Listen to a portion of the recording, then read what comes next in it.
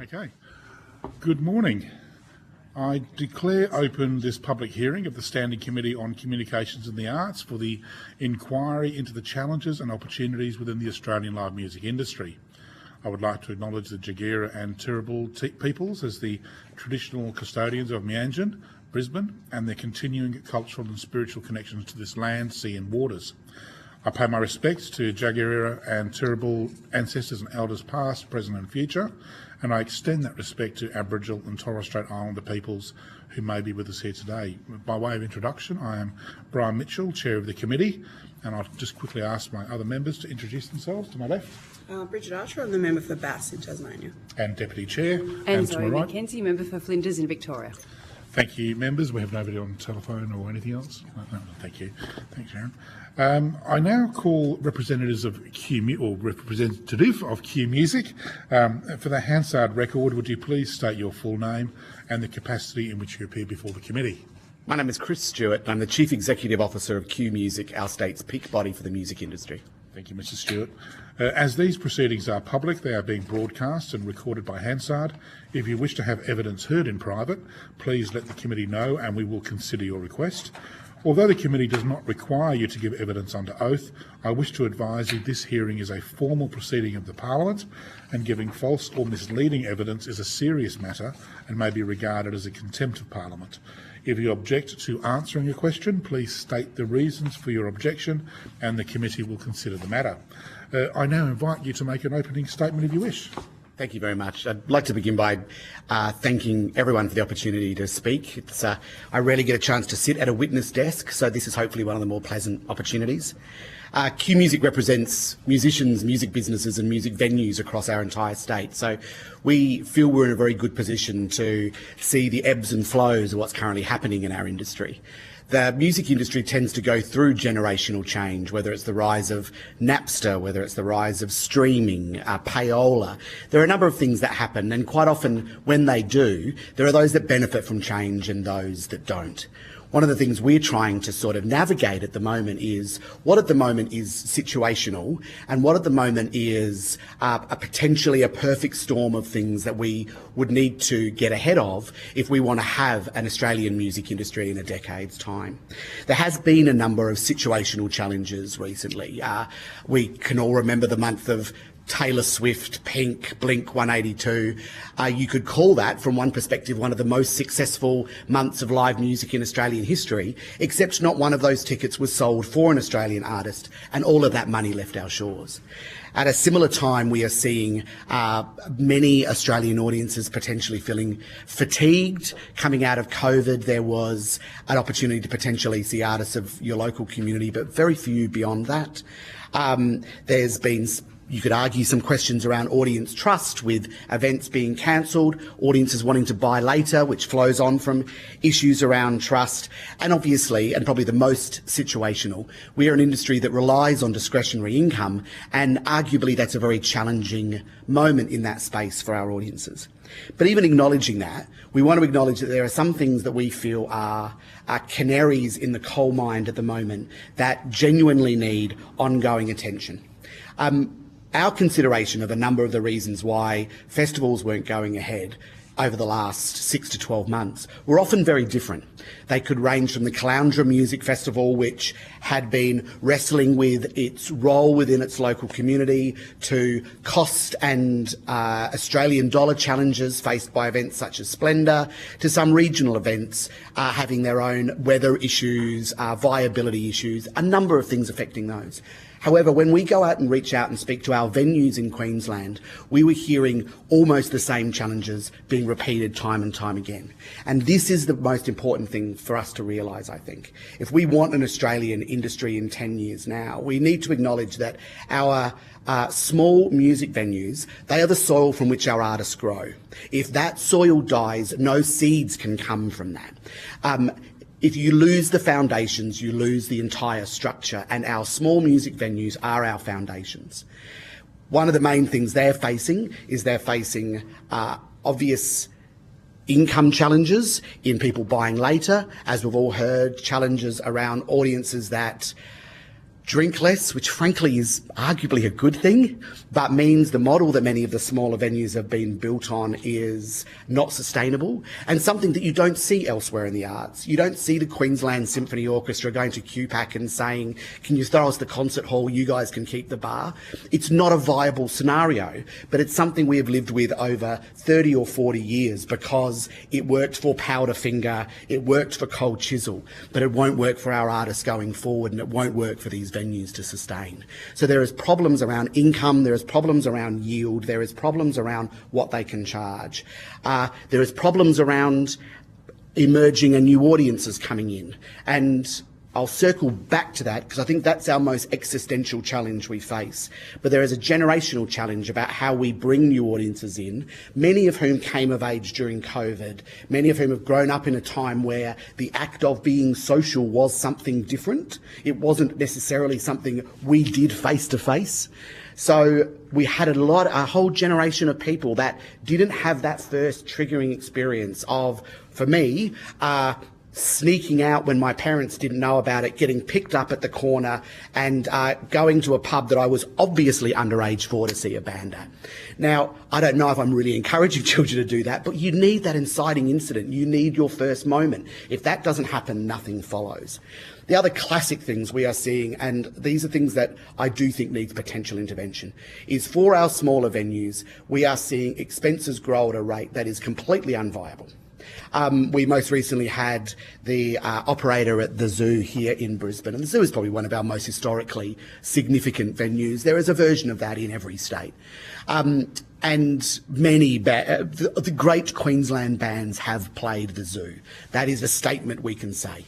The operator recently there has had to close the venue. We hope another will reopen it, but has had to close the venue, not because they weren't earning, they were earning at traditional rates, but expenses were growing and growing and growing. Some of those might be staff, some of those might be stock, some of those might be rent. It is certainly insurance. It is certainly a number of things that exist invisibly that just steal away the bottom line. And those invisible costs that are playing onto venue, it is power especially, are the kinds of things that are making venues harder and harder to survive. And a lot of those are because we have a non-competitive market. Insurance, too many people have left that market now, and the people that are willing to stay kind of charge what they charge, and you either shut your venue or you open it. I want to circle back to this question about audiences, though, because one of the other things that is the most critical and existential challenge we're facing is around discoverability. It is around a new generation that is not hearing Australian artists, because we've gone from discovering on radio to discovering via algorithm. Now, on the radio, you turn it on, every fourth song I maybe don't know, and every third of those I maybe like. So I've got a great strike rate of finding new things. An algorithm doesn't give me things that it doesn't think I already like. It reinforces things it already knows. And largely what it knows is international. So what the algorithm will continue doing if it thinks I like something is give me more and more of that. And I forget the stats, but there's some shocking stats about how quickly an algorithm will take you away from an Australian artist to an international artist. These systems are set up and are gamified to not help our artists. And what we need is to find creativity around systems to change that. And I think there's a number of things. We made a number of suggestions in our statement. Now, these are not, none of these are magic bullets, and none of them are necessarily what we need to do, but we need to do something. We propose there is the Music Venues Trust, which is a not-for-profit based in the UK. They recently have agreement from a number of the majors for a small venues clip, which means if you're playing in venues, I think it's in the UK, it's larger than 5,000 seats. So if you are the Taylor Swifts of the world, up to 50,000 seats, £1 per ticket goes back into a charitable trust to be reinvested at the foundations of live music. If you're paying £120 to see Taylor Swift and it becomes 121, that doesn't change it. If you're suddenly finding a new way to put £2, £3, £4, £5 million back into the foundations of music, that is transformational. That does immediately change things. There's a number of things that we need to sort of look at about. One of the other things that I think is really important, We are seeing regional challenges are one of the most amplified versions of this. There are regional touring networks that frankly never reconnected and reopened post-COVID. In the regions, this idea of I am a music venue is slightly different. It's probably a pub. It probably does great counter meals. It's probably got this beautifully crazy owner whose family has always loved doing music. A lot of those during COVID changed. A lot of them, when they couldn't do music, did more schnitties, did a trivia night. What we need to do is find ways to say to them, you are important. We need that in the regions again, and we need to find ways to make sure that is as viable as throwing on Schnitty Tuesday. There's audience development mechanisms that we need to look at, and we proposed a couple of different ones here. Some of them might be overseas. There's a number of different models about underwriting young people to be able to engage with and attend live music. We've seen a bunch of those same principles be applied in our tourism industry post significant weather events and post COVID. I think there's a lot of equivalence between what many of our tourism providers faced post some of those events, and we need to consider what's happening in the music industry to be as significant. And frankly, though, I would like to also speak in great support of Music Australia and the work that's happening there. Already a number of the things that we raised here about things that we don't know, we're already seeing the beginnings of finding that research, finding that information out, happening from Music Australia. So even in the time between when we submitted this and now, we are seeing some really positive movement there, and we'd like to emphasise our belief that within the Australian government there is strong support for the music industry, and what we've seen in the creation of Music Australia is something that we could not be more in support of. And I think the great thing that we can do now is apply that federal lens. Music is a local industry. Music is individuals in small buildings on street corners building a fan base. So the way we help that federally is we realise we focus more and more locally on how we can support, but we need a strategy, and that strategy needs to be for all Australians, and it needs to be across our nation. Thank you, Mr. Stewart. You've clearly put a lot of thought into this, which is terrific. I think we can learn a lot from your submission and what you've said today. I'll just throw to my Deputy Chair first. To you, Ms. Archer. Yeah, thank you. That was very, very enlightening, actually. I'm really interested in the idea that you were talking about in terms of discoverability and what might be possible there in terms of trying to change that. You talk about algorithms, whether that's something that can be changed or altered in a favourable way for local music? Yeah, it's an interesting question. So one of the main events we do is Big Sound, which is the largest music industry event really in the Southern Hemisphere, certainly in Australia. Many of our partners are Amazon Music, Spotify. The streamers recognise this. This is not something that they want to look back on and know they've played a role in. So there is a lot of interest, I think, in looking at how we can better facilitate this and make change. I'm just not convinced it's something that you can just let the market solve itself. This needs to somehow be incentivised. I do not know if that is a carrot or if it's a stick, but the priority of it, I think, needs to be raised. There's certainly interest there, but I don't believe necessarily just allowing it to fix itself will get it fixed. Yeah, that was going to be my follow-up question was, do you have a view on whether carrot incentives or regulation of some kind is going to be I'm a classic believer that the number one responsibility that the Australian government has is to our culture. It has to the uniqueness of being Australian, and that we continue to live one of the greatest lives that we can. I believe protecting our culture is again an existential issue that we are facing around music, and I think carrots are fantastic, and offering them is great. Sometimes people don't take them if they don't know a stick is also the alternative. I think being stronger, and we've seen it. We've seen Tony talk about it. There's a number of things we were talking about with the screen industry, and there's probably a bit to be learned by what's happened in the screen industry over the last few years. And I think looking at those things again, incentives are very important and very valuable, because we don't have a supply issue, we have a demand issue.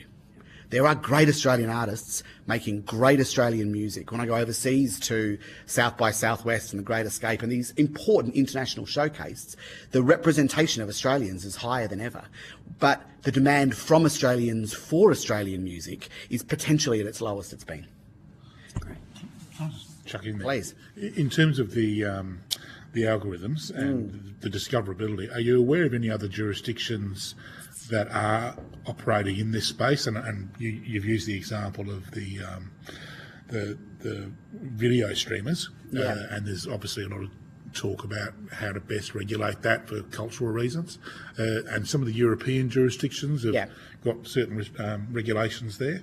Are you aware of whether algorithmic regulation in terms of music occurs in other jurisdictions? Well, there's a really interesting thing. There are many other jurisdictions that are far more engaged with their local musicians. And you can see that from Spotify's data. Spotify sort of plays the game the same in every market.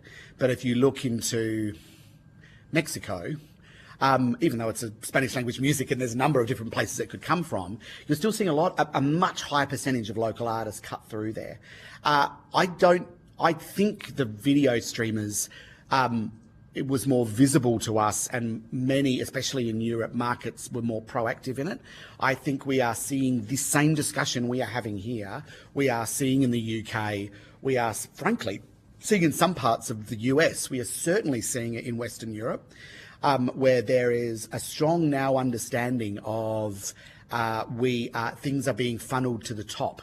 And if we're not careful, there is an unsustainable shape for the music industry at a certain point. So, I mean, just talking about the shift of audiences and the change of young people not doing the discovery through the back window to get to the pub and everything, if their tastes have changed and young people are using platforms like Spotify to get their content, how critical is it for the future of live music in Australia for us to get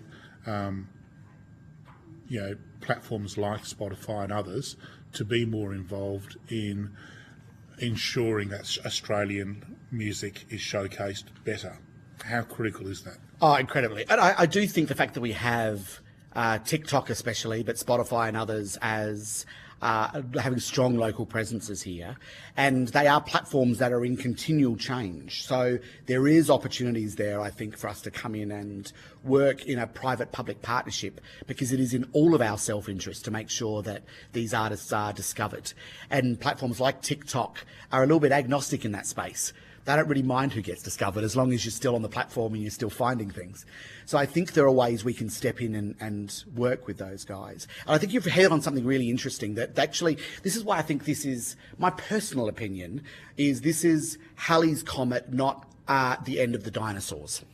I think this is an extraordinary moment in front of our eyes, but I actually think this is something we'll come out of the other side different but not gone, because I park underneath Fortitude Music Hall every day. It's where our offices are. I come up, and once or twice a week at 9:30 a.m.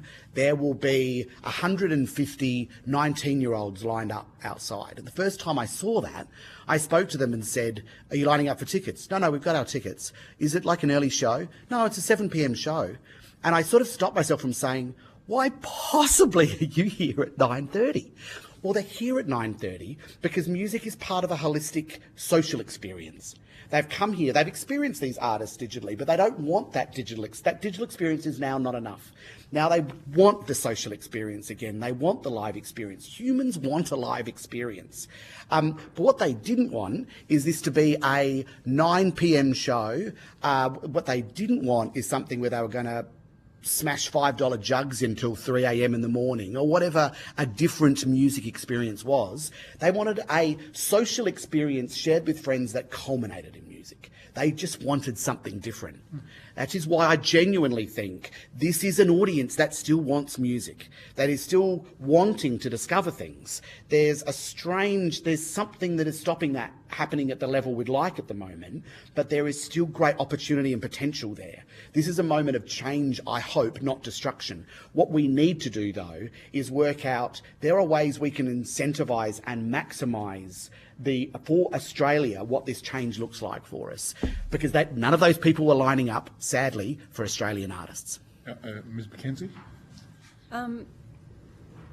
One thing you haven't mentioned, I'd be very curious about, is whether, if this is change and not destruction, what is the impact of artificial intelligence going to be? So when we've got, how would I put it, algorithms deciding what we hear, but then when we've got generative AI deciding what we make and therefore what we hear, what is your...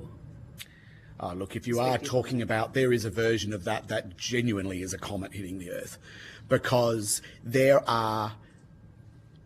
is no morals around profit.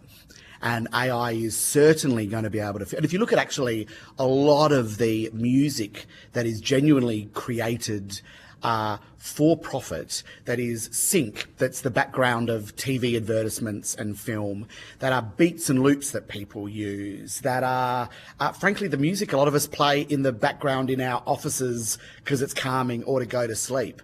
Currently, all of those are made by humans. Nearly all of that is replaceable by AI. And if that is, again, there is billions of dollars in that space, in the music that plays behind our commercials, the music that plays behind our athletes as they slow motion repeat their gold medal run in, hopefully in Brisbane in a few years, hope we win a few. All of that is potentially replaceable. And that is one thing where we absolutely need to protect. I don't want AI writing my songs. I want AI doing my washing. I want AI remembering that I'm out of paper towels and making sure I have them. Perfectly happy for all of that. I don't want them replacing our artists because, again, an algorithm cannot be as good as a human because it will always look historically. It can't look forward. It can't actually make a new thing. All it can do is take all of this stuff, stack it in a different order, and give you soup again. It can't make a different meal. And what we are doing, if we allow that to happen, is, besides what it means to our artists, what it means to our culture is we are saying we've finished. We are saying now we can only be the product of everything that was created before us. And I think globally we are seeing a lot of people recognising that we do need legislative intervention in that space. Now, there's many ways AI is going to be able to, it could be the printing press. We shouldn't fear every part of innovation, and there are things that AI is going to be able to do as ways of saving time for people, making things better and done faster so they can create more. But it shouldn't be create instead. And I feel that is one thing that if we allow this to be, again, market-driven, every piece of music currently created by an Australian artist that you hear in the background of Heartbreak High won't be anymore. And do you see the learning to play or be involved in music at a young age as a critical component to the industry's success? I'll reframe that in a different way. We have a very successful ballet company here, Queensland Ballet. I note that in front of us, Queensland. The great success of Queensland Ballet is, of course, they do great ballet. The real success of Queensland Ballet is the grandmothers and granddaughters who go to it wearing tutus. A number of people who their love began with participation and becomes a engaged audience member. I see that. Queensland is a very participatory place. We're good at circus because we grow up climbing trees and falling on our head. We are very good at those kinds of things. But if you lose participation, you actually lose understanding. You lose people going, that's hard and that's good. And I think absolutely the same reason we support youth sport and we should be supporting youth music. And it's not that we need 1,000 more orchestras, it's that we need 10,000 more people that understand the value of music and what it means to have Australians create it. So that is, again, you've hit on a really important thing that I think is a role we can play in future-proofing our industry. It's investing now in people understanding it, loving it, from doing it. And therefore, if you had to rank interventions, would you put support for a music industry, support for venues, algorithmic intervention, if I can put it that way, support for learning and playing and engagement in music at an early age? Which one will have most success in enduring a revolution against the onslaught that will eventually be AI? For me, this feels like if we want to have a good meal, we need to plant in cycles. You know, some of this is stuff that needs to happen that I genuinely believe will benefit us in 6 to 12 months. Part of that is around direct intervention we can do so it isn't there is no barriers for our venues to remain sustainable and to present Australian artists at that scale. The earlier step before that is the discoverability and supporting new audiences finding Australian artists. So the first lever I think we need to pull is, and there is a festival piece that sits over this, but in a funny way, I think festivals will, it's like water that flows to where it'll flow. There's actually a lot of festivals doing really well at the moment. Untitled Group are a big supporter of Big Sound. They have had massive success over the last few years, as has TEG, focused on genre-specific festivals. Because an algorithm will just keep giving you the same genre you like. It'll dig you deeper into that hole, and when you're offered that in a live experience, you probably love it. So festivals, I think we can put over here for a little bit, recognising that the market probably will solve that. The market will not solve small to medium-sized venues being able to be sustainable and support Australian artists. That needs immediate, some level of intervention. The market will not solve discoverability. That's really the next level of how we make it easier for Australians to find Australians.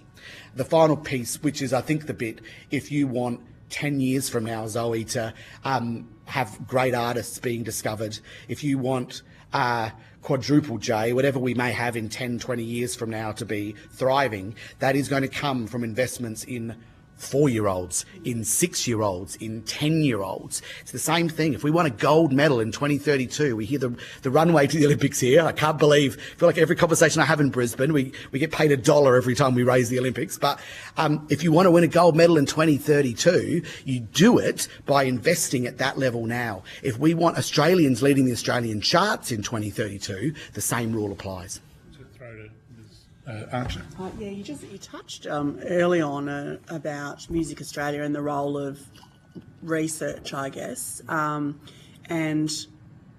I guess it follows a little bit from what Zoe was saying around how important do you think it is in terms of understanding that generational shift, and probably we've seen generational shifts in other generations, as you allude to, but do you think there's an imperative to undertake that wider piece of research around consumer behaviour and how we, or how industry, the market, if you like, can adapt to that? Because I was very interested in what you were saying about the young people hanging around waiting for the show, and I have a parent to a couple of those young people. And I get a sense that, you know, we're trying to sort of continue with a structural model that did work for our generation when we were going out and you'd have a few drinks before you went out, and my kids don't do that. No.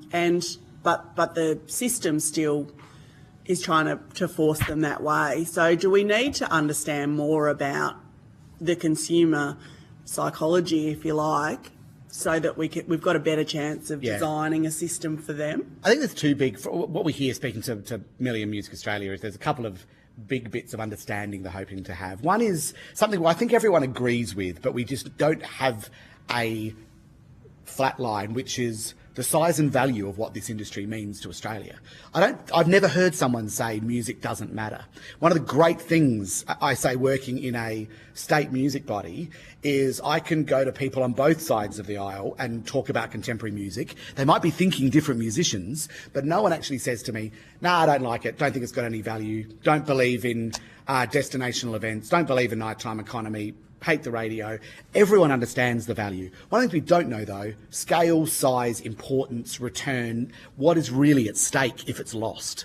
So I think there's a piece of research they want to do in that. So we've got a nationwide, viewed in the same way, we're all talking the same language. That'll be a transformational piece to know, because our knowledge is scattershot, largely done state by state at different times, etc. To your second piece, you've hit upon something really interesting. I feel like we came out of COVID looking at younger audiences going, well, it was a bit of a shock for them, but soon they'll be exactly like us, you know, doing what normal people do and how they like music.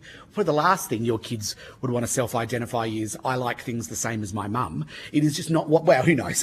It is just not what generations do. They want to discover and do things in different ways. And what we thought for too long was it was COVID. Maybe. COVID slightly hid the fact there was generational change that was happening anyway. And now I think we need to really understand that deeply. There was a piece, and I'm quoting someone else's research, and now maybe we'll get it wrong, but I thought it was interesting, done, I want to say at the start of this year by the Adelaide Fringe. And one data point they saw that was shared by 20-year-olds and 50-year-olds was, it'd be great to have more matinees, which I just thought was really interesting, because I think they're saying them for different reasons. As someone who turned 50 a few months ago, I love a matinee so I can get home, have a glass of red wine and still be in bed at a decent hour. 20-year-olds want them because they spend their day with their friends, and a cultural experience is part of a social experience. What they don't seem to want is that classic drive into a car park, go up a lift at 7:29, sit in a dark room, and then go backwards and go home. You know, there are a lot of art centres, there are a lot of venues, there are a lot of models that I think exist, assuming that people want somehow a live experience to not be a social experience. What I at least see is patterns from younger people that want to be with their friends before the event. They like live because we're all in the room together. They're not there to escape something. They're there to join something.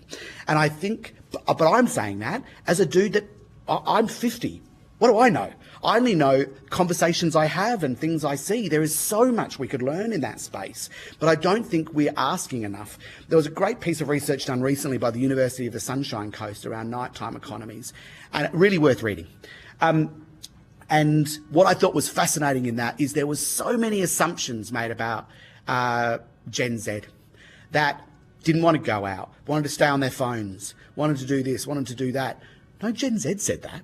It wasn't what they said at all. What they actually wanted to spend, they were a fewer, bigger, better kind of spender, arguably. They weren't, what they were hearing was not that they wanted to do 5 things in a night, 5 things in a week, but they weren't unwilling to spend and engage. They weren't unwilling to go out. They just wanted something that made sense to them.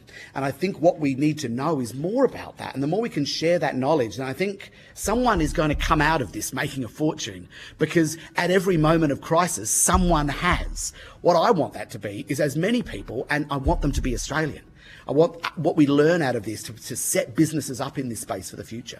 Yeah, I think you're right, because my sense is that, you know, and I say to my son, you know, are you going out Friday night? And he's like, I want to go out, like, I don't want to go out Friday night, but they might want to go out Wednesday night, but they also want to be back by probably 10 o'clock, and they don't drink. I thought that was an interesting observation that you made too around, you know, expenses, and in terms of the business model, if people aren't going out to a pub to drink, how do you, you know, what's your business model look like? It's really interesting. I'm now going to quote another statistic that I may get wrong because I don't have it in front of me, but it came out of Europe, and it was in Italy. I believe it was from before COVID, these stats, but until now, there's something like 5,000 nightclubs have closed in Italy. Now, they haven't been replaced by offices. They've been replaced by different experiences. Many of them are wine bars. Many of them are things that start a bit earlier. Many of them are things that you spend a bit more. That idea that there's a number of circumstances that have combined to make that model of you go to a venue, you drink all night, you meet someone, you do a this, you do a that, that is not viable. That doesn't exist anymore. Nightclubs are struggling. A lot of this model that a lot of music venues are facing are struggling because it's built upon, we'll make our money from alcohol consumption and volume. The volume model doesn't work anymore. The deeper, richer experience seems to be where people will go to. What we need to understand is, well, what do you want? How is that going to work? And how can we support that? Because I talk about these 200 people lining up at 9:30 a.m. outside Fortitude Music Hall, and I guess, posting on TikTok with their friends through the day, doing a whole bunch of stuff. There is a version of that where that artist they're seeing was the support for Taylor Swift, an Australian artist that they discovered in that way. A great way where we could make a very simple intervention. The simplest intervention we could pull a lever on tomorrow is say any international artist playing a venue larger than 1,000 seats in Australia needs an Australian support artist. Can't just bring them in from overseas, and you don't have an option to do nothing. Costs nothing to that international to do. But Gracie Abrams, one of those artists I saw playing Fortitude Music Hall, did 6,000 sold over 2 nights, all to people under 24. They were the people lining up for.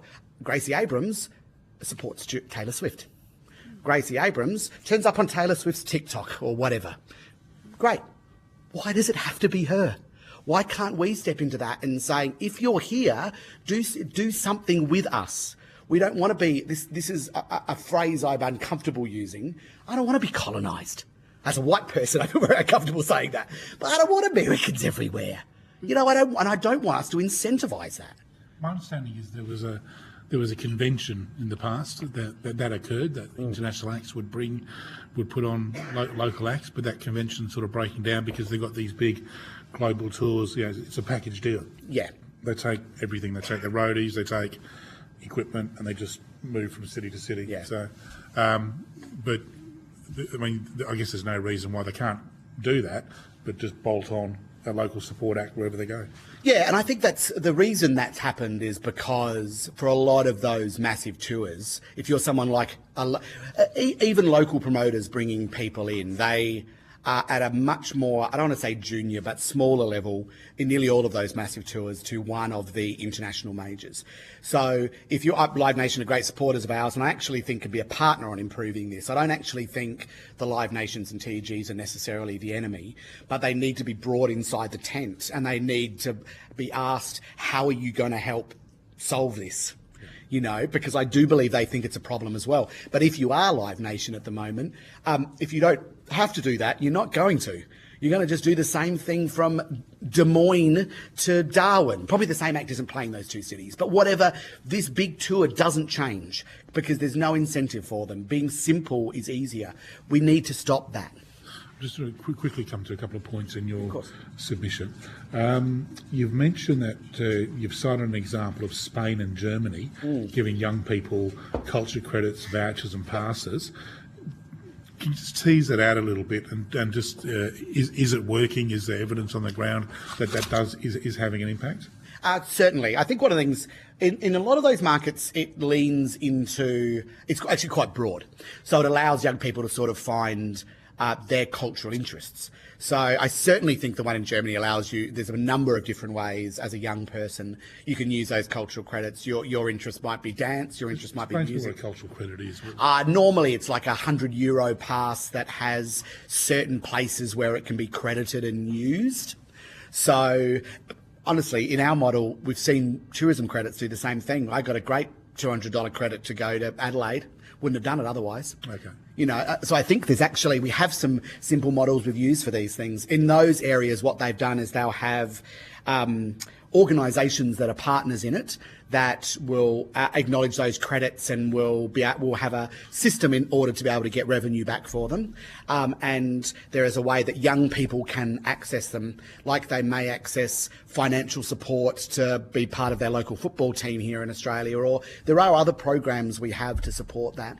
That seems like one of the great things about the music industry is it's a circular economy. What we want to stop is the money goes in, Taylor Swift takes it and leaves with it. What we want to encourage is the money goes into a venue, it pays for a ticket seller, it pays for the band pays for the PA they hired, the PA guy pays for his truck. You know, that is a beautiful way to make a number of businesses sustainable. And I feel there is a small amount we can incentivise that and support that at the start actually has a massive benefit as that investment flows through. One last one from me, and I think, are you keen for another question? You're right.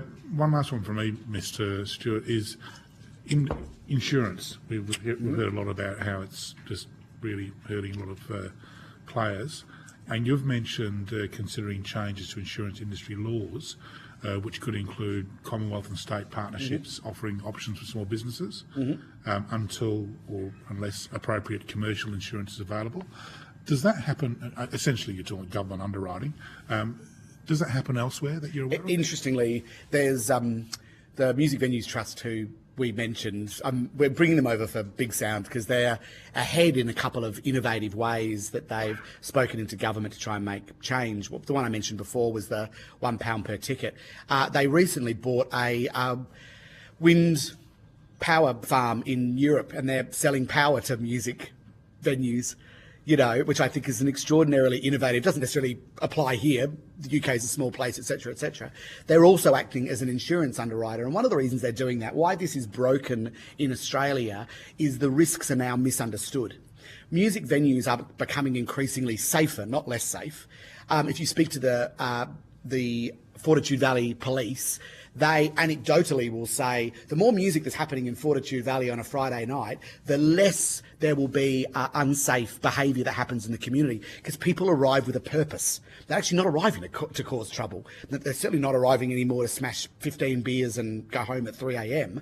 They're coming with a social group to have a social experience that they're largely handling very responsibly. The problem with the insurance industry in Australia is so many people have left it, and those that have remained, there is an exaggerated understanding of what risk actually looks like in that space. And I think it needs someone the scale of a government to take a mature look at that and actually step in and make sure, because what that also allows, the ongoing interest we have in our industry to make it safer, I couldn't make clearer to you.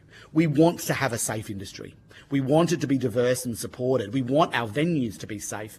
The moment the challenge is there is an understanding from insurance venues that they are much less safe than they really are, that incidents are much higher than they really are, and because of that, the few insurers that remain can kind of write their own bill. Look, thank you very much. I'm sure we could go on much longer, but we are out of time. I would like to thank you for your attendance at today's hearing, your terrific evidence. If you've been asked to provide any additional information, or if there's anything else you'd like to provide, please forward this to the Secretariat by the 7th of August 2024, and you'll be sent a copy of the transcript of your evidence, to which you may suggest corrections, and you are released. Thank you. Thank you very much.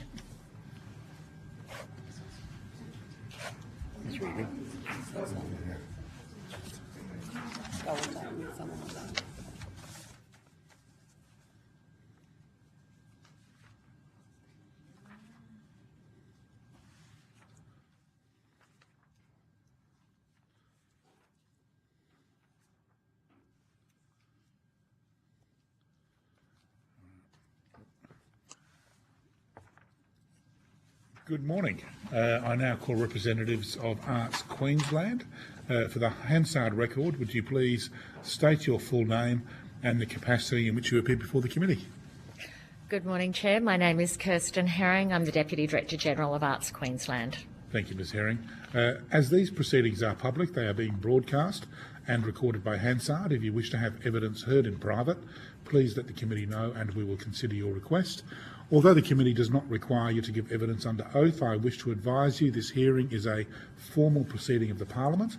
Giving false or misleading evidence is a serious matter and may be regarded as contempt of Parliament. If you object to answering a question, please state the reasons for your objection and the committee will consider the matter. Before inviting you to make an opening statement, I'll just quickly have our committee introduce ourselves. To my left. Bridget Archer, I'm the member for Bass in Tasmania. And Deputy Chair. And right. And Zoe McKenzie, the member for Flinders in Victoria. Brilliant, thanks. And I'm Brian Mitchell, Chair, member for Lions in Tasmania. We now invite you to make an opening statement. Thank you, Chair. And before I start, I too would like to acknowledge the traditional owners of the land, the Yagara and Turrbal peoples, elders past, present and emerging. May I thank the Standing Committee on Communications and the Arts for inviting us to present today. The live music industry is very important to the arts sector in our state, and I really appreciate the opportunity to make both the submission and a presentation today. I'd like to start off by really talking through the Queensland context, and I think it's fair to say the state government, of which Arts Queensland is part of a department, really values the state's live music industry and the contribution it makes to activating our precincts, contributing to local economies and supply chains, and enriching communities across the state. As you would know, Queensland is a big state to service, and we have a vibrant live music industry that extends from the south, the east of our corner, all the way up into the Torres Strait, with varied musicians and various representations of live music. I apologise, I have a slight cold. Yes, it's just that time of year, isn't it? More direct funding from the Queensland government started going into live music during COVID, not unexpectedly. We had around a $29.5 million recovery package during COVID for the arts, because the performing arts, of which live music is part, was so badly affected. Of that, $7 million went into the live music industry. So around about a quarter of the package went into live music, and a lot of that went into direct venue support, into touring support, to get tours back up and going once we were allowed to have venues open again. And then also we came up with a program called Play Local, where local musicians got to perform in their local environments because they couldn't tour. So we were very, very fortunate to be able to secure funding through government for those purposes. Notwithstanding that, problems remain, as we know. As the world's come out of COVID, the cost of living pressures, or you'd say the increase in inflation, has had a significant impact on the arts across the board, of which live music is one. I would like to say it's not, other art forms aren't immune to the current problems. I do think it is affecting, well, I know it is affecting audiences in the theatre sector, for example, insofar that discretionary expenditure is really coming down. And there's really not that much extra dollar in the budget to spend on live performing arts. So at this time, through this budget cycle, we've secured another $3.5 million to continue a live music support package. This package will do a few things, and picking up on what Chris was talking about, I mean, he's very animated and he does a very good job of representing his sector, and I'd like to acknowledge that. But we have been working closely with Q Music on whether a Queensland Nightlife Economy Commissioner could work alongside the Queensland Small Business Commissioner to really identify the new strategies that need to come into play to ensure the viability of this sector in the long term. So that role has been created, and the Queensland Government is in the process of recruiting someone for that role. It can then advise us as the arts sector, but also the Small Business Agency, because these are also small businesses that employ staff that have to be viable in their own right. It is not going to be viable for the government to continue to subsidise, as we know. So we need to find different ways to monetise or generate revenue for these places. Okay, through the support package, there's $1.6 million in grants, and that will be grants of up to $25,000 per small live music venue. And Chris was absolutely correct in saying the real challenge exists at the under 500 seat venue size.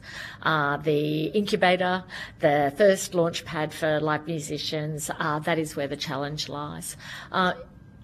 The point that the old business models no longer apply, that you don't turn over cash at the bar to drive the programming of live music, it just doesn't happen anymore. So the venues can't make money. If you have the combined challenge of patrons who can't afford to buy a ticket, or can only buy a ticket at a lower price, that problem's amplified again as well. So there really is a bit of a cycle that's in play now, that you've got two key problems that are driving that problem. And Chair absolutely pointed the right. It was a good question about insurance. That's another thing that's clearly been affected by cost of living and inflation. So those grants will start to roll out in about a month's time, that we'll be able to work, but that it's not been without some impact in the live music industry already. We have seen some venues already close, but on the other side of that, we've seen some larger venues open and some really big entrepreneurs trying to drive live music. And so it's interesting. We're seeing this dichotomy. kind of reflect on the Princess Theatre, which has been repurposed into a venue in Woolloongabba. And it has a really strong commitment to live music in Brisbane and is continuing to program. But they're programming at that larger end, sort of the 1,000 plus patrons at that venue. The Comiskey family that is running Eaton's Hill and starting to develop more sites across the state are again doing the large scale outdoor events. It really is this small size that we're really trying to struggle to keep alive and where we need to focus our efforts. So going back to just your terms of reference, Chair and Committee, sustainability and audience development. We've talked about the viability of music careers. We've talked about the live music venues, that they're small businesses, music festivals, Chris touched on, and touring. Touring's becoming more and more expensive. To actually get around and transport your act across the state to appear in a range of pubs and clubs is now becoming more expensive than it's ever been before. And touring is essential to keep generating that connection with audience, as we know. I think the industry is almost in a situation where it's just had so many challenges coming at it that, what's going to be the inflection point that there's innovation to actually change the way the sector delivers. And I think the role of government procurement, government funding should be explored by the committee, and I will touch on that in a minute as well. Audiences are, as Mrs. Archer pointed out, young people originally, we probably went to pubs and clubs as 18, 19, 20-year-olds, but audiences are not doing that now. So how do we actually understand that audience and work to continue to engage them in live music? And this is where I think more data on audience trends, audience statistics, those understanding the demography of who you're actually pitching to is really important. But I did want to reference one thing, and this is where I think government procurement can play a role, is in when government works with the film and television sector. Chris touched on Heartbreak High just recently, and the majority of Australian production, and certainly international production, receives tax incentives from government to film, and we're all aware of that. I was absolutely mind blown by the outcomes that Heartbreak High had as a production. So in the first of all, the music producer on that show, or the commissioner, she said she receives 50 albums in her inbox every day from people wanting to get their song onto that show. In the first season, 128 songs played. That show was in the top 10 internationally on Netflix platform. And she said it can mean a big boost in profile, not to mention income. Fees paid for the right to use the track can range from a few $1,000s at the low end to $100,000 at the high end. And then you've got that opportunity that if it's being played and seen, that earworm might just create that connection with that song as a watcher, and then that starts to build the audience. So all of a sudden that's a new platform for seeing live music, hearing live music. And it's just, I think, just really interesting, something we hadn't really talked about before. If the government is funding and incentivising these productions, can government do more in terms of Australian procurement and procuring local artists and local businesses to get more value out of that for live musicians? Other things we're doing, we are doing market development support. We are trying to see our musicians perform internationally as well as just locally. So we've got performing arts market development grants that we're doing. Chris acknowledges that Big Sound is the big platform for live music here in Brisbane and nationally, but certainly South by Southwest in the United States still remains the #1 live music showcase for the world. So if we can get our artists over there performing, that's a really great opportunity for them to start to build those relationships. Every one of our grant programs can support live music, but what we have done is provided extra incentives to commission live music. So you might get a project grant to do an arts project for $60,000, but you can now tick a box and apply for an extra $10,000 to commission new music to be written for your project. So there's just got to be new ways that we think about how we keep getting money into the sector to keep it cycling around, to continue the viability of the sector in the long run. And notwithstanding that, we've always provided core funding to bodies like Q Music. They do an amazing job. Woodford Folk Festival, who I think are speaking here today, but also all our festivals across the state. I'm going up to the Cairns Indigenous Arts Fair today. They've got a massive Indigenous music showcase this weekend. North Australian Festival of the Arts in Townsville, all the way down to Bleach down the Gold Coast. They all do that, and our own homegrown Brisbane Festival. So I do look at the fact that streaming and innovation has made such a big challenge. I mean, I think 85% of money generated in the industry now is through streaming.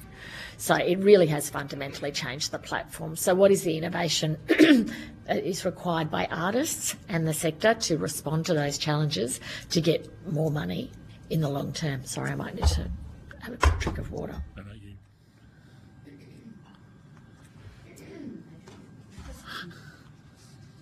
So just in conclusion, I do think a consultative, and actually another platform we could be using better might be games.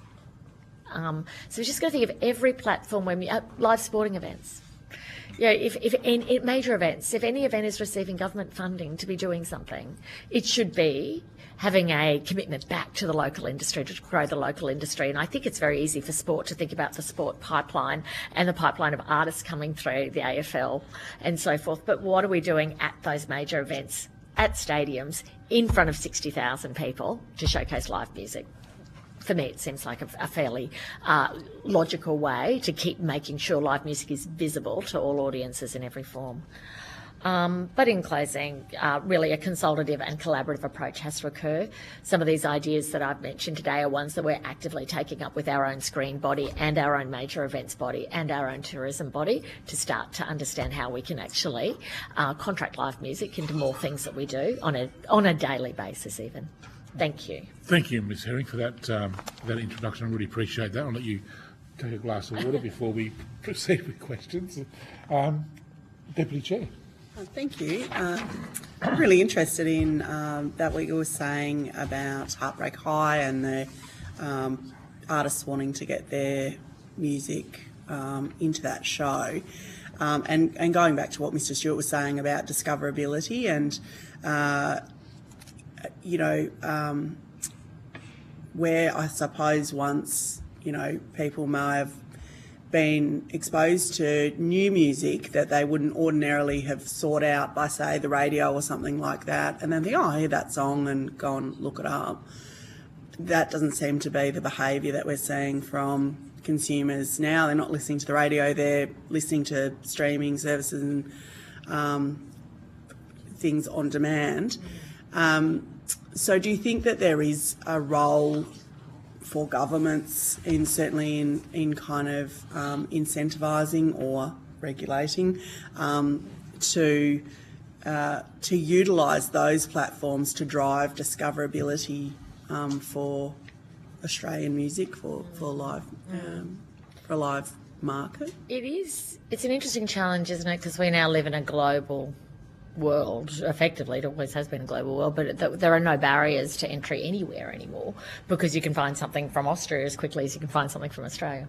So, and I often reflect on the influence of TikTok, which seems to be one of the key ways that live music is getting, that music artists are promoting their work now.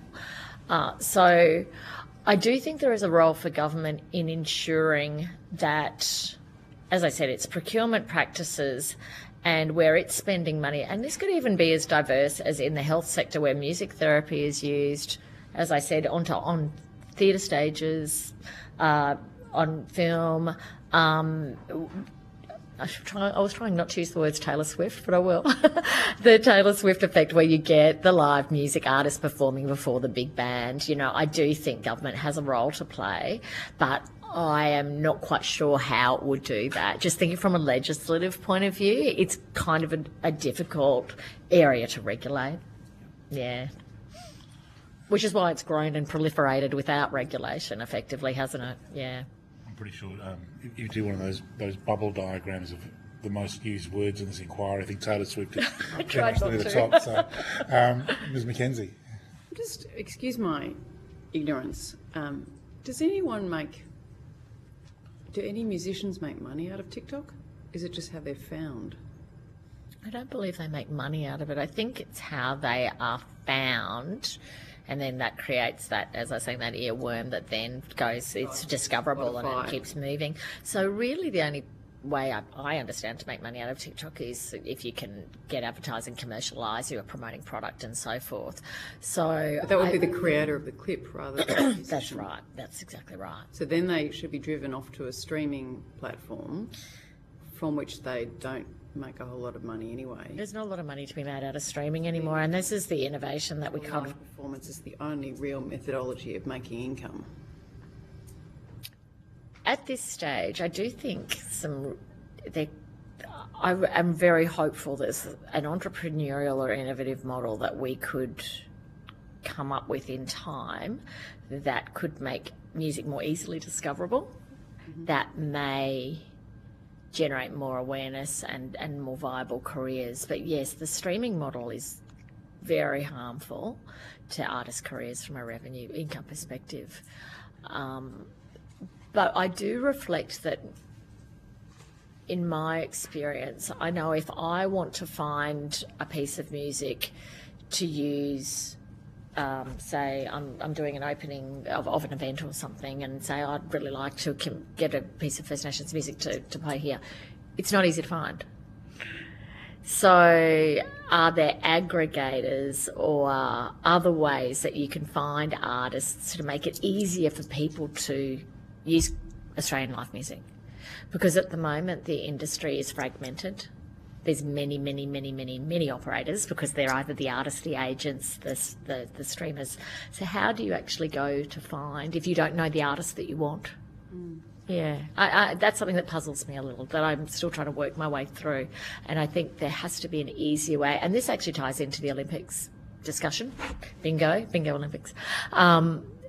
How will the opening ceremony find the music and the artists, or not even the opening ceremony, all the other events that will run through there, to make sure that we are getting the right music and the Australian artists are getting the right opportunity?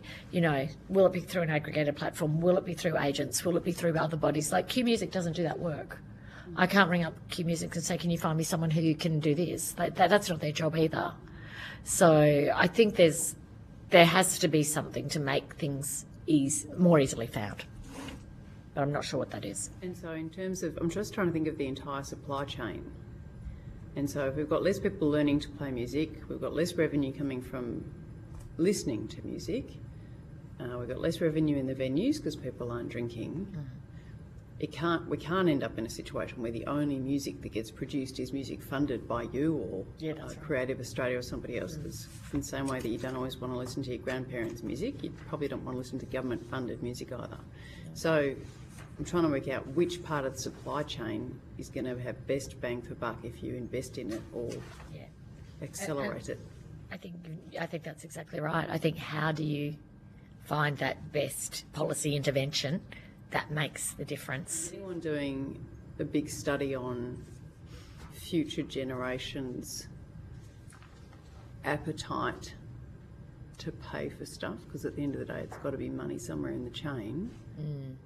What they'll pay for and how they'll pay for it. Yeah, no, not that we've, Because if they not get that it we're on working TikTok, on. they don't need to pay for They nothing. don't need to pay. That's right. But to pay licence fees by, as I said, the sporting organisations and the film production, they must pay licence fees. So it links into the licence fees somewhere. Yeah, But it's only going to target a small amount of the sector that are going to benefit from that. you've got an ecosystem that'll be 5% of what it used to be. The other challenge for those venues is we are going to start providing innovation grants that will help them try and find other ways to use their venues during the day for other purposes. Because when you look at live music, Thursday, Friday night, Saturday night, maybe Sunday night, 4 nights and then an empty venue all day and 3 nights a week. So how do we better utilise that space, whether it's for the art sector, to use those spaces, other ones for up-and-coming musicians as rehearsal venues, for other ways? I think there's something in that to find other ways to monetise the venue and use it for different purposes to create more cash flow. Okay, thank you. Does Arts Queensland have a role in nurturing young people towards Australian, clearly not just live music, but for the purpose of this inquiry, live music. What role does Arts Queensland have in that? Or do you just leave it to the Education Department? So younger people being students, is really the domain of the Education Department. But we do work closely with the Department of Education on their arts program more broadly, not just live music, because as I said, this is, some challenges are starting to emerge in other areas as well. But would I say we have a specific program of doing something with them? No, it is really their domain. They have the music teachers. Classical music is still a very big strength for the Queensland school system, both private and state, something we're very proud of. We have the most successful youth orchestra in the nation in Queensland, based at the Old Museum building, and I should say Queensland Youth Orchestras, there's many of them. So we do have a really fabulous pipeline of people coming through still as students, but it's then how do you make a viable career? Yeah, I was just thinking in terms of Mr Stewart's evidence, I know you were listening in the audience for it, in the gallery. The young people's, as Mrs Archer has mentioned as well, young people have shifted in their habits and the way they consume music. And I know my kids are on the Spotify and those services, so they're getting subject to the algorithms. They're not discovering music in the same way we might have through radio and whatever else. That's right. And radio was curated to have a domestic audience, and so I'm just wondering whether the pathway there is to educate children at a young age about Australian music. I don't know what that looks like, but I just wonder whether there needs to be more focus on that, rather just leaving it to an overworked music teacher. I know they are overworked and also quite a congested curriculum, which is always the challenge for teachers these days too.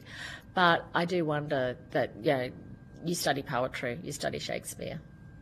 Do you start to develop course content that deals with writing songs? It is a form of poetry in itself, really. Yeah. So there would be some logic to that you start to understand that in early age. I just want to briefly come to whether Arts Queensland has identified any risk. I hazard a guess here that the live music sector is not. It's very important culturally, but also important economically. What risks has Arts Queensland identified for live music's economic contribution to Queensland? What are the risks what are the risks to the economy in Queensland if live music falls away more? And what practical measures are you putting in place to deal with those risks? Yeah, we think it employs more than 6,000 people in music jobs in the state directly. Yep. Yeah.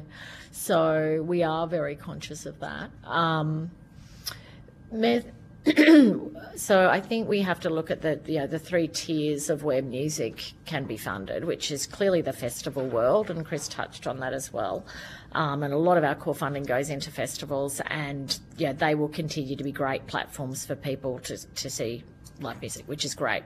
So Woodford is probably one of the most prolific funders of live music in the state and is a not-for-profit company. So you're not subjected to the promoter model as such that exists in the normal touring circuit. So you've got so we'll continue to fund the festivals, and Woodford is trying to build its resilience, and we're working with them in parallel. We're providing more funding for them this year for the venue support for infrastructure.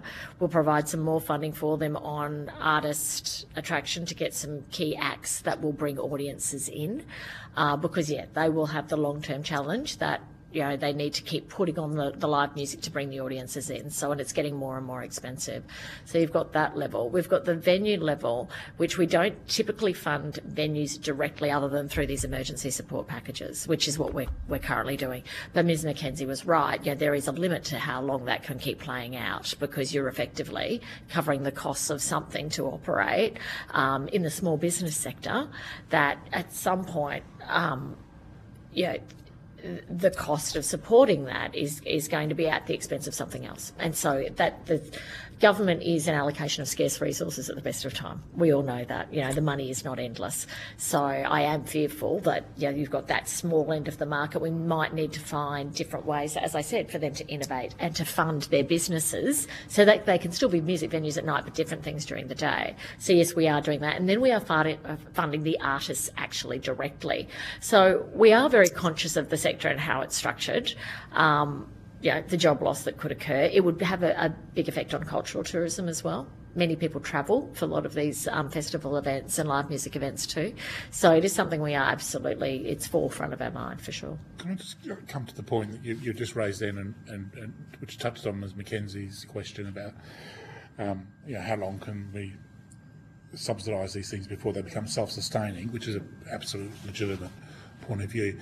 But is that lens also put on other sectors? And I guess the big one is sport, and you'll always have this people in the arts industry will look at how much money and support sport gets at both the elite and the community level, and they think, well, is there an equivalence of underpinning principles about the way those two sectors are funded?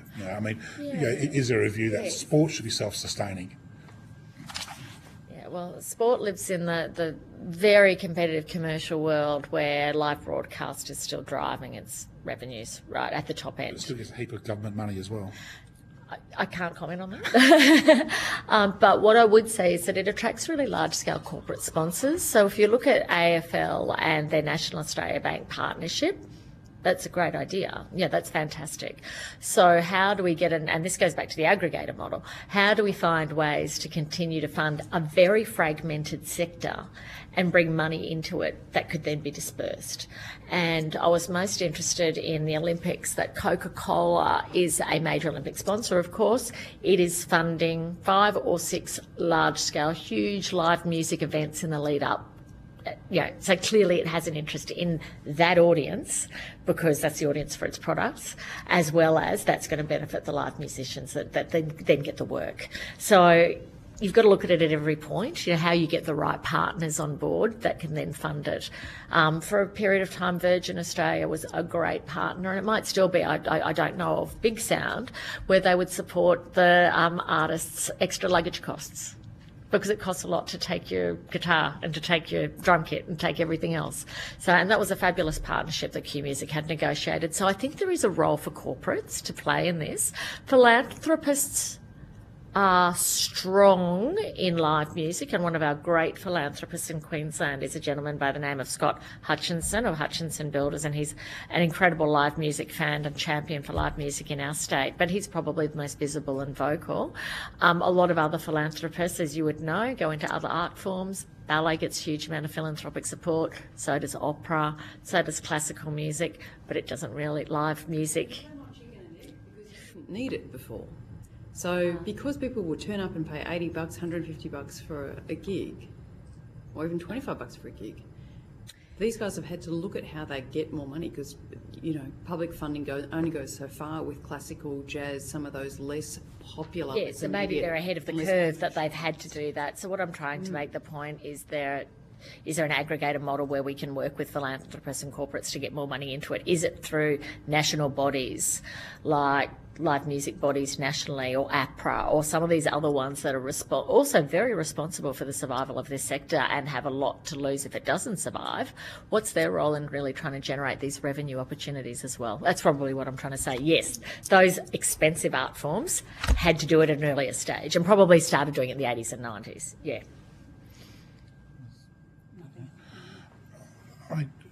This is sort of a bit abstract, I guess, but the classical arts, the classical music and ballet and everything.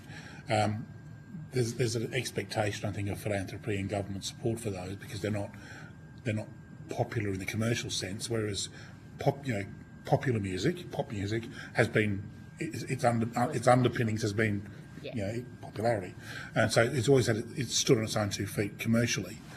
And so, therefore, there hasn't necessarily had to be that role of government support because it's always just been, well, the audience dictates it, and as the audience moves on, and one artist becomes less popular because the audience has shifted, it shifts to another and that makes sense. Yes. But what we're seeing now is fewer and fewer Australian artists in particular getting their leg up in the first place because whether it's the algorithms of Spotify are shifting audience tastes to international artists, and so Aussie artists just can't be commercial, or it's increasingly difficult for them to get that commercial start, which I guess is why there's talk now of what role is there for government support in underpinning what used to be a commercial undertaking. That's right. It's becoming more of a challenge because we have to enter the market at this lower end, at the emerging stage. And I think there is a role for government support at that early start. And obviously we're responding to that,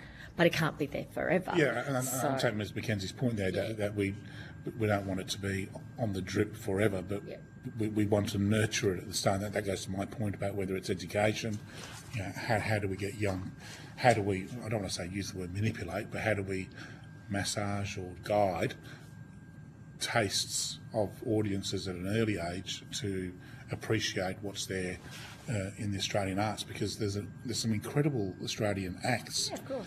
They're just not widely known. That's right. It's 20 years ago, they would have been on Triple J or all over the commercial, over the FM stations. They're just not happening now. I think it's creating the culture of consumption, isn't it? You want to make it just something that you consume all the time and is part of your life. And it's just how do you drive that behavioural change that, to some extent, as you're pointing out, is starting to fall away. As the Deputy Director of Arts Queensland, how do we drive that change? I don't have the magic bullet on this. But what I have been saying, and I think has been clear, is it's got to be all around us. Music needs to be all around. You need to be hearing Australian music on television commercials. You need to be hearing it on TikTok. You need to be hearing it in television shows.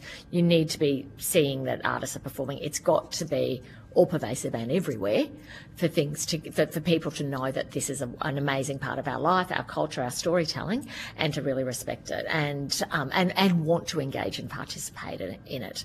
The fact that these things have emerged, I'm holding up a phone, they're distracting. People are looking at them all the time. You can find entertainment in so many different ways. The stay home and watch streaming on the couch at home at night is way different to going out and going to a pub and watching live music. So if I'm going to be staying home and watching TV or streaming, at least I'm hearing live music as part of those shows that I'm watching. I do think it just has to be at every point that we have contact in the arts, the live music is that Australian artists are there, and that goes across art forms. So hearing that, I mean, and going to Mr. Stewart's evidence about, profit is inherently amoral. It just wants to make profit, and it'll make it however it does. And the role for government, I guess, if we want to look after Australian culture and promote Australian culture and a sense of Australianness, and again to Mrs. Archer's point about carrot and stick. What is the role there for regulation? Because these big corporates are coming in, whether it's Spotify or the big streamers, they clearly want as little regulation as they can legally get away with to maximise their profits. We don't want to overburden them, but we do want to protect Australian culture and Australianness. Yeah. Where's the balance point? Where's the sweet spot? And do you think there's a parallel in the television and film industry with local content and regulation of local content? So, that's been a very big part of regulation for film and television for a very long, particularly television, for a very long time. The other part of that local content requirement was children's content. So I think if you look at the parallels perhaps in that sector, there might be something we can learn from there. If those regulations where regulation has worked in place, that's a good point. Yeah. A certain percentage of Australian artists on Heartbreak High. That's right. Yeah, because it's getting a government grant to film, like it's getting the tax offset, for example. If you're getting the 30% producer offset, or maybe it's 45% these days, I'm not sure. I would hope that you've got a commitment to Australian, goods and services on your set and, on your soundtrack and the clothes that you're wearing as an actor and the art that's showing on your wall in your living room on the set. Yeah, there's lots of ways that could be looked at, I think. Ms. Mackenzie, anything else for you? No? All right. I know you're a loyal servant of the Queensland government, so I'm not sure whether you can answer this. But what would be the one key recommendation that you would like to see this committee make in order to advance the terms of reference of the committee? So if there's one key recommendation we can make to the minister to basically advance the interests of live music, what would that recommendation be? I think that's a perplexing problem and a complex question, because there are so many elements that will have to come into play to work in harmony to make this work. I don't think there's one silver bullet. I do think it has to be a range of different activities across the board. I keep going back to this small end of the sector where it's just not viable for these small venues to operate.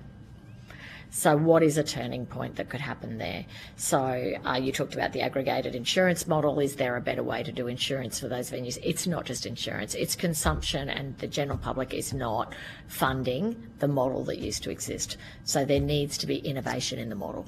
Now, I don't have that answer, and it's pretty clear that environmentally no one's come up with it yet either, but it is a fundamental change in the way young people are consuming entertainment and how they are living their lives. They are living their lives. Yeah, I mean, you and I did not grow up taking photos of our food in a restaurant, did we? Yet that is now what is a proliferation of people showing people what they're doing. And you don't see that, unfortunately, happening in live music venues. They're not taking photos of themselves at live music venues saying, hey, here's me having a great time.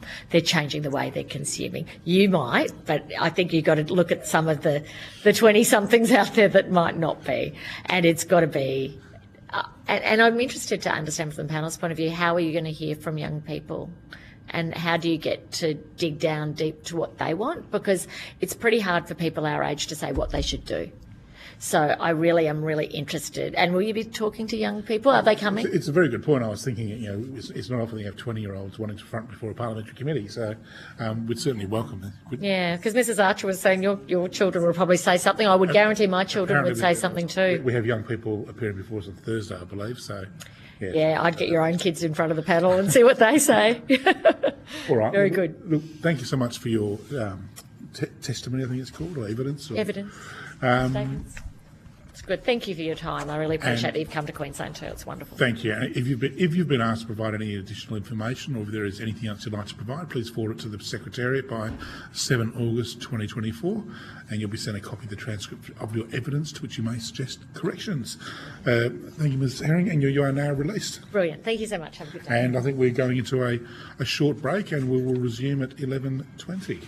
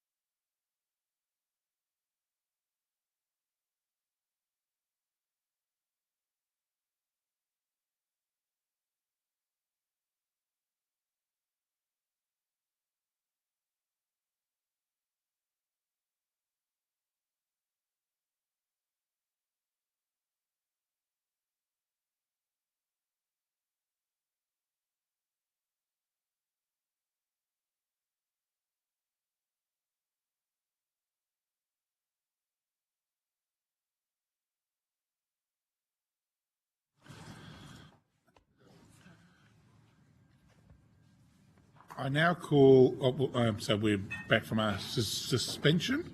I now call representatives of Regional Music Research Group and Queensland University of Technology and Dr.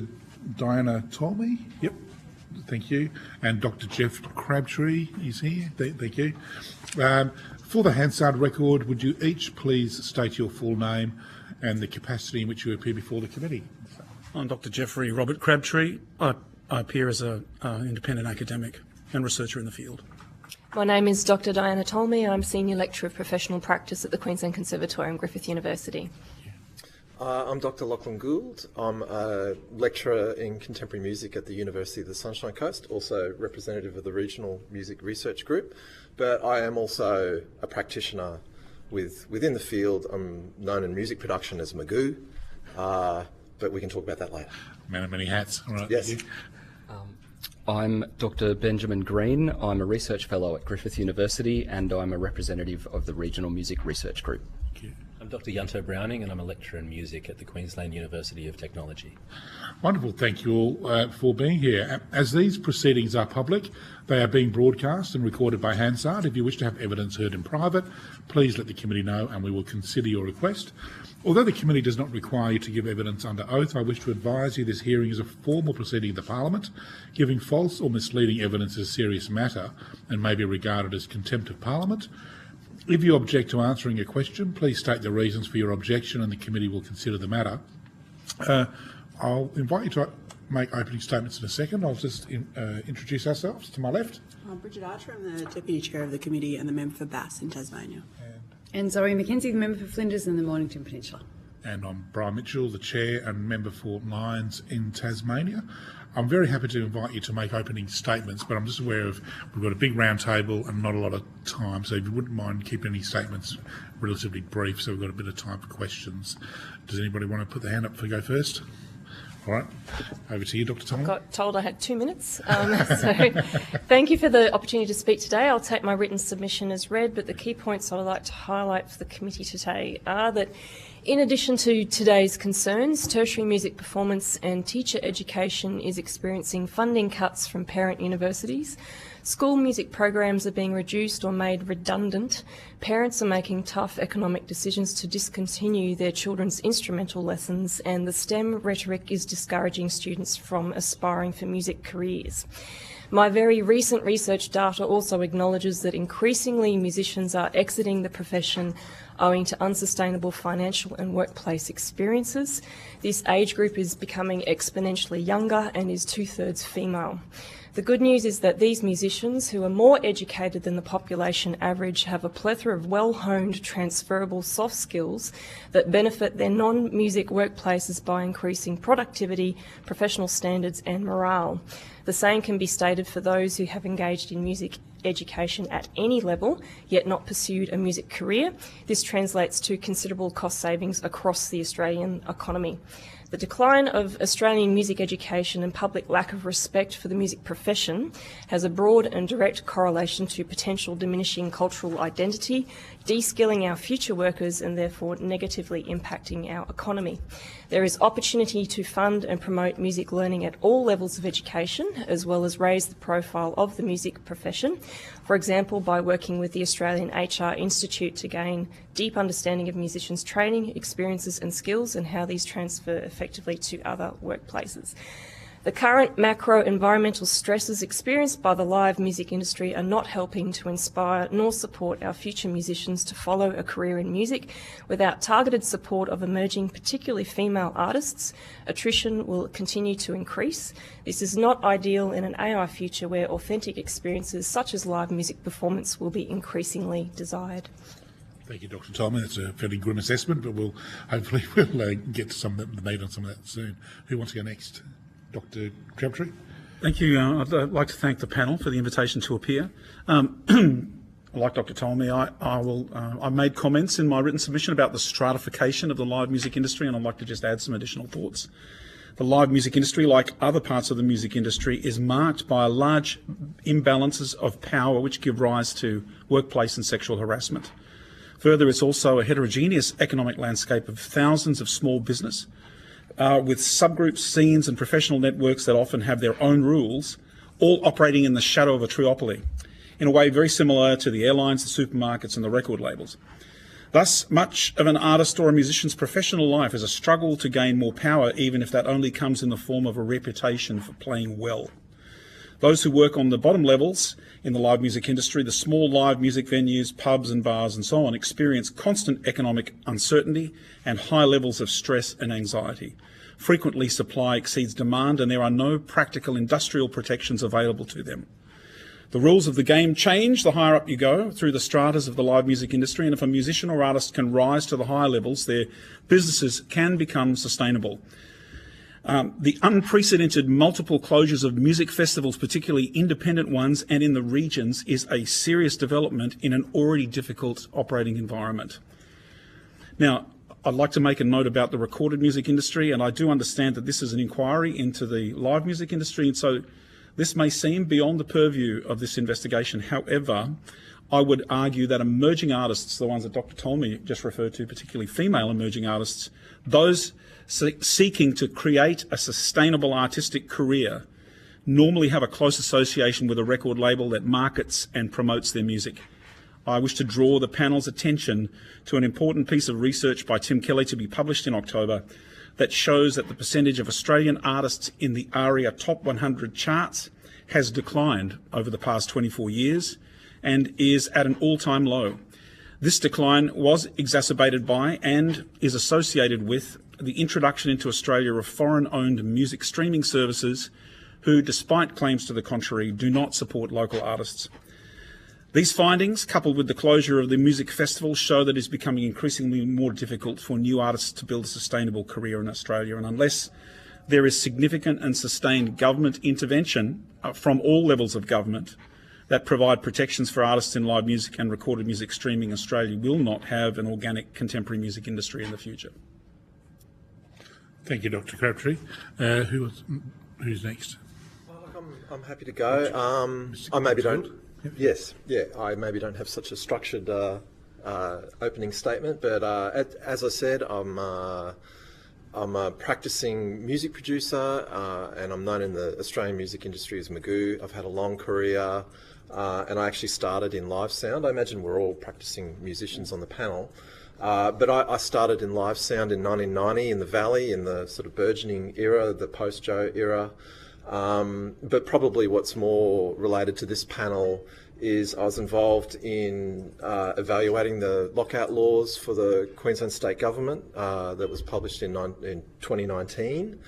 Published a paper in 2020 where we termed the Valley as a hyper-commercialised nightlife precinct. And we specifically looked at the problems venues were facing with opportunities for emerging musicians. I now work at the University of the Sunshine Coast, and since I've been there since 2020, I've been involved in 3 reports on the area. You know, we're running a new Bachelor of Music program, and we want to see a culture for those graduates to move into, and we've found that the area has, stakeholders in the area have reported a lack of vibe in the nighttime economy there. But you know, we can go through discussions around findings that we've had from that report, but there's generally, and a lot of it is focusing on venues, but generally they have troubles with noise, regulation over multiple levels of government, lack of infrastructure and transport issues. So they're all things that I think we'll probably discuss today. But yeah, I'm a big advocate for the grassroots, the beginning, which I think you've heard a lot today, but I think that's where the support's really needed. You know, I think that support has traditionally always come from intergenerational wealth within a family, but we're getting to the stage where that is no longer sustainable. I think I'm getting off topic, and we'll throw to Ben. Thank you. Dr. Green? Thank you, Chair and Committee, for the opportunity. I'll speak more broadly to the Regional Music Research Group.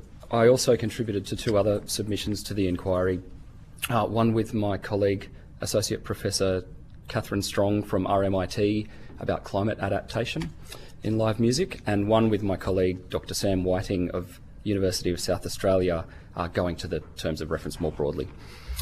The Regional Music Research Group is a collective of academics, educators and practitioners spanning Australia and New Zealand interested in music in regional areas. Historically, there's been a metropolitan bias in research and policy about music industries, including live music.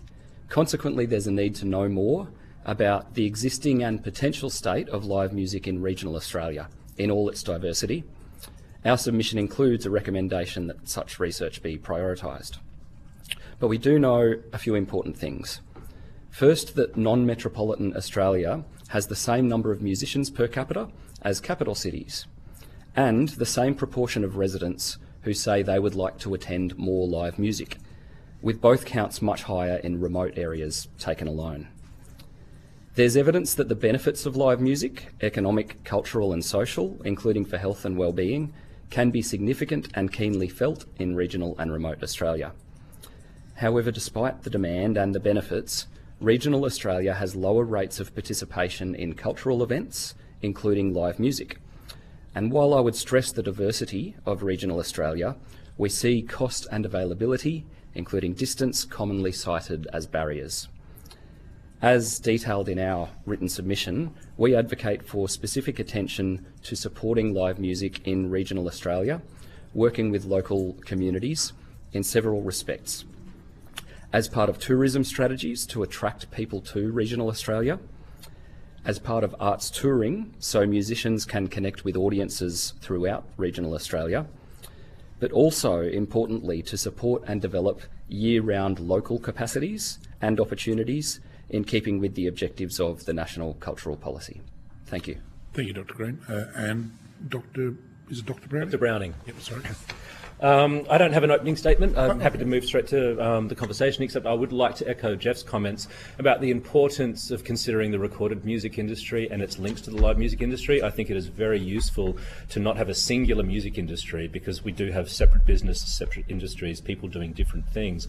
But in this instance, I think it's really important to understand that there are income streams that are associated with both live music industries and recorded music industries, and severing one puts probably too much pressure on the other one, and it's easy to forget the importance that recorded music plays in establishing a career with an emerging musician. Also, because that's similar to Magoo, to Dr. Gould. My background is as a music producer, so I come from that world. But, all right. Yeah. Look, thank you, and I'll take first dibs on this time, but so I've got two or three, and I want to come to that issue as well of our terms of reference are very much about the live music sector, but how vital for live music is a healthy recorded music, Australian music sector, and what risk, are we looking at the same risks for Australian recorded music as we're looking at for live music? I believe we do, Mr. Chairman. I believe we are looking at the same level of risk, and I think at the upper echelons of the three major labels, it's my opinion that they're struggling to work out how to, the terminology is to break an artist, which is to actually bring a relatively little-known artist into greater public consciousness. They're struggling, I believe that they're struggling. I have this on anecdotal evidence and conversations that take place in the small network of the music industry, and the discussions that I've been a part of, they're floundering as to know what to do. And part of the reason they're floundering is none of the old methodologies work in the age of streaming. And there is, of course, there's a black box, there's an algorithm, a black box, which actually drives listener engagement. And so if you're listening to a particular album and you get to the end of it, on Spotify or on Amazon or on any of these other streaming platforms, and you get to the end of that album, then what it does is it recommends music to you. And it's not known by what processes are at work to actually make those recommendations. There are some hypotheses. One of them is that labels are negotiating for their artists. Another hypothesis is the international owners of the major labels are driving business to already well-established international artists. These are hypotheses. We don't know for sure. Thank you. I wanted to, that sort of segues a little bit into what Dr. Green mentioned, because you talked about streaming, which I think we've had a lot of evidence about the impacts of streaming on live music. But fascinating about regions, because I'm a regional MP, as is Mrs. Archer. I would imagine, although in the regions we have Spotify as well, but I would hazard a guess that kids in the bush are less into streaming than kids in the cities. I would have thought so. I would have thought streaming was less of an impact for regional consumers than it would be for city consumers, and yet you're saying participation is lower in the regions than in the cities. I find that fascinating. Is it? I mean, you mentioned distance and cost, but there've always been issues in the bush. You've always had to travel 300 kilometres in a beaten up old Ford to go and see your band at the local pub. What's changed in the regions? Is it streaming? Is it something else? I can't speak to rates of streaming uptake in regional areas. We do know that digital connectivity isn't as strong in some areas, so that may play into it. But speaking regionally, I have studied what happened in the 1990s with the boom of Australian live music and Australian music, which is where my tastes were really forged. And I've studied how there was a synergy between the spread of Triple J nationally in the 1990s with a focus on regional Australia and regional youth, and the growth of, in particular, all ages music festivals.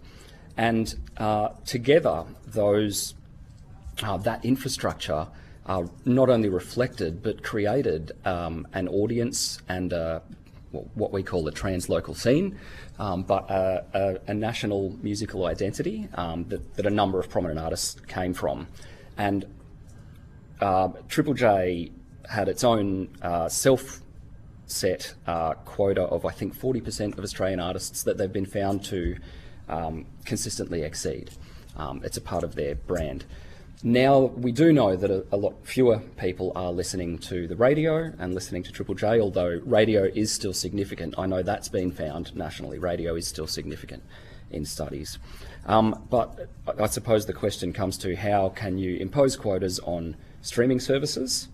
And in that regard, I would simply point to the ways that the front page, so to speak, of any streaming service is tailored to the individual, is tailored to the location, just like advertising on any social media is tailored to the postcode and to the individual. So it would seem that technologically speaking, it should be possible to encourage or promote or simply make available and visible Australian artists. Thank you. And one last one from me, probably Dr. Gould or yourself, Dr. Green.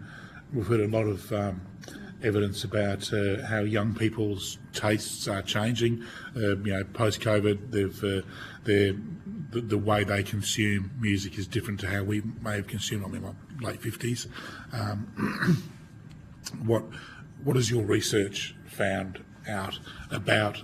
I know you're specifically about regional music, but what is your, and please, if anybody else on the panel wants to answer this as well, what is your research determined about what is driving young people's choices about how they access music, and what can we learn from that in order to promote live music in Australia? I can't speak to how young people consume streaming and things like that, but have recently been involved in one of those reports, which I'm happy to submit to the inquiry, where we did a survey. We had around 600 respondents, and we did look at the demographics of those respondents.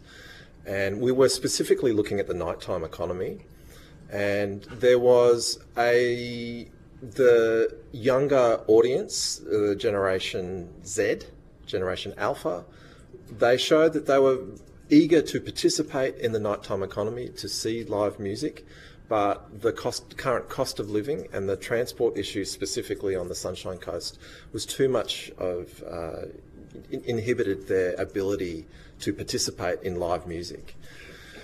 To speak to streaming, like myself and Yanto, like recorded music is my bread and butter, and recorded music just doesn't have the same commercial outcome, like streaming. And I'm sure you'll hear it time and time over this report, but streaming doesn't pay artists. It pays the rights holders and aggregators. A small portion goes to publishers. The pie is just split so small, and the record companies are making more money out of Queen than they are out of emerging artists. So there's not a lot of impediment. There's not a lot of incentive for them to support emerging artists. So it's that is just a big problem, which is really just a statement. Recording is it's now a lot easier to do. It's a lot cheaper, and my research focuses on DIY home-based recording practices. So I don't think we'll see a lack of recording in popular music. I can't speak for Western common practice classical music, but it's using that to create an income is certainly been a problem, and it's been a problem for really since Napster, for more than 20 years. Yeah, just to build on that a little bit, we have a student-run record label at the Queensland University of Technology. I can speak with some confidence that we don't have a supply-side problem in music being made.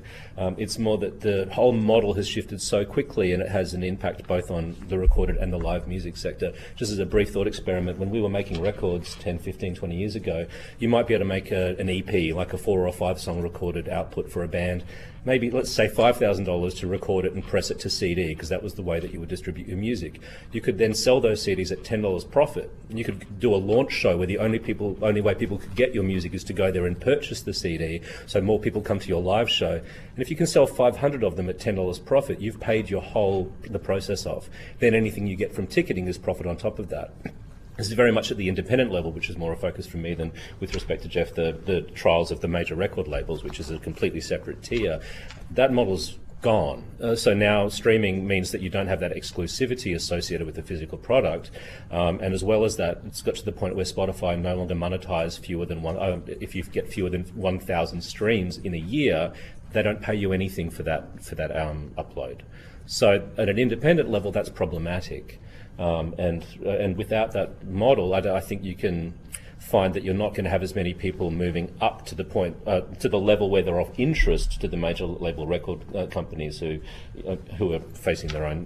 But the converse to that is that it's never been cheaper to create your own music. You can put a few. It's never been cheaper to create some kinds of music. I think that's also a difference. There's this. I think I agree with what you're saying, except most people celebrate nighttime economies for a vibrant scene. When you go out and you see a band, and that's most of the nighttime economy music that's live music based, that's not club music. It's very easy to sit with a laptop and a pair of headphones and make a club track. That form of music production is aligned with that method. But if you want to make a band recording, it's actually not, and Magoo can speak to this with some more authority than me, it's possible, but it's not, it's easier than it's been, but you still need some degree of capital and have rooms that are appropriate for such music making for that record to be made. So I don't think it's quite as easy that you can make a band recording in a lounge room. So the point I was going to get to was, there's the band and then the solos where you record your own track, and people wouldn't do a CD anymore, but they might put their music on a what do you call them? Those little, what do you call them? Stick of the USB. Thank you. Brain fade. USB stick, and then you can sell those if you go busk or for $1 a pop. So you make the money back that it costs you to make the track more quickly than it would the $5,000 that you do for an EP. It's still not a sustainable income model, but my sense is it's cheaper to make the music, but what we're concerned with is a viable live music industry where that's sustainable. And the evidence we're hearing is that young people, in particular, it's their tastes that have changed in the way they consume their live music. And I was just wondering what research you had about what you're discovering about the way young people are consuming music, and how can we make that different. I can add, I can confirm the point that in my research and the research I've read, cost and available funds, the cost of living comes up as a as a primary concern for young people in deciding what they'll attend.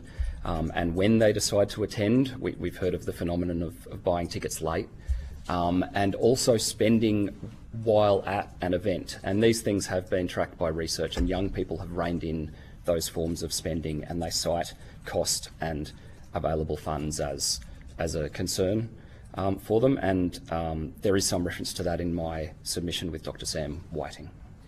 Thank you. It seems like there's a move to a guaranteed spectacle rather than just seeing what's happening in your city that night as well. You know, like you will find that young people with limited funds are more likely to save up for a year to go to one thing where they know what they're going to get, rather than this idea that, okay, it's a Thursday night, I might go down to my local live music venue if you're living, you know, like in the city, and just see the bands that are playing, which used to be far more common.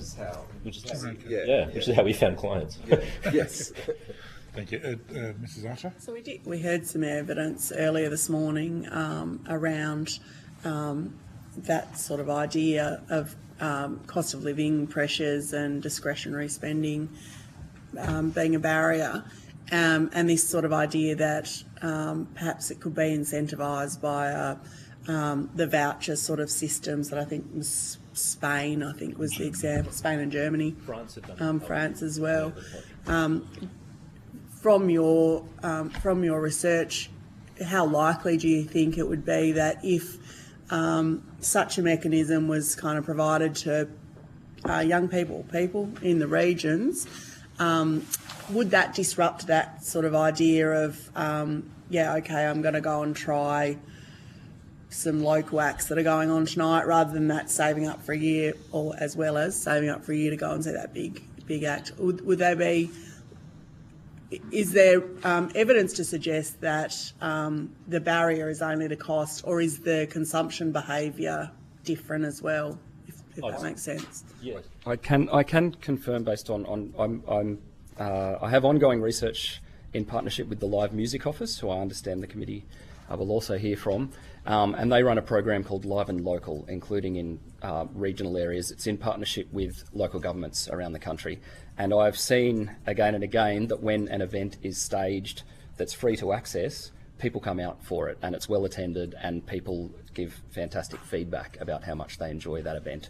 So that does point to, if the barriers to access are removed, that there is demand for live music, including among young people. Because I think it's also quite interesting, the evidence that we've heard is that supply is not an issue. And it seems to be that despite the fact that it seems to be harder than ever to make a living as, as a musician, or it's not stopping people from creating music, which is good. Has there been a shift, do you think, in terms of, or are we seeing a shift where there needs to be an innovation in the model in terms of monetising music, but you're not seeing an erosion, if you like, of the production of cultural material? Does that make sense? Yeah. Did you want to go? I was just going to say that COVID also plays a massive part in this. We've kind of got this almost lost generation of young people who are not acclimatised to the idea of going out and seeing shows, and also not acclimatised to the idea of pre-sales, which Ben just touched upon before, which are down quite substantially. It's very hard for venues to then make guarantees for bands because the pre-sale ticketing is kind of really fallen down a little bit. And as far as the idea of cultural, like the French Cultural Pass, I believe that what happened, they made €300 available to all French youths to spend on cultural products. About half of it went to manga, like Japanese comics, which for some reason had a cultural moment in France. But I mean, if you gave every Australian young person a certain amount of money and only 10% of it went to local grassroots live music venues, that would be still a big shot in the arm. So you're never going to be sure of the consumer behaviour until you kind of see what happens. But yeah, the evidence from France was a lot of people bought Japanese comics, but a lot of the money still went to other local cultural products. And presumably you could, in those sort of schemes, put some guardrails about ensuring that it went to local. Yeah, I thought it was interesting. If it was a video game, it had to be in French language, so they had their own kind of guardrails that would be designed by by people who design policy. But Yeah. I think any that would trickle down in some way, shape, or form to the people who are actually on the ground, like making and doing the music. In delivering an innovation such as that, you'd have to make sure that where those cultural vouchers are distributed, that there would be significant encouragement to see local artists. And therefore we come back to that concern of how do you guide young people's tastes towards local Australians. And there was the comment of algorithm. And so I have an idea for algorithm intervention, if I'm able to submit that, is that we have already infrastructure in public transport in metropolitan and regions of free Wi-Fi.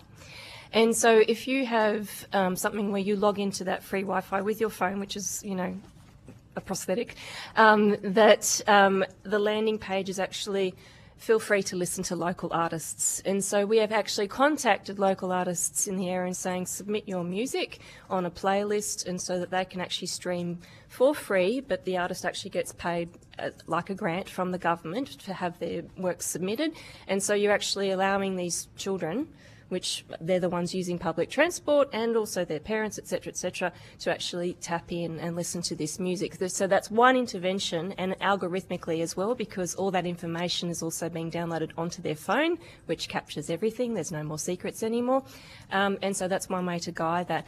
And then furthermore, just to sort of make a comment that we go back one step further into primary school. So in primary school situations where that they actually have their first live music experiences, from a primary school mindset, all music is new music. So there's no discrimination. The discrimination starts to sort of kick in when they start to form their social groups, and their social groups are actually centred around what music do you listen to. I don't know if any of you recall, I'll just guess in the 70s maybe, that that was your primary school experiences. Oh, sorry.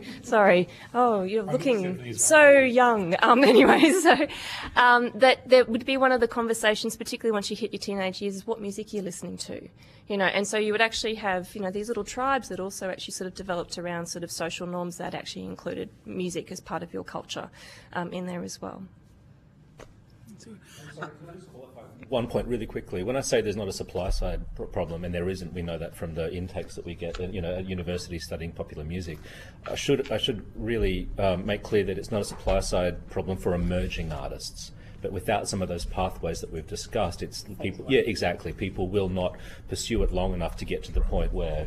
Yeah, I think that's really just so there's not like this never-ending stream of like people need time to get to the point where they're able to really make a go of it, and And that's falling away. I'm interested in what you're saying, Dr. Tommy, about decline in public respect for musicians, and if you could just elaborate a little bit on that, and whether or not that is what is driving that fall away. Is it that it is too difficult to make a career solely in the music industry? But what are the parts of that? Is it declining respect? I would it's say a difficult economic environment. Like what are it's a perfect storm of everything. Yeah. So in my 10 years of researching musicians, one question I always ask them is, do you have respect for your music profession? And they will, as a weighted average, they'll always weight it 4.5 or higher. And I go, does the general public have a respect for the music profession? And it will always be around about the 3 or the 2 point something. And this is quite concerning because how people view your profession certainly contributes to your career confidence. In addition to that, it is increasingly harder to make a living as a profession. So these music professions often encompass a portfolio career. Often that is 2+ types of roles or domains, and that will be performance plus inevitably music teaching or something that is out of the field itself. Now what I'm finding is that just like you can learn a lot about the brain from brain injury, you can learn a lot about the musician from how and why they're exiting the profession. And so what they're basically saying to me is that the gigs are fantastic, I love it, it's my passion. And just so you know, music profession, they rank the highest as far as passion for work. And it's infectious as well. And so they say the gigs are fantastic. I would love to do that. They're just not paying. And so now I'm doing my music teaching, but that is worthwhile, but I know I have a brain that can do so much more and I contribute to society so much more. So they go into a non-music role. They're more than happy to actually retrain. They are the highest educated people in Australia and not afraid to learn and learn on the job. And so they go into these careers, and these careers inevitably will take over more of their time, and they gradually lose their passion for music and will actually disappear. Now, other trends that I'm noticing as well is that the GFC really threw a bomb in it. And so before that, musicians weren't exiting because there was actually work around. So the GFC really kicked off some stuff, and then you had the pandemic, and so anytime we have any big economic impact, so like for Brisbane, for example, we've had 2 floods now, and they actually have had detrimental effect. For example, we have the Brisbane Jazz Club that got flooded. Its nickname now is the Brisbane Jazz Flood. And so it's a case that, and that actually was a huge impact to the jazz industry. Yes, it's a small part of the sector, but it still nevertheless is impactful. So you've got all these things, these knock-on effects, and the thing that concerns me the most is this is a lag indicator. So I'm seeing the ages that these musicians are leaving is earlier, which means that they are planning their exit earlier. And the big thing that's coming back is that they're now just saying, I'll give it 10 years, and if it doesn't work out, I'm gone. Thank you very much. So that just gives us at least some kind of point that we can actually intervene and say, how are you doing? Do you need some help? And it actually gives us a bit of an idea as to how we then support them through, say, government intervention, Arts Queensland, Music Australia, etc., etc. And just one follow-up, what do you think drives that, or is driving that decline in public respect? I've come out of a hospitality industry, for example, and I think we see the same thing where people think, it's just something you do until you do something else. Yeah, we have what we call iceberg careers. So for a start, the general public doesn't understand what it is we do, the amount of hours that we practice, what actually goes behind the scenes. They see the fun stuff. And they look at it, and it does look fun because it is, but it's a lot of hard work. Like, for example, I'm currently performing in Tina Turner the musical, so after this I literally run 2 legs across the river, and I have to play in QPAC. And I was just saying to one of my colleagues, every single night at 10:10, I've been playing in the pit, I have to get on stage and I have to play a raging saxophone solo with Tina in Simply the Best. It's terrifying, and I can't tell you what it does to my mental health, plus the fact that I should be in bed at 10:10 on a night, it's night time.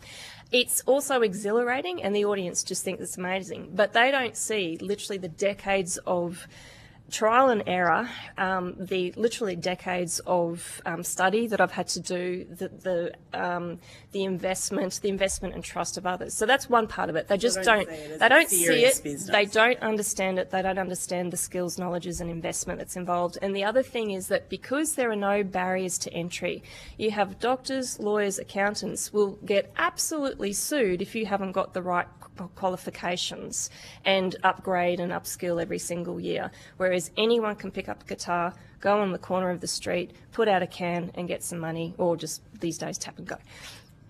I'll come to Ms McKenzie in 1 second, but I was wondering your issue about get your words out, Brian. You mentioned how people would give it a go and then they'd just go off and do other things and lose their passion. That's always been the case for the arts industry in particular. I'm sure it's for other professions as well, but in particular actors and singers, because it's a tough industry, if they haven't made a go of it in any particular time. But is it worse now? Yes, significantly. So I can tell you even sort of the data. Basically, it doubled from 2008 to 2009. So we're looking at 5-year increments. So 2004 to 2008, it was a certain amount. It doubled those following 5 years. It's increased, and then it's increased again. So, and currently what we're seeing since COVID, we've basically used up our quota of the 5 years before already, if that makes sense. So that's significant. The age is getting younger as well, which basically means that people are still willing to invest the time and energy in their music, but they're making these decisions because their hand is forced, rather than they're having experiences such as, oh, I met a girl. That used to be the thing for particularly boys at the age of 26. I just call them boys at 26. But they go, oh, I met a girl and now I can see my life of a different kind. I will be the man, the provider. That doesn't happen anymore. Even women having children, this is happening before that they make those life decisions. They're just saying, this is unsustainable. I can't do this because it's not my fault. Yeah, just kind of. It's out of control. It's literally out of my control. Thank you. Yeah. Ms. Thank you, Chair. First of all, Dr. Tommy, can I reassure you, I have one professional musician and a number of advanced but amateur musicians on my staff, and they bring all those skills and attributes that you have described. They are wonderful assets to the office, but I also hope and encourage them to continue in their musical practice, because it is exactly that passion and makes them broad-minded, curious, open and wonderful people to have around. One thing I'm going to ask as a Victorian, I'm mindful that when I did manage to escape to Queensland during COVID, life felt pretty normal up here. Given that, in particular, those at the Regional Music Research Group would have seen the different experience across a number of states and territories, do you see a behavioural difference between what happened here and perhaps down south in terms of turning up, going out, consumption of music, consumption of live music, willingness to put your hand in your pocket? I'm just curious, because after 2 or 3 years of being locked down in Victoria, we did tend to get used to being in our Ugg boots and track pants. I'm just wondering if people were still more engaged here. I can say that in terms of just the staging of live music, there was still, say, a 2-year period essentially where we just didn't have live music, especially at scale. And when it returned, there was a great demand for it, but it was in this interesting format where you might be seated and there were smaller attendance numbers capped, things like that. So there was this initial rebound and then it tailed off. And that seems to have been the case everywhere, that tail off. And that's where these other factors like cost of living seem to come into play. Yeah, that's something we found in our research on the Sunshine Coast, where we looked at APRA submissions of performance data, where you could see after COVID a steep climb in the amount of performances, and then around 2022 there was a significant drop, where people just seemed to stop going out. Maybe they lost the appetite, and it's sort of been growing since. But I think we're also in the environment where international touring, everyone's keen to sort of line their pockets after a few years of having no income. So, I'm not going to mention the most mentioned artist in the room, but there's been so many international tours, and every international tour will mean that, for a music fan that might go out often, that might be 10 gigs that they don't go to because they've gone to see the Foo Fighters at Suncorp Stadium or something like that. So I wasn't going to mention. So yeah, like that all sort of plays into this picture.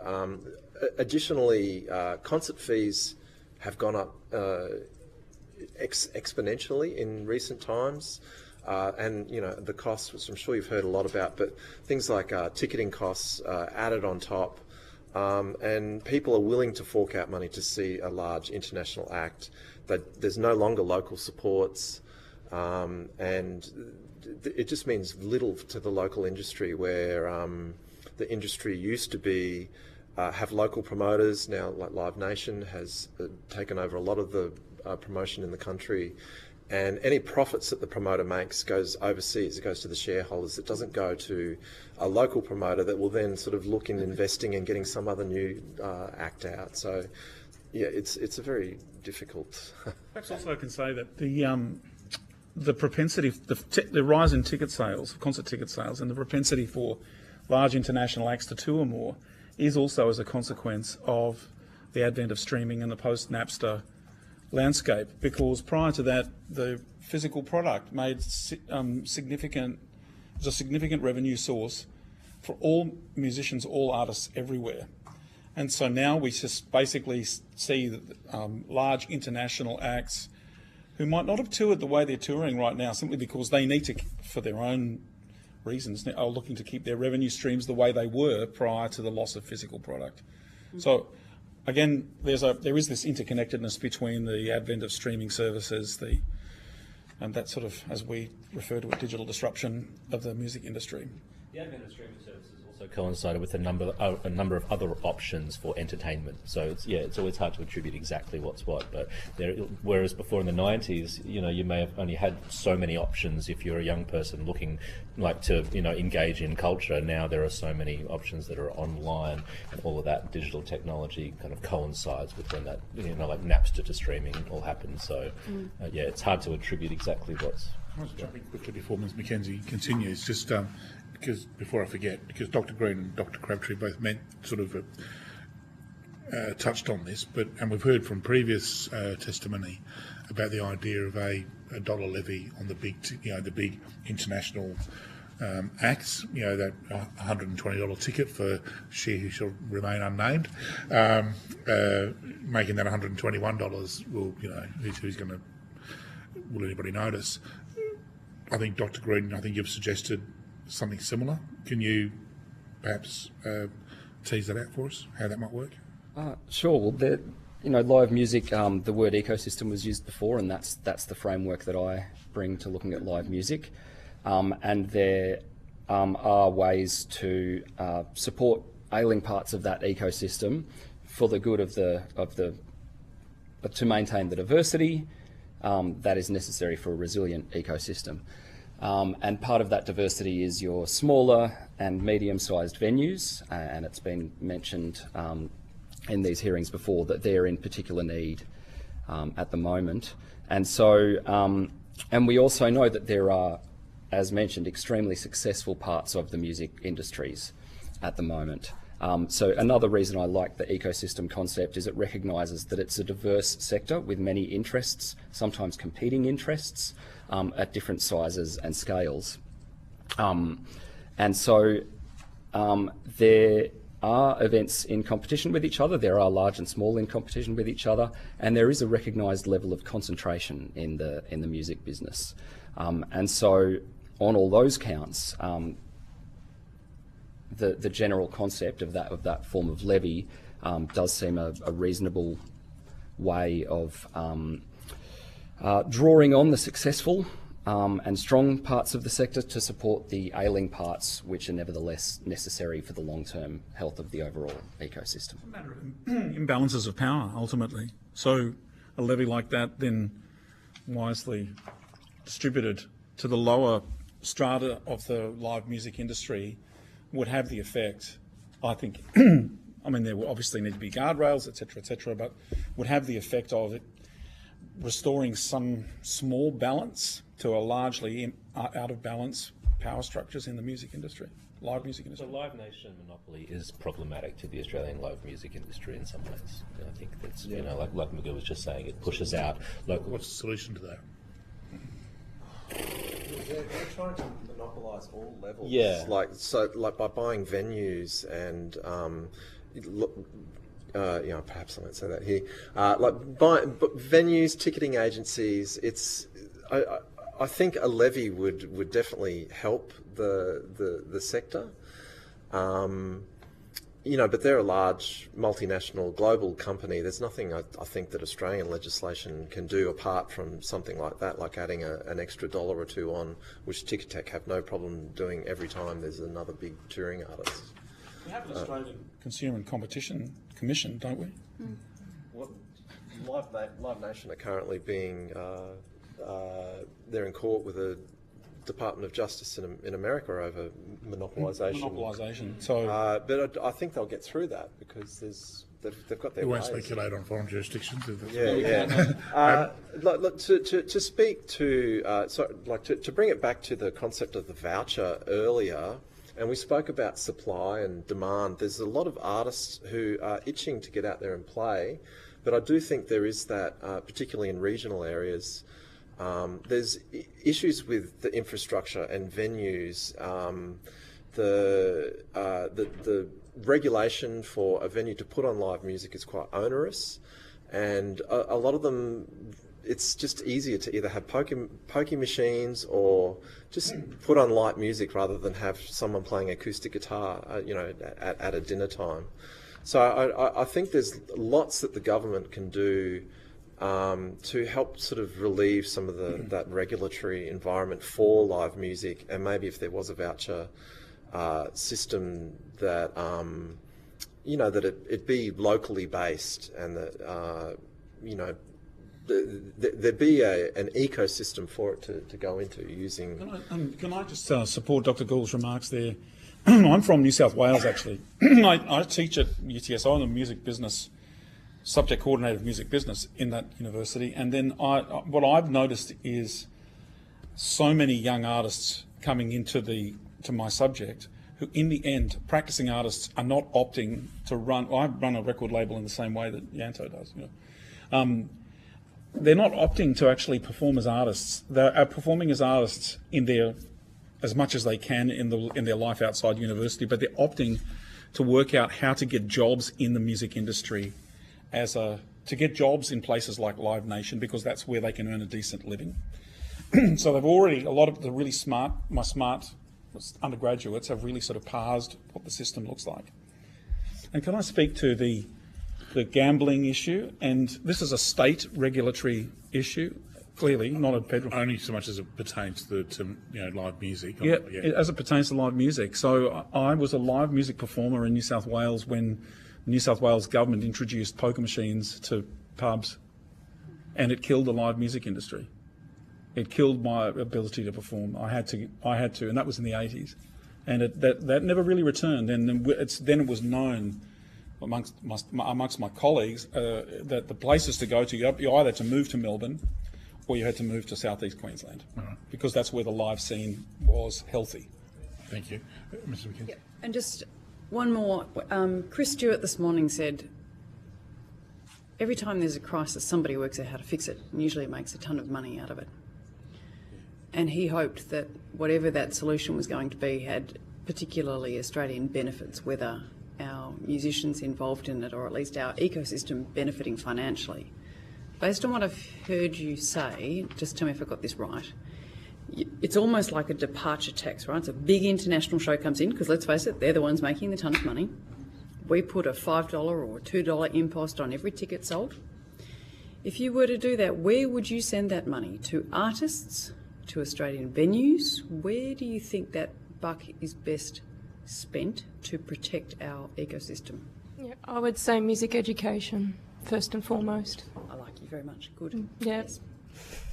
But that's slow burn, right? There's potentially 20 years It before is that a produces slow- fruit in what otherwise might be True, a dead market. But I would like to think that, we're laying that soil, fertilising it for future, and also the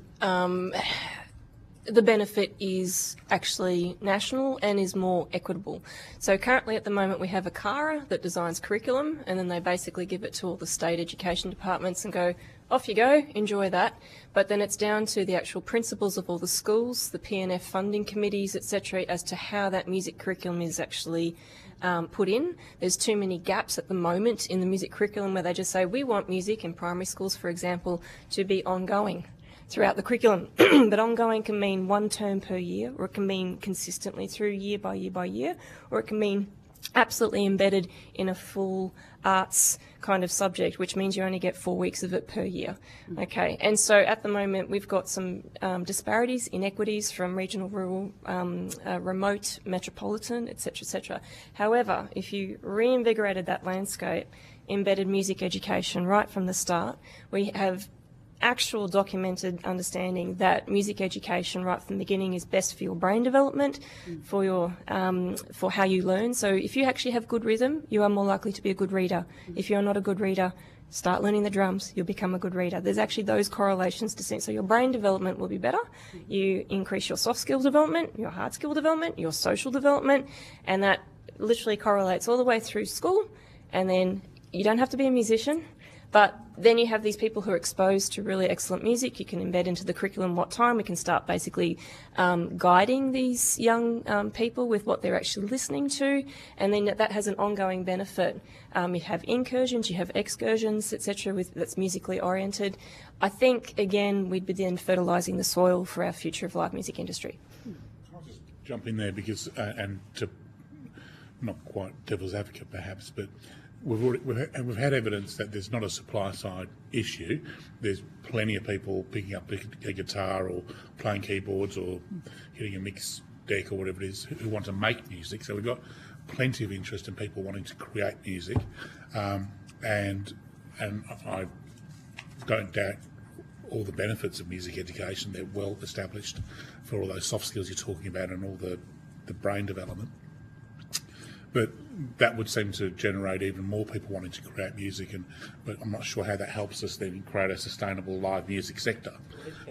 It educates your audience, and those audience people will become doctors, lawyers, builders. Hutchinson, who supplies and is a philanthropist. So in terms of the live music, that's what you think the benefit would be? Definitely. Well, we go full circle back to this iceberg career concept, where then at least you've got an audience that actually gets what it takes to be a musician and what it needs to be supported and to keep that culture thriving and having a cultural identity. It would be incredibly disturbing that if people say, what do you think of when you think of Australian music? Taylor Swift. Yeah. Like, kill me now, right? It's just, no offence, Tay-Tay, but seriously, it's... You don't want to say that on Hansard. I don't care. Sorry, I don't care. Anyway, so it's, but yeah, that's where I'm going with. It's just that, again, when it's not a case that you're making an oversupply, you're basically actually increasing the appreciation of what is being supplied. All right, thank you. Ms. McKenzie, yeah, I think you've got more to talk about on that, where that money could go. The floor's yours. Yes. I actually wanted to, on that point of a supply side problem, there are known skills shortages in the live music industry, and it's perhaps not musicians, but in crew, in production, in technical sectors. And they have been a real problem since COVID, where there were mass departures from those occupations, so partly as a result of the casualisation that's been happening for a long time now in there. And one of the areas for education relates to those fields, including vocational education, things like audio engineering, and I've seen examples of where businesses have worked with local TAFE to develop traineeships and had great results because they've been plugging a particular gap. So that's something I think could be encouraged. Yeah.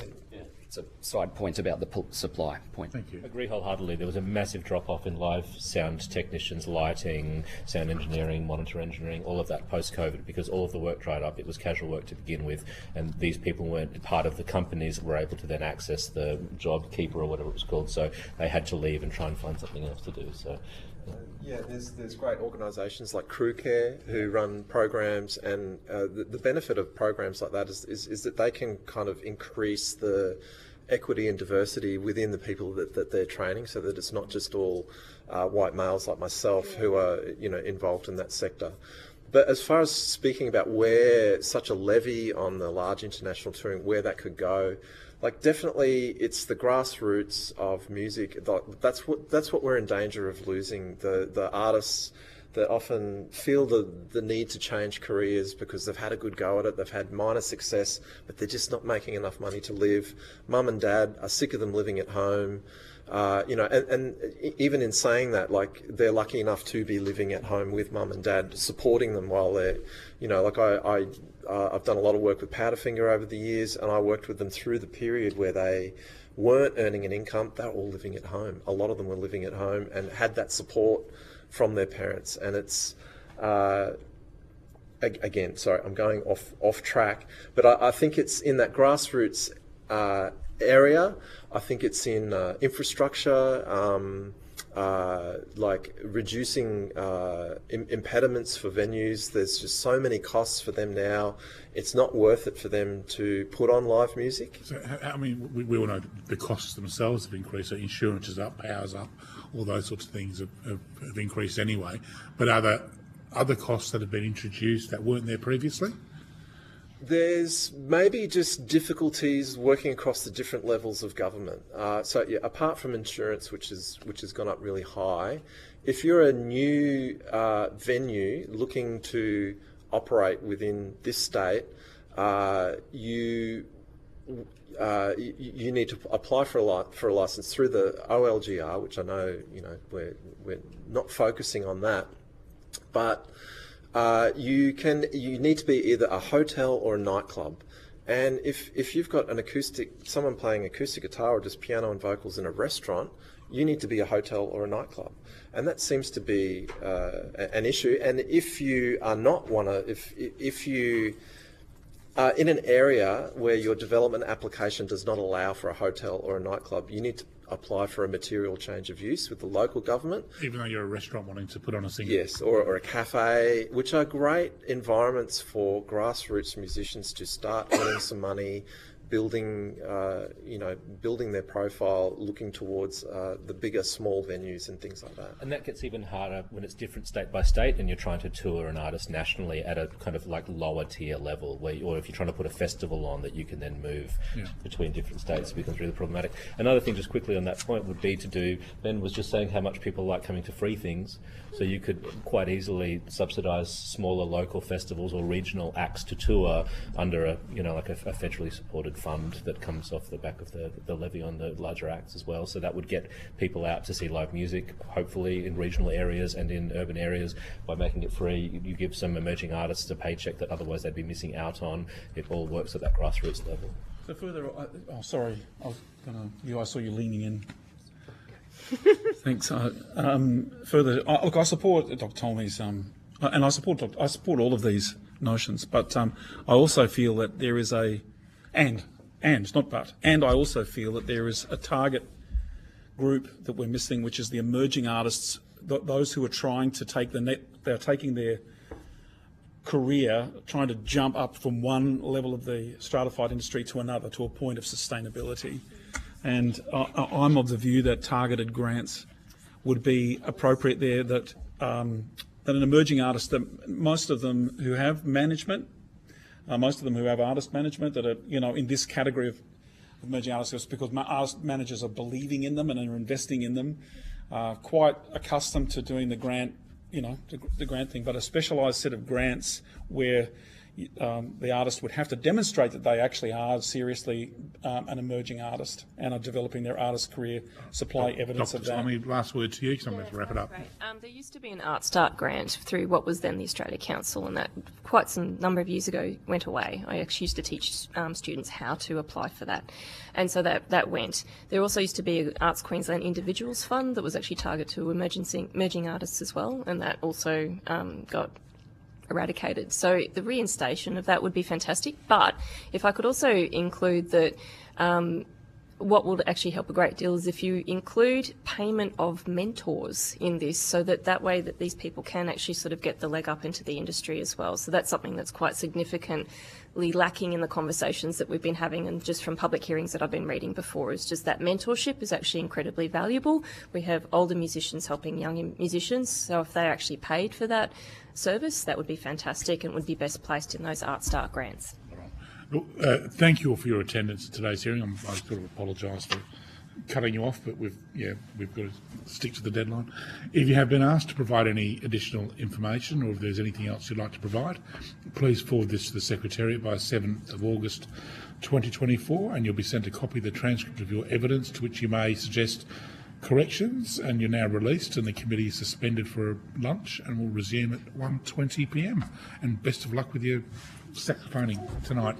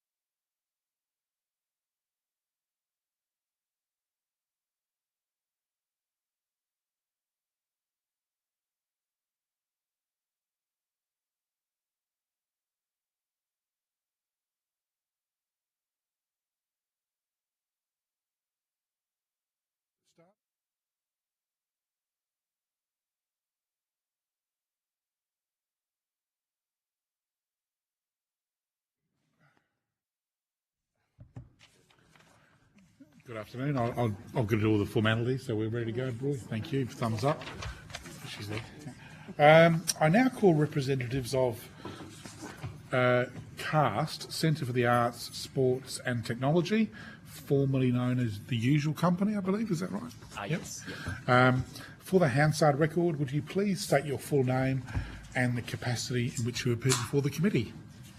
Gav Parry and the General Manager of CAST. Thank you. My name's Joel Edmondson. I'm a board advisor of CAST.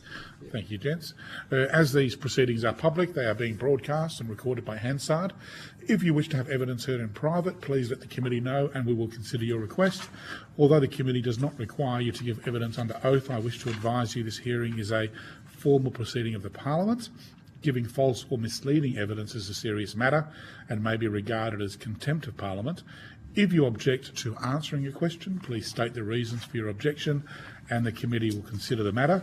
And before inviting you to make an opening statement, I'll just get my committee to introduce ourselves. Hi, I'm Bridget Archer. I'm the Deputy Chair and the member for Bass in Tasmania. And Zoe McKenzie, member for Flinders on the Mornington Peninsula, Victoria. And I'm Brian Mitchell, the Chair, and I'm the member for Lions in Tasmania. Over to you, gents. Thank you so much, Chair. Thanks for having us here today as part of the live music industry inquiry. My name is Gav, as I mentioned. This is Joel, who co-authored the paper that we submitted. I'm General Manager of CAST, the Centre for Arts, Sports and Technology. Our vision is to a resilient, prosperous entertainment industry driven by innovation and powered by technology adoption. We achieve this by bringing together startups and entertainment industry businesses to stay up to date with the latest technologies that can enhance fan experiences and boost operational efficiencies that we believe will strengthen the live music industry. Personally, I've been in the music industry for the last 14 years as an artist in a project called Yes You, which saw me tour with Rufus Du Sol, Ballpark Music, have the 11th most played song on Triple J in 2011, and amass over 50 million streams on records I've worked on. I've developed artists that have gone on to sign global publishing deals, sell out headline shows, and perform at some of the country's largest music festivals. I've worked at Q Music as the delivering the Industry Connect project, as well as being artist liaison at Big Sound, before starting my own music education platform called Your Favourite Team during COVID. Over the last 4 years, I've worked in and around the startups, which has given me a unique view of the impact I believe technology and innovation can have within the entertainment industry. Joel, to my left here, is a recognised national leader in the music industry sector, development space, having previously been CEO of Q Music, the Queensland Music Industry Development Association, CEO and Creative Director at Queensland Music Festival, the Queensland Music Trails, and the Queensland Government statewide Live Music Initiative, as well as Chair of the Australian Music Industry Network. In our paper, we outlined the idea of incentivising technology adoption across the live music industry through a tying of grant funding to the trial of new technologies within events and festivals nationally.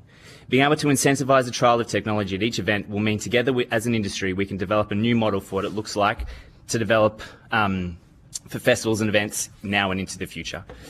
We know that promoters alone can't shoulder the weight of technology discovery, which is why CAST was born, and why we believe that mechanisms and incentives need to be in place to support the experimentation and innovation in the music industry. We take our submissions as read and welcome any questions. Thank you. Mr. Edmondson, anything to add? No. You're all done.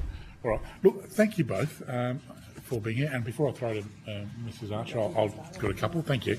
I just want to, if you don't mind, teasing into your history as an artist. So you say you're the 11th most heard track on Triple J? In 2011, yeah. In 2011?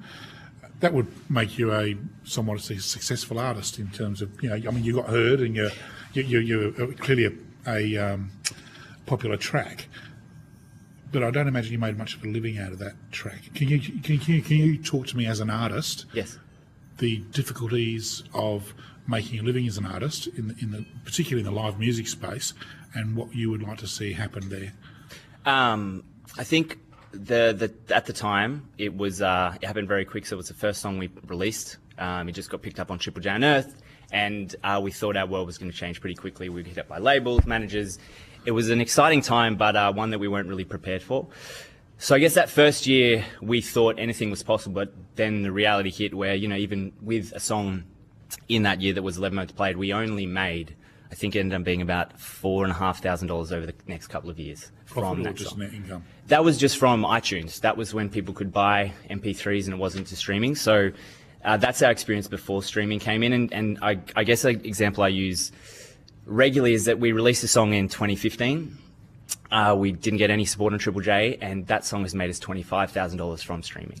So from my experience as an artist, I have probably a differing experience than a lot of other artists who maybe look at streaming differently. But I have felt the impact of what that can have on an artist's career. And at no point have I made a full-time living, even touring, earning money from syncs, getting played on the radio. It's always been a side thing for me. I worked in radio, I managed artists, I did a bunch of other things to make sure I could make the money I need to survive. And do you find that, and we've heard evidence previously that that's been the case for years, but it's worse now than it used to be. Do you have any insight into that? Yeah, so whether it's worse now to make a living? Oh, for sure. So I've managed a few artists after I've kind of moved on from making the career more about myself as an artist, and I think what's happened is it's a lot noisier now. So we were quite lucky. We were at a time when streaming was just starting to take off. It was a bit easy to get discovered. We already had a little bit of following. But for artists now, I feel some artists I work with putting out really great music, but even with the support of Triple J, they're getting playlists on Spotify and Apple Music and Amazon, but it's not accelerating the project as much as it would have, I believe, earlier before. We're getting 60,000 tracks uploaded a day, I believe, to Spotify. It's just not physically possible for every one of those artists. They're just finding it. Of course, and I think I probably have a different view from a lot of people in the industry, where coming from startup in the last couple of years, you really get to see that some businesses make it, but 90% of them don't. And I think reality is it's very similar in the music industry, where there is a percentage of people will get through, but it's no different to what it's like in a number of other industries that are really difficult to get into, where there will be artists, there will be businesses, there will be startups that don't survive, and that is kind of the way that things are. I do think there's mechanisms which we've been really working on to try and make a little bit easier, but at the moment it is tough when you're an artist trying to do social media, write music, tour. It's a lot to take on, and artists unfortunately just rinse and repeat a playbook of, I need a viral moment, that's going to give me everything, I need a song on Triple J, when really it's not about a moment, it's about constantly having these peaks in your career that build up to something over time. So, I mean, we've always had, with the arts in particular, and I think of acting and performance in a similar way, that high attrition rate, you're lucky to make it, you get your big break. But the concern for us, I guess, which is why we're having the inquiry, is we've just seen this relative collapse of live music, not just with the festivals, the big name festivals, but there's fewer venues to get your start up in. The advent of streaming means the consumer models, the way people consume music and find music is changing. So it just seems to be more difficult for Australian artists to even get their foot in the door, and be heard in the first place. I'm just is that something that you can offer insight into? Of course. So when it comes to live music, it's always been tough to get a gig. Like, it is very hard because you need to be a certain quality, you need to have the connections, you need to know where to go and who to talk to. I think the thing that makes it more difficult is the fact of now of, because there is so much out there, it is always going to be cutting through. I could only imagine the amount of emails the Zoo were getting, the Tivoli are getting from emerging artists who want a chance to open for a big artist. And again, the truth is not everyone can get those opportunities, and it wouldn't matter if all the venues were open that have closed. It's very hard to get the volume of punters, fans, through the doors to go and pay for those tickets for them then to get the opportunity. So I think when you look at the festival and venue space, there's been a huge change, and I no longer go out as much as I did, but I feel like there's a huge change in what the audiences are looking for, and we're starting to see that with the proliferation of really niche music festivals that are being successful. Those bigger scale music festivals have struggled recently, and I do think it's really coming down to people know what they want now, And yes, we can have the argument about is there enough Australian music exposed to them? Are they getting that? That's definitely a discussion, but I think people are getting more and more familiar with what they want because of a certain genre that might be really popular at the time. But I do think it's always going to be tougher the more people we welcome into the industry, which is amazing. I think everyone has a right to make music and release it. I still put my own music out, but I have no expectations that I'm going to be the next. I know Taylor Swift has been mentioned a number of times in the but whoever, I'm under no illusion that I'm not going to be that, but I get the enjoyment now just putting out music because I love to do it. And I think that's something we should be supporting artists who want to build a career, and that's why we've also started CAST, is to really make sure at the moment when you start to look at, as an artist, what's the latest technology? As a venue, what technology should I be across? As a stadium, as a festival, as a conference, where do you go? And it's really, really difficult if you're not technology savvy and you're trying to find a new product that could work within your venue or festival. There's nowhere to go at the moment, so that's really where we're focusing. If we can bring together the startups who have great products and we work through them to make sure those are front and centre, and then we can bring the venues and our promoters along to see that, we think that that's going to be the next evolution of the industry. So what's our role in that? As you've got a magic wand for the government. What's our role in making that happen? Joel probably talk to I guess this goes down to the heart of what our submission was about, was how we can work with the government to be incentivising that technology adoption. There's not a lot of evidence in Australia at the local, state or federal level that, I'll talk about arts funding more generally because live music falls under that banner, that there are genuine incentives for continuous improvement, let alone innovation. So in most cases, and the RISE Fund was as wonderful as that was, and I was running an organisation that was helped enormously by that, it's, core terms of reference and purpose for being were not really about a more sustainable industry. It was really about keeping what we had at the time afloat, and that was incredibly important. But if the government's objectives in giving out funding to anything that supports live music development is a more sustainable industry, by definition in the economy and the culture that we live in now, there needs to be adaptation of the sector, built into those objectives, because it's not going to be sustainable otherwise. Like, by definition, it can't be. And I think there's a lack sometimes of kind of basic psychology in the way some of this policy and funding is designed. I think it's Peter Drucker, the famous management consultant, said, show me the incentive and I'll show you the outcome. So the incentives are not in place for continuous improvement at the moment. The way most funding agreements are designed is we give you money and you give us outputs or outcomes, but there's the emphasis generally in the behaviour of the sector back to government is just to come back with a hand for more all the time. That's clearly not sustainable. So the sustainable industry is going to be one that's built on innovation and continuous improvement, but you have to have incentives in place when government money is involved to drive those behaviours. Thank you. Mrs. Archer? So just, I guess, drilling down a little bit into what you're saying there, is your suggestion that the industry or the sector itself has sort of evolved to a point, or generationally changed to a point, but that what support is being made available is kind of trying to fit to an older model, and so government, well-meaning, says, okay, well, we want to encourage or incentivise the industry to do what it's always done, because that's fallen away because of COVID or whatever. But the industry's changed, and so it'll go through the motions to meet the incentive that's available, rather than if government were to say, well, show us something new. Yeah. 100%. And maybe a way of thinking about it, and one of the problems of the music industry as a concept is that, like, it's very fuzzy around its edges, right? Like, once you start to define what the music industry is, there's a whole lot of things that are connected to it. And you see it even in the way state governments are bringing live music and tourism together more, and, you know, impacts on the hotel industry and bed nights and this kind of stuff.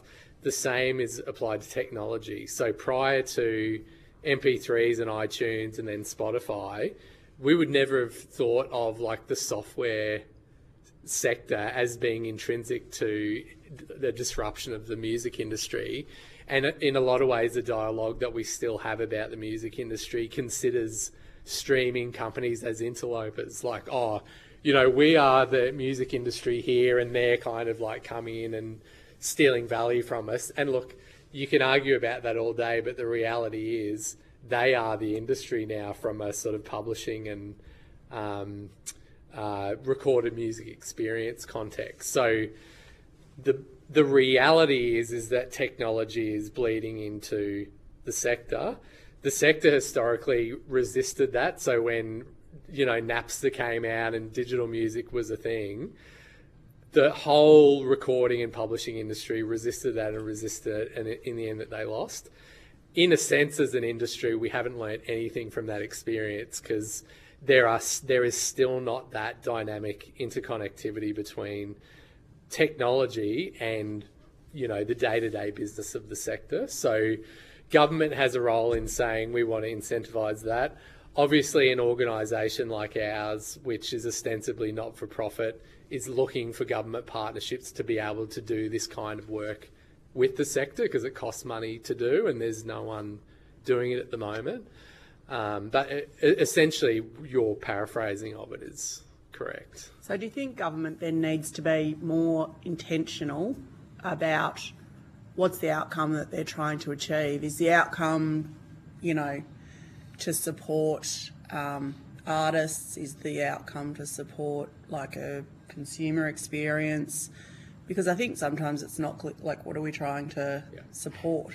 That's a great point. I think there's very, very different strategies for different elements of this, and you know, it's some of it is rooted in big philosophical questions about what is the role of art and culture in Australian life. Like in continental Europe, in France and in some other countries, artists are paid a living wage, and it's about this is important to the nation, regardless of whether an audience wants to consume this artist's work right now. We know in the bigger picture of the development of the nation, it's important that we have people who are willing to dedicate their life to art. So that's a very specific strategy. You know, like intellectual property law and, you know, quotas for radio, for example, that's a whole other issue. That's a very, very different strategy, different, you know, part of government essentially that looks after that. So you can't successfully deal with the problem of live music if it's not cross-government, sort of layered approach, because it's, you know, complicated. So from your point of view, setting up a not-for-profit is obviously for purpose. Where do you see that within that, where do you what are you prioritising in that context? Yeah, so the hardest thing when you talk about innovation is making it discoverable. And really at the key of all of it, it doesn't matter what's on either side. If people don't know how to find each other, there's no chance of anything. So really our key focus right off the top is it's almost we've stolen, the idea of Triple J Unearthed, because we know that's obviously done some incredible work for music. But when you bring it across and look at what that can do for technology, where instead of showcasing artists, you're showcasing some really interesting technology from across the world that could help our industry. We believe there's a really interesting spot where let's bring the visibility to innovation in the sector. And, you know, Joel touched on a point where the industry at the moment doesn't innovate themselves. They almost protect what they have rather than building for the future. And it's obviously what happened with the rise of Napster and Spotify. Really, the place we need to get to is innovation needs to be driven from within the industry. And that's something that can only come when they actually see pathways for adoption of the technology. So then external investment can come in and they go, great, we can see the investment we make in an early stage startup being worth billions of dollars that incentivize that investment to come in. So it's really about how do we actually show that there's some really interesting products across entertainment, because unfortunately at the moment there's products that could be used within entertainment but don't see it as a valuable pathway to profitability because there's so many gatekeepers, as a term we've talked about a lot, and also just getting to someone who runs a venue, getting to someone who runs a festival is very hard, and a lot of the time they don't have the people who understand technology. So going to a promoter who's already smashed with just putting on an event, and they're already taking risks by putting money into the event themselves about the lineup they book, it's very hard for them to stomach another risk, which could be the investment in a piece of technology that may or may not work. So if we can find a way to start for us is let's build this pool of really interesting technology, we become the place where you can go for free as a venue, as a stadium, as a festival, as a conference to see, and we'll also then run the Future of series, which will be the ability for us to go through, select some really interesting bits of technology, bring together a heap of the leading promoters in Australia, come along and experience what that technology can be, and we'll do that across venues, stadiums and conferences. So the focus for us is let's just put a highlight on innovation happening because there is some cool stuff. Let's invite more innovation within entertainment, and we think that's going to be the spark that's going to be the change we need. Just got one more thought. And do you think that is part of the answer, at least, to, we've heard a lot of evidence around part of the challenge for artists is discoverability. And, of course, like you said, in any industry, you're going to have people that are successful or not. Do you think that there's a role for technology in kind of levelling that playing field, though, where discoverability has more opportunity, I think, for more people, rather than at the moment it seems it's a bit, people are utilising those existing channels more successfully or not, for me, irrespective of their talent? Yeah, so for me, an example was, while I was going through everything I've done within the industry, I would spend hours going on an old site called Hype Machine, SoundCloud, and I would go and try to discover really interesting vocalists that I could work with. I don't need to do that as much anymore because for me, discoverability has never been easier. I think what it really comes down to is a lot of the time when you look at those artists who are being discovered, they're really good. Like if you go to listen to Triple J Unearthed and you look at the feature artists, you look at the artists they're playing on Unearthed, you look at the artists who are getting played on Triple J, even like we did, our first song got released and we got played, the music's really, really good. And I think this is a part where, yes, there can be arguable discoverability, but if I go to discover something and it's not good, where's the responsibility lie for me then to go and spend more time investing in that platform? So I think for me, it's like Fresh Finds, New Music Friday has a mix of, more established artists, and yes, that's where a lot of people go, but Fresh Finds is an amazing place to go and find really interesting music on Spotify. Go to Unearthed. There's literally a government-funded website where it is the newest Australian music out there at the moment. And I think there's already things in place, but it really takes time to know where to go. And that's something that the government's already funding. I cannot speak highly enough of the work that Triple J Unearthed's done. When I jump on there and even look at the artwork artists are producing, it's on a level that's so different from when we first uploaded our dodgy artwork that I did by myself. So I don't know if it's a discoverability piece. I think it just becomes down to taste. And if you're a business, what do you need to do? You need to make sure that product, and this is the hardest thing with Spotify, the product is really the music. They aren't the product as much as the music is. They need to know that music is as good as it can be so people continue to come back and listen. So again, my experience with Spotify has been very different in the benefit that I've got and continue to get royalties every single year. That is more than I got when we had the 11th most played song on Triple J. I'll probably always lean in favour of, for me, it has been an awesome thing that we still get money from.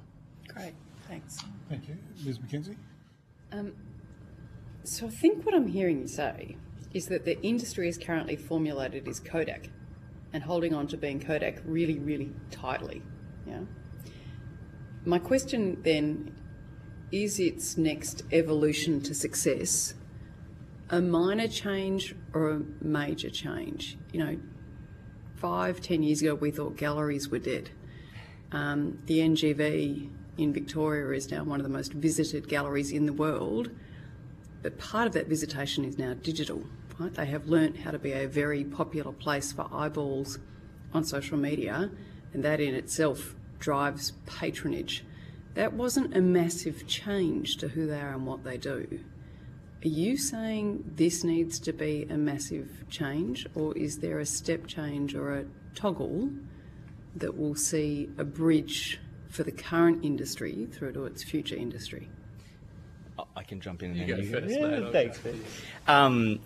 I heard Chris, the CEO of Q Music, speak earlier, and he said there are people lining up to get to shows. Like he's seen in the Fortitude Valley Music Hall. So I don't know if it's a huge change, but I don't know if it's a huge change. It's a couple of steps, it feels like. So in a way, it's a big change, because I think what we don't have at the moment is we don't have innovation baked into entertainment, music as an industry. And that's shown by the fact that, every time a product comes along, it's forward with obviously what's going on with the AI music platform now. There are artists who are just generally concerned that, okay, yeah, there could be something happening there, but why are we focusing so much on a technology that's going to be here? Why don't we start looking at how we can be working with it instead of this resilience that comes up every time about fighting innovation within the sector?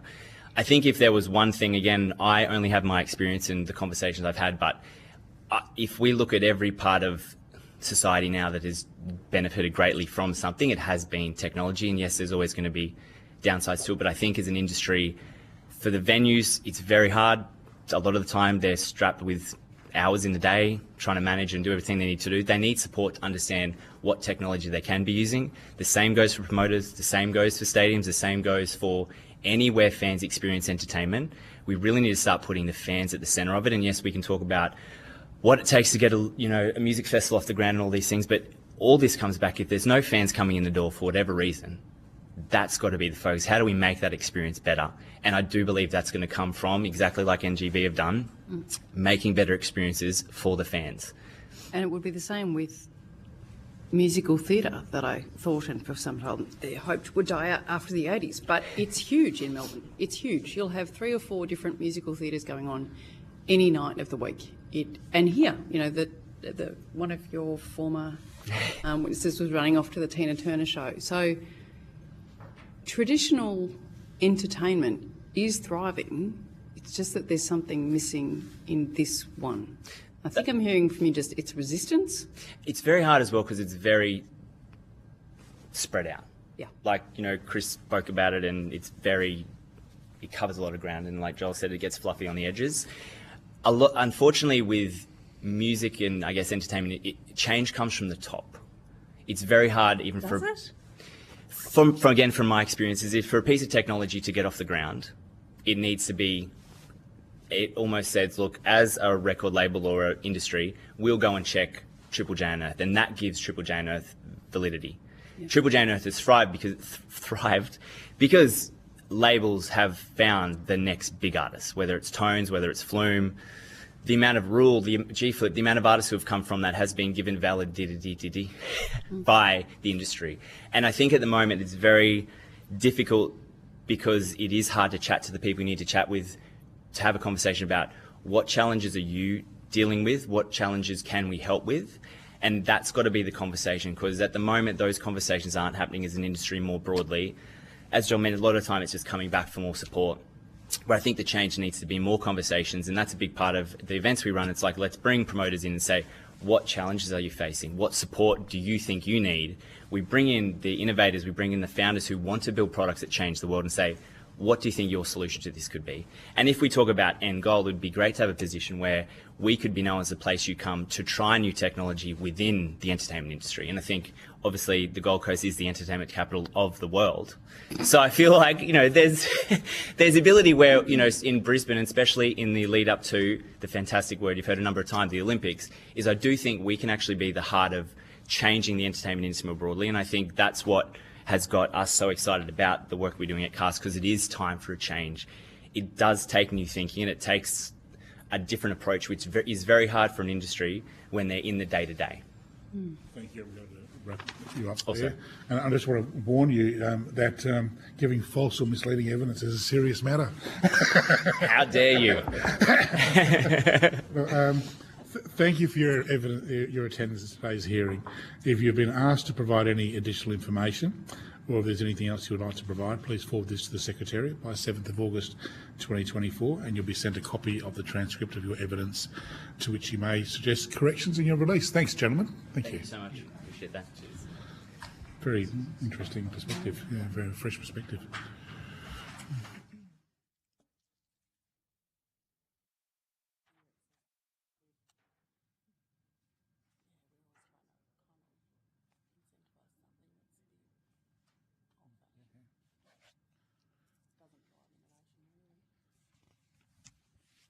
All right.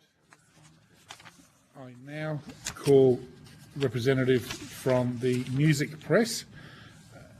For the Hansard record, would you please state your full name and the capacity in which you appear before the committee? Yes, I'm Stephen Green. I'm the CEO of the Music Press. Thank you. That's it. That's right. We'll get to the rest later.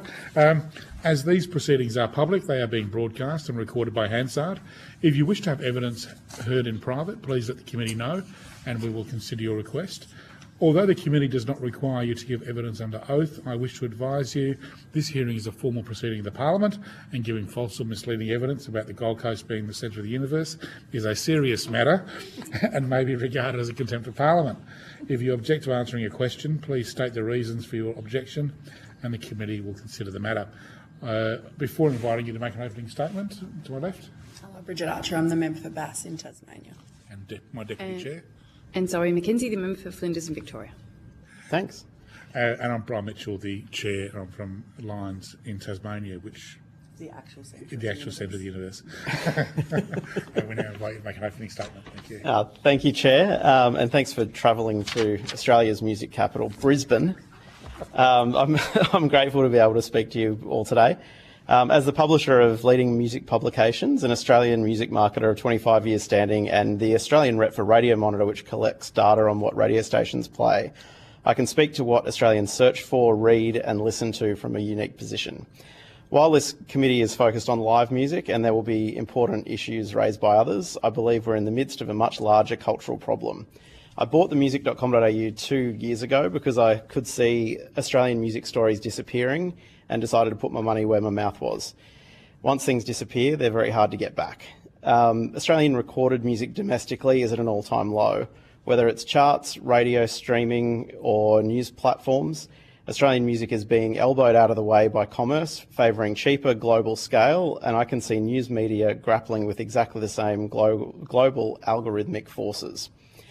Local Australian music is becoming less visible as it competes in a more globally programmed marketplace. And for live music, if audience don't know the band, they won't buy the ticket. Whether it's global tech platforms, major record labels, media, or multinational touring companies, commercial imperative is driving global homogeneity at every turn. Investing in new artists is someone else's job. The Australian talent investment pipeline is broken at every level because it's not financially efficient. And if there's no infrastructure to foster small artists, they will not become big artists. Australia needs to develop greater musical curiosity, starting with school education and strategies to expose kids to live music both as audience and participants. The pipeline of curiosity needs to be met with supports for grassroots venues, media and music creation infrastructure. We've seen it before. Countdown, Music Press and a revitalised pub scene combined to amplify Australian music in the 70s. Triple J, Street Press and rapidly growing music festival scenes amplified an Australian music renaissance in the 90s. How do we do it again? We cultivate musical interest, expose the music to an interested public and tell Australian stories to Australians to discover. Those are the real puzzle pieces to be addressed, and then we can move on to how do you convince an 18-year-old to go to a live music venue and pay $15 for a beer when they can't afford their rent. Thank you very much. Nice end to that. I'll invite, well, let's go Ms McKenzie first. Oh, I'm not used to being thrown to first. I think through the day we've heard both pessimistic and optimistic testimony about what could change and how we could thrive. And let's be frank, we start with a really good product. I was just walking down your mall and there were two people playing music and it was beautiful and people were standing around listening to it. It's not like you need to persuade them that fried licorice is a good idea, right? It's stuff that people naturally love. I'd try that. Fried licorice? Yeah. Ew, yuck. Anyway, so therefore, what's your most optimistic journey from here to getting us back to a position where we have a thriving at least, how to put it, thriving roots in the ecosystem? I think the biggest optimistic thing that I can see is that there are good pathways for Australian artists. The problem that we've got is that the only pathways that are open to us now are breaking globally. So you can go from the bedroom to having a viral hit on TikTok and get really good income from that viral moment, but it's very hard to get the 5 years, 8 years of development to get your products to the point where that is actually a viable long-term thing. As Gav mentioned before, if you have one of those moments and you're not ready for it yet, if you haven't had the flying hours under your belt, if you don't know what your next single's going to be, it makes things very difficult. And having those grassroots local music venues to be able to get the flying hours up before you get to sit on a support for Taylor Swift. See, I had to put Taylor Swift in there because everyone else has. It actually makes it really difficult because we want top-level artists. I just got back from Nashville at a conference, and it's really interesting over there, people talking about signing an artist and having a 5-year development process where that label will invest in songwriting camps and all sorts of things before they release any music. Now, that's not the pipeline that we see happening in Australia. In Australia, you see labels... Is that the industry norm over there? I mean, sure, they'll find something on TikTok just as well as we can. But it's a much larger market, and it is much easier to put that investment in knowing that you're going to get it back. If you're an Australian record label and you want to put that kind of investment into something, you want to know that you're going to have a global outcome. And overseas territories look at Australia and go, well, what are you doing locally? And we've got an algorithm on platforms that doesn't give any credence to local content. We've got radio stations that are looking at what people want to hear and discovering that it's not Australian music because they don't know what they don't know. And you've got those corporate forces that are forever pushing down an obvious route. I mean, we've got the same thing with the music. I could write, or one of my journalists could write an amazing 2,000-word piece on a brilliant new artist that just popped up in Brisbane that everyone should hear. And we could invest time, effort and money into that. Or I could write a 15-minute piece about Lainey Wilson splitting her pants at a concert that takes 15 minutes, is really cheap and gets about 20 times the hits. So the corporate imperative and the cultural imperative are not the same. So what's our role in that? I think there's a number of things, but as I mentioned before, that algorithmic problem I think is underpinning a lot of what we're seeing. And I can see it quite clearly now because we're going through the same thing on the news side of the fence, and there is that kind of black box theory where if you ask platforms how are these things being prioritised, they'll go the algorithm, and that's all you can know. That's all you can ever know. We're not going to talk any further on that. There's nothing we can do, and I think we can either subscribe to that and look for other ways to counteract it, or we go, actually show us your black box and give us some insight into what's going on here. If we're going to go for incentives, then that's where we really do need to be looking at if the algorithms are going to only give people what they already want, we need to get people more curious about what they don't know. So that's where music education really comes in. I think we've got to a point where the interest in new music is very, very low.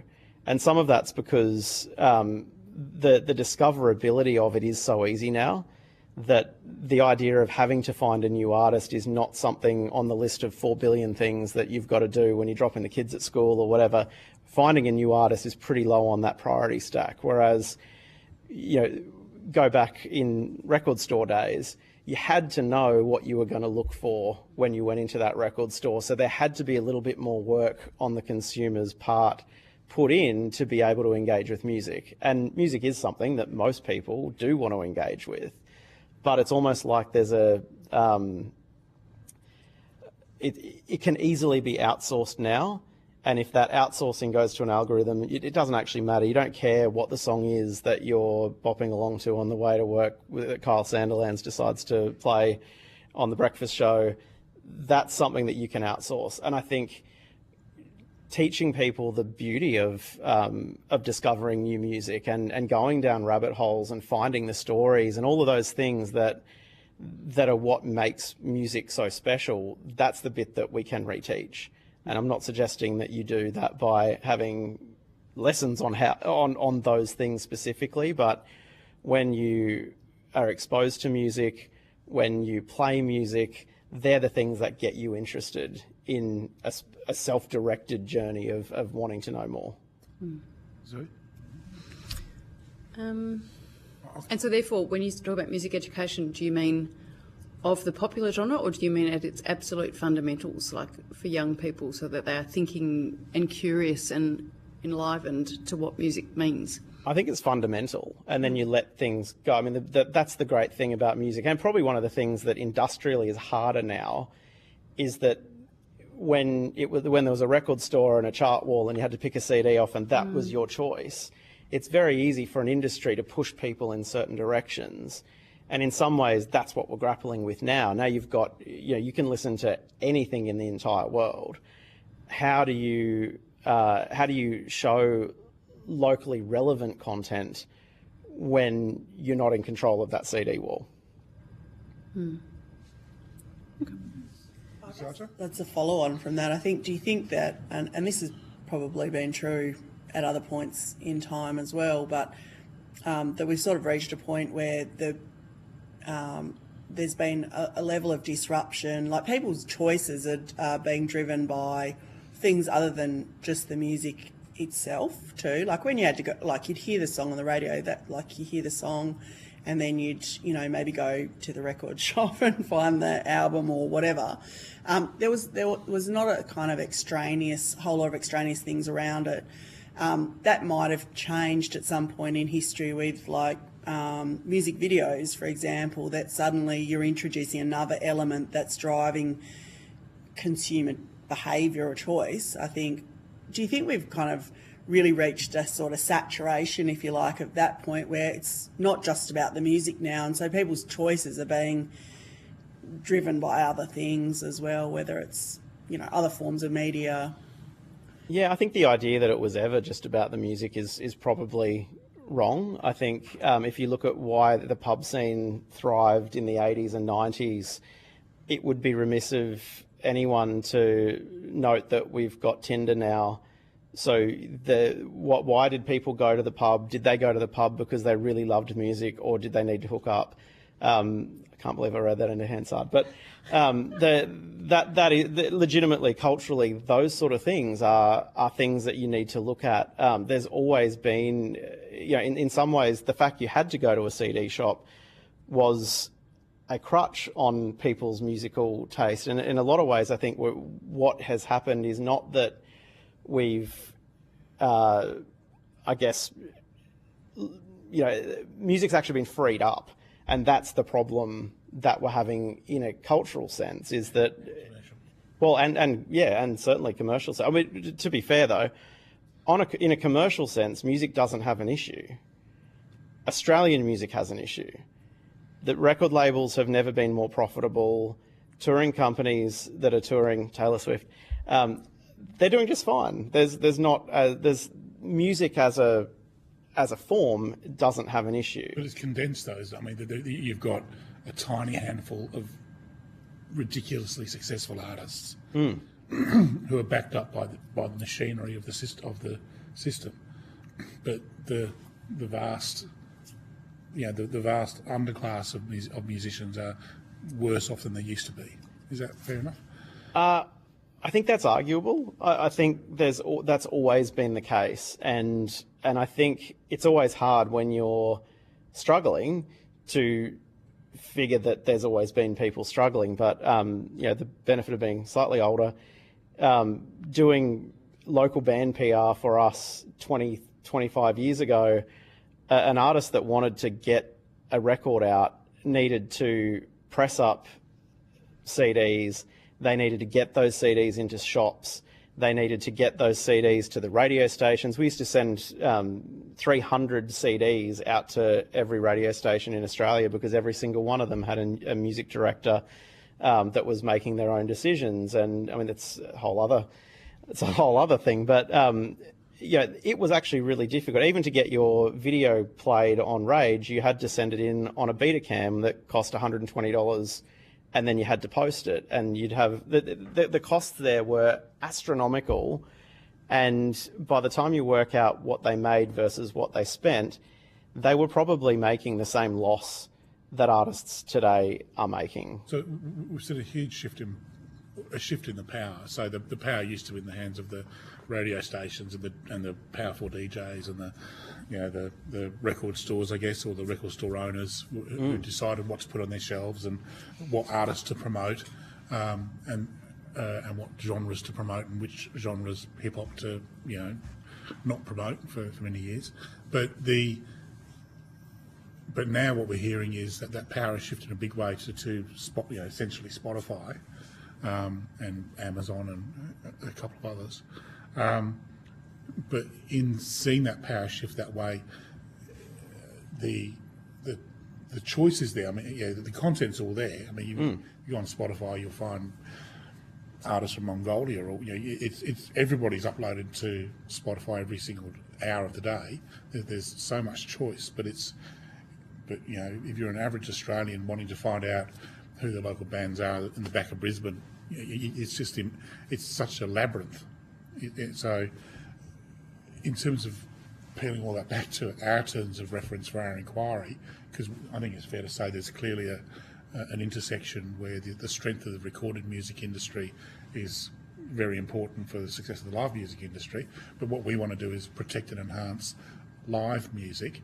So having said all that big massive word salad, what's our role as legislators and policymakers, and in encapsulating everything that you're concerned about? What do we need to do to promote and enhance live music in Australia?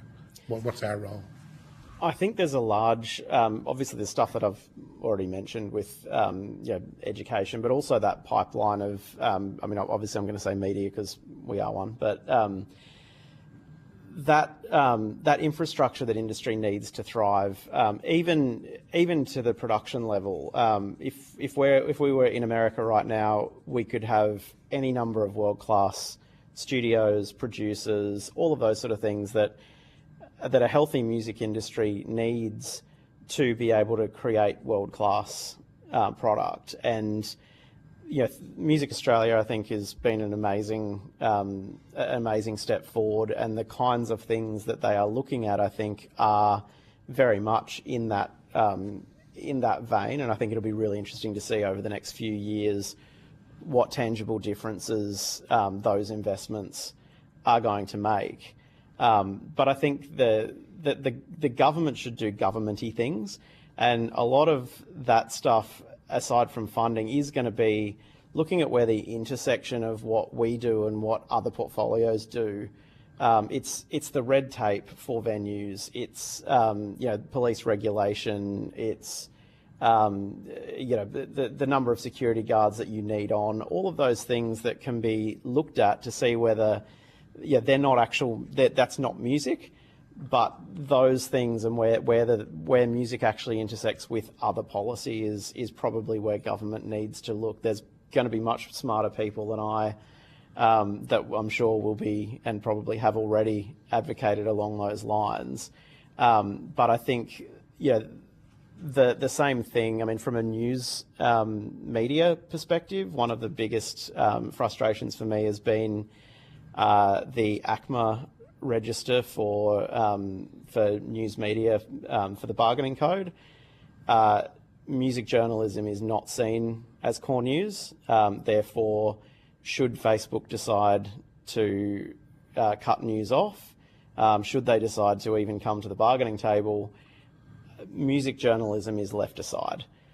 So I think, once again, that's not a music-specific thing, but there's an intersection where having cross-portfolio discussions where arts can talk and go, these are the sorts of things that that could happen to assist us here. If music journalism was covered under that, I still don't know that the outcome there's going to be necessarily rivers of gold for anyone from Facebook, but we love you, Facebook.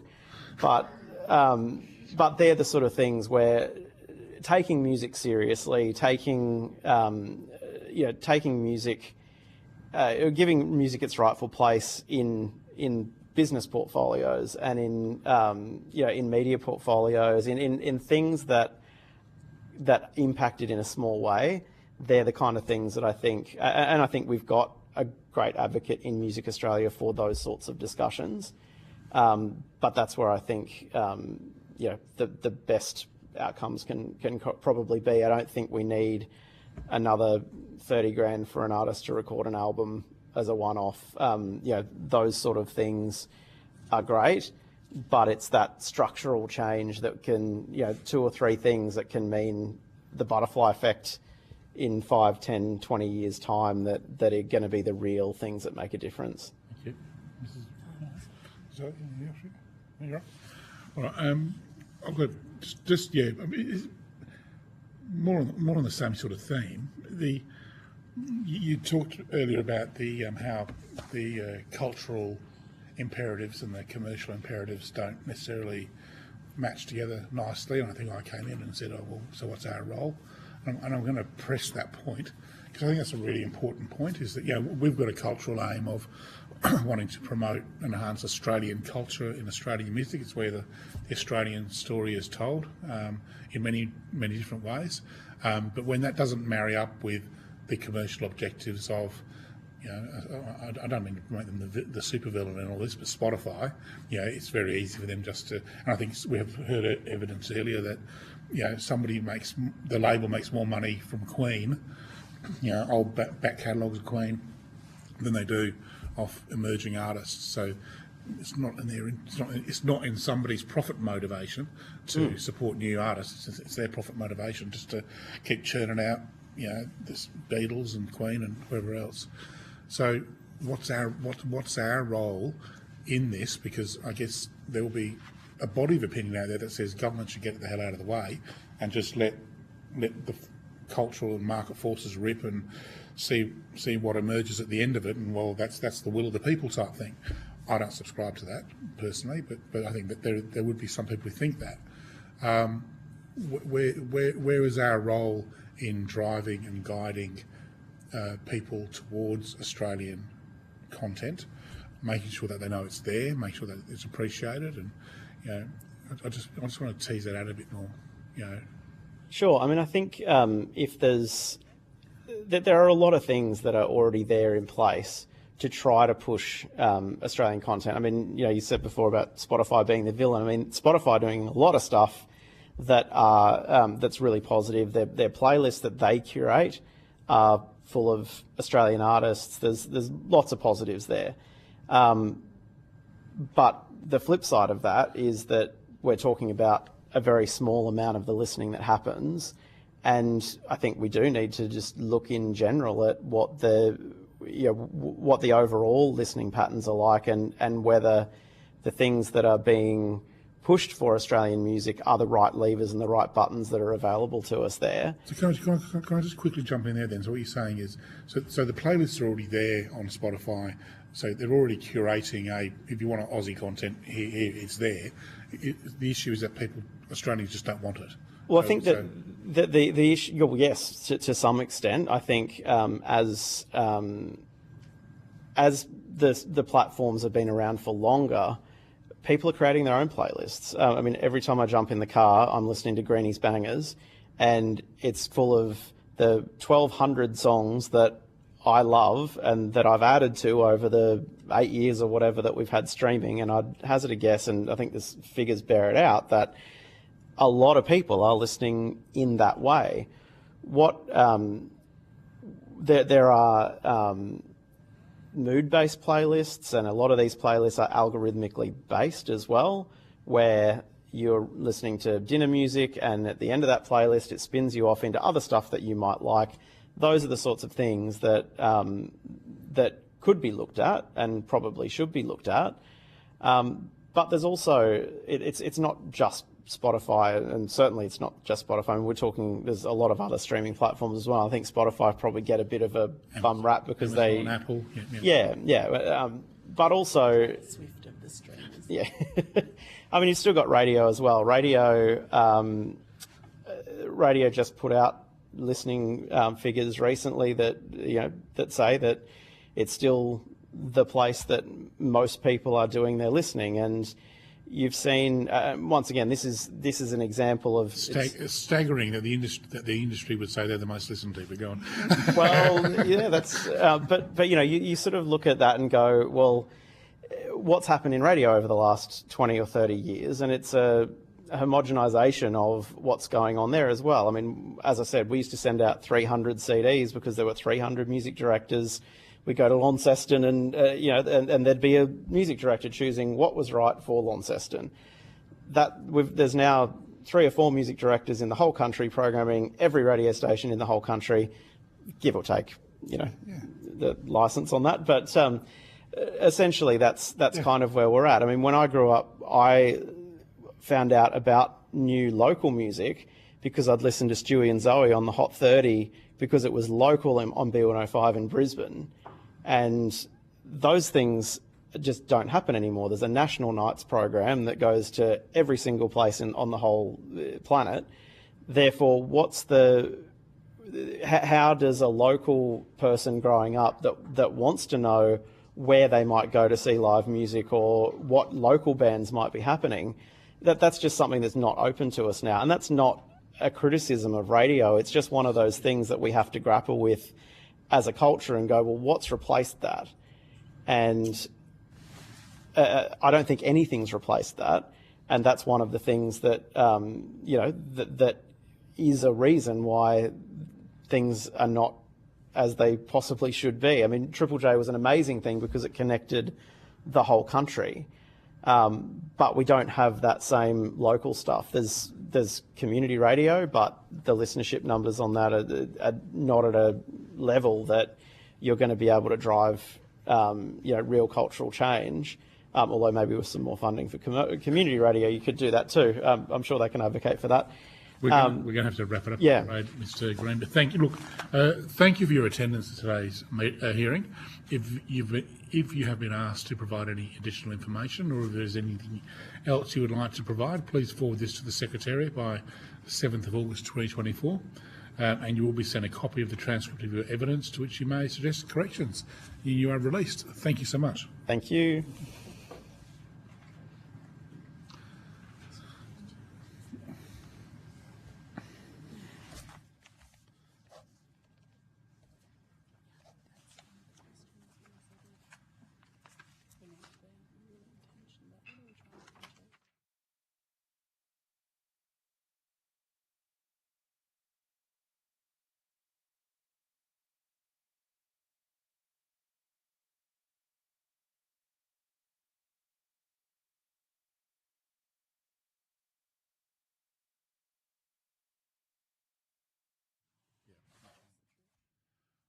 Okay, I now call representative of the zoo. For the Hansard record, would you please state your full name and the capacity in which you appeared before the committee? Shane Chidsey, and I was the owner of the zoo. Thank you, Mr. Chidsley. As these proceedings are public, they are being broadcast and recorded by Hansard. If you wish to have evidence heard in private, please let the committee know and we will consider your request. Although the committee does not require you to give evidence under oath, I wish to advise you this hearing is a formal proceeding of the Parliament. Giving false or misleading evidence is a serious matter and may be regarded as contempt of Parliament. If you object to answering a question, please state the reasons for your objection and the committee will consider the matter. And I'll just quickly introduce ourselves. Bridget Archer, I'm the Deputy Chair of the committee and the member for Bass in Tasmania. And Zoe McKenzie, member for Flinders in Victoria. And I'm Brian Mitchell, Chair and Member for Lions in Tasmania. And open the floor to you, Mr Shidzi, to make an opening statement. Thank you very much. I sort of open with the statement, sort of that summarises, I think, where the music is. So every person on earth turns to music at some point to help them survive. It's up there with food, water, shelter. It's a basic survival need. And at times like where we sit at the moment, it's diminishing more and more and more in their availability. Being the custodian of the zoo since end of December 2020, sorry, has been both most fulfilling and enjoyable and the most sad and difficult times of my life. So venues aren't run for profit. We don't even have any chance whatsoever of getting anywhere near towards a profit. And fundamentally, at the end of the day, it's private funding that is making a decision to keep these venues open. And you know, as an overall base indicator of that process, myself personally have funded over $3 million out of my own pocket of loss since I bought the place. So eventually need to turn the tap off with no avenue and no support coming in any shape or form for venue owners specifically. You know, as I said, you look at the overall process as it goes. A place like the zoo and Stranded, which was set up to support the 0 to 200 cap and the real grassroots artists coming through, than the zoo. So base calculations for it, it's $1.2 million to keep just open the doors. That's before you even have any stock. That's staff, rent, insurances, wages, securing electricity. That's a lot of alcohol to sell before you've even bought it.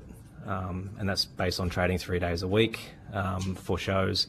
And to the point towards the end, we started to have to look at whether we would even do what we are there to do, which is to support the grassroots artists. Because if you open up on an earlier week for a smaller artist, don't sell any tickets, you go backwards, you're guaranteed to not make any money on the weekends. So that's my opening as a whole. So it's a desperate need to find an alternative model.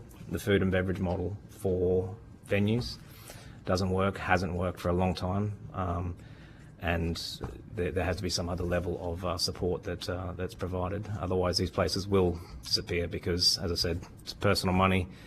I'm not going to lose my house over supporting a basic need for other people, which I got very close to doing. Thank you, Mr. Susan. When did you close the zoo?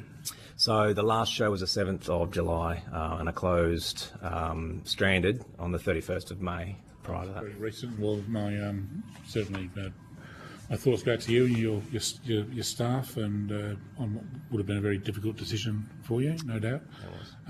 Obviously made for the right financial reasons, but still has an emotional toll. Look, unfortunately, what it does, it gives us hopefully the ability to pick the bones from it, to learn from the experience. As you know, we are tasked with how do we enhance, protect, promote live music in Australia. We've seen a number of festivals fall over. We're seeing the pressure on venues, whether it's cost of living or rising costs, insurance, power, those sorts of things. And also what we heard today is changing consumer behaviour, the way audiences choose to support live music. What insights can you provide to us from your own painful experience about what we need to do at a governmental level to ensure the continued survival of live music in Australia? So it's a layered question. The reality is that discretionary spending is what music is. Music and the food and beverage model, as I mentioned before, so drinking, eating at venues. In the last calendar year, we had the best ticket sales we've ever had. Right, did pretty good, but didn't have the results over the bar. And so when you take it into different levels, from a what can be done. The first element is that there's not many reliefs that the venues get. As a whole, I said if you're a group, as I have related companies as well, I've got to pay payroll tax on people that have clearly nothing to do with my management consulting company that works across the globe, but I'm exposed to that cost. the excises that just continue to come on alcohol, the recycling additional taxes that came in with that. Every single time you turn the corner, there's another cost being pulled out of your pocket. So that, amongst the fact that you're working in the Valley, it's the Safe Night precinct. Rent is good. Mr. Apostolos is good to the venues, but you're still talking about nearly $300,000 in rent just alone on that. So again, there's a lot. So for me, where I look at things is it's about looking at how you can strip down the market. And I think, as Smash and a few other people have talked about from Oztix and so on and so forth and ALMBC, there is a lot of tourism money that comes in through music, through the large touring. All right, so a 50-cent transaction cost or something on that from a Taylor Swift or a Ed Sheeran is not going to be felt by the general punter. If you can afford $400 to go for a thing, $400.50 ain't going to hurt. That money going into something that can be filtered down from the bottom up, like the reverse process, where as long as you're being a responsible owner of a venue, you're paying your staff, you're paying the super, you can qualify to get some kind of relief. It also can't, in my opinion, all of the new bodies and stuff that get put up, people still need to get paid for all those things. This has to be something that's managed by a charitable element, because looking at additional trading hours and other bits and pieces and 72-hour trades and other bits and pieces that are being touted towards the Olympics, people still only have $1 to spend. So if you spend that over 72 hours versus 24, all we're going to do is get hit with additional costs. The license will go up. We'll have to pay more security, more staff cost, and we're an industry that is penalty rate based as well. So it's about trying to figure out where you can carve. We're not looking to carve from artists, but it's got to come from some level in that. The other element that I would suggest is there needs to be some level of grant that is there just to help you. There are no grants that I know of, and we had a grant writer that worked with us to just keep the lights on. It's you go spend some money on somebody else's venue and we'll give you some money, but spend 70, we'll give you 30. Something like that. We don't need that. What we need is, something that goes in to help pay insurances. And while insurances are definitely on the radar, it's not the only aspect. Yes, the insurance is going up, but 60K isn't sinking a venue, right? What's sinking the venue is the systemic issues that come along with that. So post-COVID, people couldn't really have appreciated that it was going to change so much. So that's my thought process there. We can't really suggest that anything helps to fix interest rates or cost of living, because that's what it is, and that's not coming down. So it's more about trying to find an avenue that's fair and equitable to support the lower end of the market, because people are looking now for a good experience. So they're going to the big shows, at Fortitude Music Hall and so on. So they're quite often sold out. They're going to make a decision. Are they going to do that? Are they going to go to a festival? They're going to save their money. If they're at a festival all day, they're going to save their money to spend there. If they come to the zoo, they can run there, drink some water, go home. So. Last one from me before I throw to my colleagues. You talk about how you had your best ever year for ticket sales, but last year your bar sales just didn't keep up, and we've heard similar evidence. And I just wonder, I'm not sure whether you did any sort of straw polling on this amongst your customers. Do you think that's a cost of living issue, that people just didn't have the dollars to put over the bar, or was it a cultural thing with young audiences where they're just not buying alcohol in the same way that my generation used to? So I think that again is it's quite easy to answer, because you've got our venue was predominantly paired towards metal, punk, a bit heavier music, predominantly quite big drinkers. Okay. That paired off massively, going from sold out shows doing $15,000 to $18,000 to doing $3,000 to $4,000. It costs a lot more than that to open the doors. Yes, there was also a change in habits as well. The 18, 19, 20-year-olds, so those 20-year-olds that would normally have gone out and experienced, getting their 18th birthday and having a few too many to drink, had gotten used to staying at home, preloading, coming out. And so we were getting constant conversations, more than beginning, when's the main act go on? And then everyone rock in 10 minutes for the main act, rock out. There's not enough time in that to cover. So there's a blend. The cost of living is massive. Is this discretionary spending is well on the down low, and maybe when they realise they won't be able to buy a house, they might spend their deposit. But at the moment, it's we can't blame the punters. The punters themselves are there, you know, and live music, especially the music that we're presenting there, a venue's being supported by the bottom socioeconomic range. You know, so they're there, they're attending the music, but I guess they're answering they don't really understand it's a food and beverage model, and no food, beverage, no model. So, thank you, Mrs. Archer.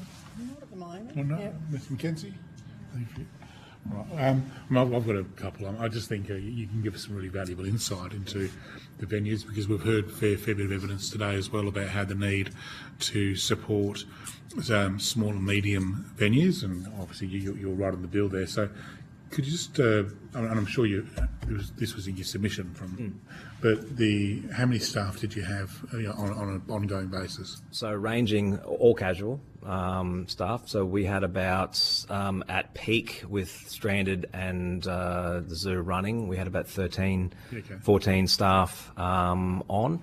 A few spares, but it just sort of rig-ins that would come in as support as needed, or rock starring as I call it. And then when we closed everything else down, get back down to the zoo, we had our core 6 people that are on there, plus myself and everyone else that chipped in for no cost. So so it's sizable, and about on bottom end range, it's about $500,000 to 650,000 salaries a year. And again, we're working on penalty rates. The whole thing's penalty rates, and nothing against penalty rates, but I'm a good Labor man. Yep. Can't speak for colleagues, but I'm a good with penalty rates. But obviously so it's certainly sizable. And what kills me is that you had record ticket sales, I think, and for those of us who understand business, sales doesn't mean profit. No. And we had that but conversation. if you have record ticket sales, you still can't make a go of it. Gee, that hurts. Our booker did absolutely amazing. So Calibre, they did an absolute rock star job, to a point that they probably contributed to us going downhill further, because we had more shows, more ticket sales. You needed staff for security and for people for that to assume they're going to drink, and then when quite often people just didn't rock up. They buy a ticket. We probably only had about 60% attendance on ticket sales. So that, they just don't turn up. And that experience is, I don't want to say unique, but it's sort of a little different to what we're hearing generally, which is that people just they're not buying their tickets, they're doing the late sales. The consumer behaviour has changed, but you're saying that no punters want to come, they're happy to buy the tickets. It's a bit different in the different models. So if you're a festival, based on the bookings and so on and so forth, the festivals themselves, they have different stages where they've got to pay their deposit and then the next one, etc. So if they don't get the ticket sales that they need in the beginning, if they don't cancel at that point in time, they're up to paying the next one, which means it goes downhill. And that's a blend of Australia being so far away and being so expensive and potentially not getting the headlines that we need. A venue like the zoo with a $20 to $45 ticket, it's not the end of the world, right? So getting the ticket sales is not wasn't the issue. It was very late still. People still would book late, but for us, we're not up for their cost at that point in time. It's a different model for the festival, having to secure and provide a guarantee. We did a couple of guarantee shows and so on and so forth with other artists and stuff overseas, so I got to experience that firsthand on the stress associated with knowing you got to pay regardless. But ours is a little bit different. The zoo has been there for 32 years. It's a place that is iconic in the process. But when we did make that announcement, what was interesting was the fact that the amount of people that said, it's such an amazing place. When I was there 10 years ago, I loved it. Well, if people hadn't been back recently, so it's one of those things that people want to. And even when we put on the announcement, I made the decision to close one venue so I could keep the rest going as long as possible. My staff are being paid this month. I'm paying them out of my own pocket this month to make sure they've got time and they've got transition available, as well as trying to see if I can find another person to come in and stake their self on the pike to take over the place as well, so I can then create a going concern for the business as a continuation. So you were talking about your ticket prices being around $45.50 for an act. That's pretty much max. I'm sure that would have changed depending on the act, and you would have done the sums before making your decision. Well, is there a capacity to up the ticket price to make up for the lag in alcohol? And did you just come to a decision that you couldn't raise the ticket price enough to make up for the lack of alcohol? It's the model. So the model structures we don't get. So the ticket sale portion we get is a couple of dollars, $3.50, depending on the size, to cover our sound engineer and lighting tech. That's it. That's what we get. So if they charge more for the ticket, that doesn't come to us. Okay. So that's also, the zoo is one of the cheapest venues that you could probably ever go to, you know, and there are models in regards to looking at taking more and more cost and increasing costs, etc. There, that then strains the artist. You know, so it's all a phased element. So you're robbing from Peter to pay Paul, but it's not sort of solving any overall level that's there. And when it comes to tickets, if tickets are too expensive, then they won't come, because we're hitting at different sort of economic hotspots. So, given that you were doing the ticket sales and you had record ticket sales, which demonstrates there's an appetite for people to go out and at least the particular genres that you provide. What's the solution to the? Because we all hope that cost of living obviously will be a cyclical thing and it'll come back, but if there is a cultural change going on with alcohol consumption, and there are obviously positive elements to that as well. Yeah. But from a revenue point of view, if this is a long-term thing, what's the solution for venues that have previously relied on alcohol sales to buttress, ticket sales? What's the solution? Is it gourmet food? What is it? Subsidy. So it's, as I mentioned before, the reality is that this industry is not supported on the outside from that. The money that's available is money available. The industry, the venues need assistance with the rent, assistance with the base, going costs that exist. You've got a venue, any additional money-making opportunity. When I came in there, I looked at doing day activations, going and trying to help and giving the place away for free during the day, renting it from my other company to try and sort of have availability for people to come in and try the place. But all of that costs, so at the end of the day, the venue is there to do a few different things. We tried opening as a bar by itself, but it's a music venue. No one associates that with a music venue, and they're going to go up the road for the cheaper $4 drinks because we can't afford to do them. As the costs go up, we couldn't even sell our alcohol at the right margin because the costs have got to a point that people wouldn't be willing to pay a basic at the zoo for $13, which is what we needed to charge. We were only charging $11. Now that $2 doesn't sound like a lot, but that was pretty much just the recycling difference in tax that went up in per bottle. So, all right, so. Because one of the issues with subsidies, of course, is that that's obviously a government payment to venues, and people can make the argument about the cultural imperative of that and that sort of thing. But then there will be others who make the argument, well, you're a private business and you sink or swim. Yep.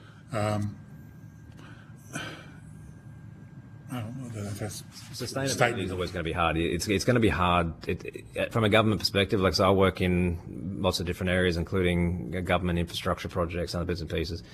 Money's not free. It's hard to give money away for free. I think what has to be looked at here is that this is a basic need. Music is a basic need. There may be some levels of some venues that need to be looked at as if, like the Powerhouse, etc., that are a treasure, a precious element that are there, and look at what other ways there are. But as I said before, there are ways of taking, like I said, the say 50 cent or something from the larger touring acts. The money that comes through, similar to what we had, there were a lot of arguments during COVID around the support that went to sport versus music, and if you balance them together. Music is so much more generating from a revenue perspective, from a tourism perspective, compared to sport. It's not even in the same ballpark. But we got nothing in comparison, really, really nothing. And we were cut down harder. Everything was the thing. But the money's there. So if there is some level of trying to save it, it's got to come from that. It's not going to come out of a budget, because it's got to be reviewed and got to be any change of government and everything goes with it. It's got to be something that's sustainable. This industry has been kept together by private industry. It's got to continue being kept together by private industry. We heard earlier about I think it was Dr. Green and Dr. Gould from memory, talking about an ecosystem approach. So if a levy was to be applied, it's basically the outrageously successful big acts supporting the incubation sort of level. I had a question and it's completely escaped me. But Deputy Chair. Just picking up on something that you said about ticket sales and attendance, and that people would buy tickets but they're not attending. Is that something you've noticed had changed? Has that always been the case, or you get a greater amount now of people buying a ticket but not turning up? Even the final night sold out tickets, 530 tickets. I think we only had 500 through the door. And that's the last show ever at the zoo. Do you have any idea, like, is that sort of illness related? Is it something else going on? You don't have any? I don't know. I think that people are keen to get in. They want to go, and then they realise that they're going to rock along there. Then they've got to get there still. You know, so it's not that easy getting. If you're living out in the suburbs, it's sometimes it's $20, $30, $40 just to get in. It just seems like slightly like an odd discrepancy in a way, in terms of cost of living and discretionary spending being an issue, but then at the same time people may be prepared to buy a ticket but not, just not. I think they've still got to spend more money though, right? Yeah, I think guess that's the It's issue. interesting, They've got to spend more money, and I think it's probably something that the other venues are experiencing as well in the same regard. And look, it was when I bought the venue. It was during COVID. I saved it from being closed at the end of 2020. So, it was, I didn't have the experience in that side of things, but it has gotten worse over that last sort of 6 months. And I guess you could probably put it down to, obviously, I'm sort of, I'm assuming something here, but the reality is if you bought a ticket and then you realise you've maybe haven't paid as much that week, if you can't get in, you can't get out, and you can't go have a drink, well, bugger it, maybe just don't go. But like I said, there are changes. The younger generation, like I said, they may not, and it's probably going to get worse of the fact that if they don't have the opportunity to go and see live music and be in that ecosystem and that environment, then it's going to become a lost passion for people. But at the end of the day, as I said, for me, my deciding point was when I looked at the revenue for FY24 was $1 million down on 23. And we only did 2 before. I remember my question, which is how systemic the issues that you've faced, how much can they be extrapolated across other venues across Brisbane and across Australia? I mean, you obviously, I would imagine, talk to other venue operators. What are they telling you? So in the small venues, sort of 1,000 and under, they're all sort of experiencing very similar things. Like the Triffid, they had pretty poor tickets. They had as much issues, if not, we were actually performing better from a ticket sale perspective than they were. Other venues that I know, they're having to cater for different types of music that they wouldn't normally cater for. They're catering for maybe more comedy, other bits and pieces, because people have got a bit more money up that range, they want to spend more money. So moving away, and what this does, if I had a choice, and which I did, if I had a choice to close the zoo and keep the zoo precious and its ecosystem correct, which is supporting the lower end of music and the supporting the ecosystem of generating new talent, or changing to that and selling out, I'd rather close it. I'd rather pay my staff. I'd rather make sure that everyone had a chance to go see the place before you get to the system, which would have happened. Eventually, I just would have run out of money and had to close the doors with no notice. So it wasn't a flash decision. It was 6 months in the making.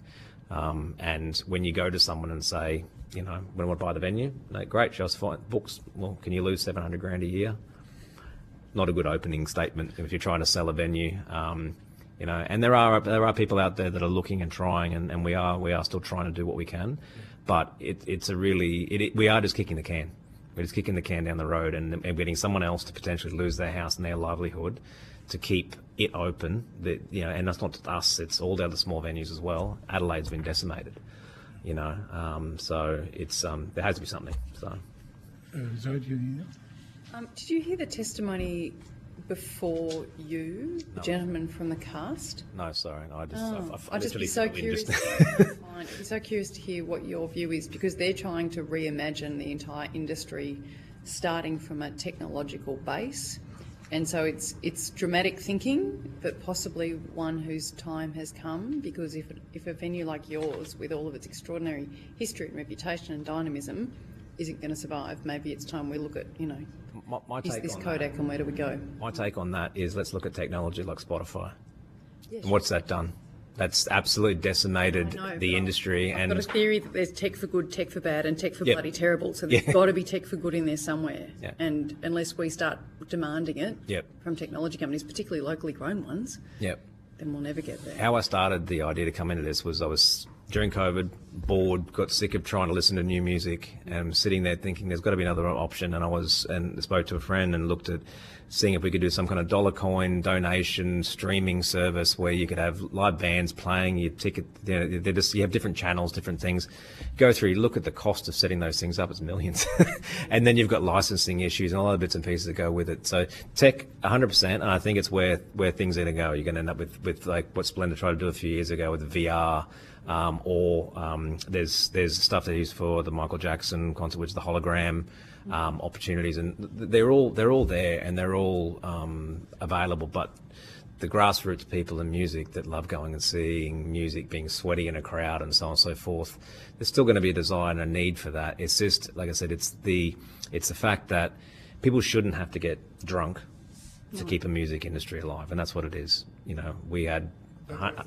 That's what it is. It's a food and beverage model. The food, you don't make money on food. I mean, ask Montrachet, ask them, all the other big restaurants around, and food's expensive to do. It's a hotel license. We have to have it, and sort of we went that route because we thought we'd be able to try and when one's up, one's down. If people aren't drinking, maybe they'll eat. And all these hedging opportunities. But there will have to be something like that in the tech space, and it will come through. But again, it comes down to a grassroots thing. Who's going to profit from that? Is it going to be the people up here with the money, the rich get richer, or is it going to be the fact that the artists used to be rich from record sales and so on and so forth. Now they're sheep. They're amongst a million other people getting thing, and now the model changes again. So sometimes the technology can be useful to reimagine the invitation to the event, right? So I find with my kids when they were much littler, couldn't get them to come to anything unless I'd show them a bloody YouTube clip of whatever it was first. Yep. And I remember also in COVID, again, as a Victorian, we had to get very creative about how we absorbed or had exposure to culture, and particularly live culture. Yeah. And I remember seeing Felix Riebel play Alone in the Forum in Melbourne one night. And the Victorian government, to their credit, were broadcasting this live. So you had to actually be on the right channel at the right time to get the thing. And it was superb. And it reminded you everything about what you were missing in missing live performance. Yep. And so sometimes maybe the text, not the delivery itself, but it may well be a new version of the invitation that gets a very digital generation curious. And they are very digitally structured and from an interest perspective, and they've got no attention span. I've got a 20-year-old, a 16-year-old, and a 16-month-old. So and trying to keep the 16-month-old away from everything that is tech. But it is there. But the grassroots, the bottom level fact is that these are if you don't have these venues, you're not going to have anyone playing on that absolutely. But maybe platform. the venue needs to make money in a different way that's not grog. Yeah. Yeah, exactly. That's right. Before we finish up, just very quickly come to something a bit tangential. You talk about how the deputy chair was talking about how people buy tickets but don't attend, and I'm just wondering whether the emergence of these special entertainment precincts means you've got more capacity for young people to do more night shifts, and they're probably casual workers and they're being called into a late shift at the last minute, and here they were looking forward to going out, but they've been called into work. I don't know whether there's any evidence of that sort of thing. My experience so far, but looking at it from an outside perspective initially, and then looking inside, the special entertainment precincts and stuff are wonderful, right? But they come with a lot of cost, right? So you got to use the IDU scanning, got to have the ID scanners, all the bits and pieces that go there, additional security. There's additional cost. There's so many layers on layers on layers, and which is why when I was asked, I think on an ABC interview about saying that they was looking to bring in this this 3-day open straight kind of situation, I said, and a new night panel or board, or so someone's getting paid for that. To put that money back into where it's supposed to come from, and people don't. It's not going to be an increased number of money, amount of money to spend. It's going to be spent. The same amount of money is going to be spent over a larger period of time. With the casino coming in here as well, it's going to be that's the next level. There's going to be another huge drag from all of the places that are struggling right now. You get 8 days of poor trade right now for venues. There's going to be another 20 or 30 that close. We're not like months away. We're literally minutes away from closing every day. Well, on that happy note, Mr. Schutzik, look, and with great sincerity, I would like to thank you for your attendance at today's hearing at what has been a very difficult time, and for the fact that you've still chosen to appear, I think it speaks volumes. If you've been asked to provide any additional information or if there's anything else you would like to provide, please forward this to the Secretariat by 7th of August 2024. You'll be sent a copy of the transcript of your evidence, to which you may suggest corrections. Thank you. You are released. Thank you very much. Apparently we're breaking for a quick break for 10 minutes. We'll be back at 3.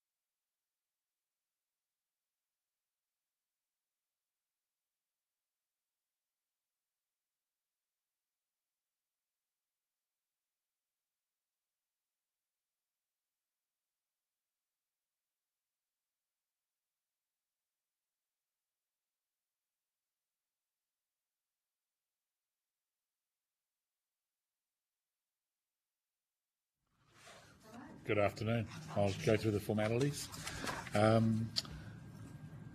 We're back from our break, and I will now call Ms. Amanda Jacks of Woodfordia. For the Hansard record, would you please state your full name and the capacity in which you appear before the committee? Certainly. Amanda Jakes, and I'm the Managing Director of Woodfordia and Festival Director of Woodford Folk Festival. Thank you, Ms. Jakes. As these proceedings are public, they are being broadcast and recorded by Hansard. If you wish to have evidence heard in private, please let the committee know and we will consider your request. Although the committee does not require you to give evidence under oath, I wish to advise this hearing is a formal proceeding of the Parliament. Giving false or misleading evidence is a serious matter and may be regarded as a contempt of Parliament.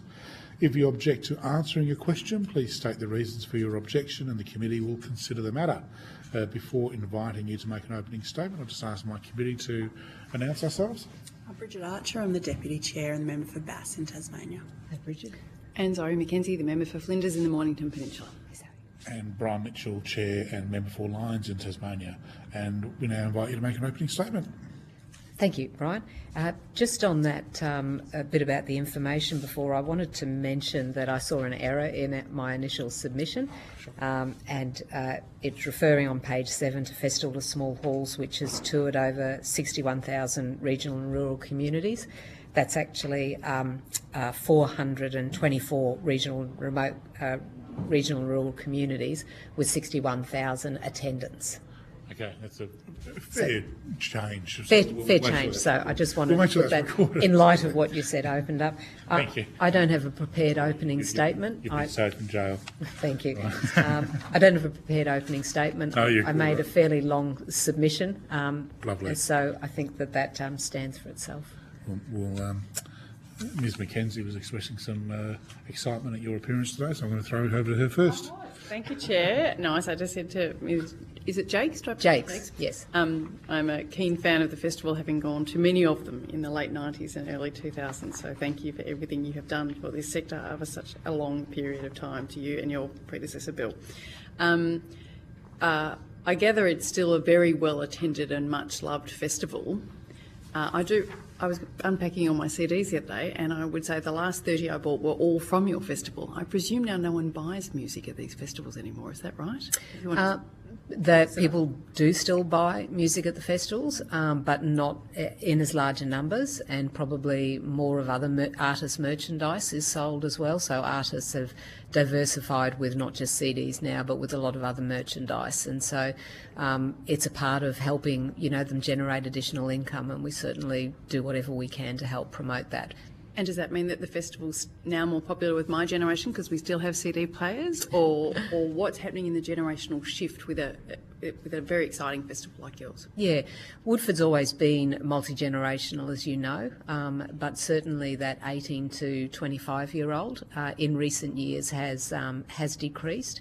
And I would have to say that with the crisis that the music festivals have been under, really from the start of COVID till now, that would have been a time that you would have put into efforts into working and building that audience up, that we noticed that change in.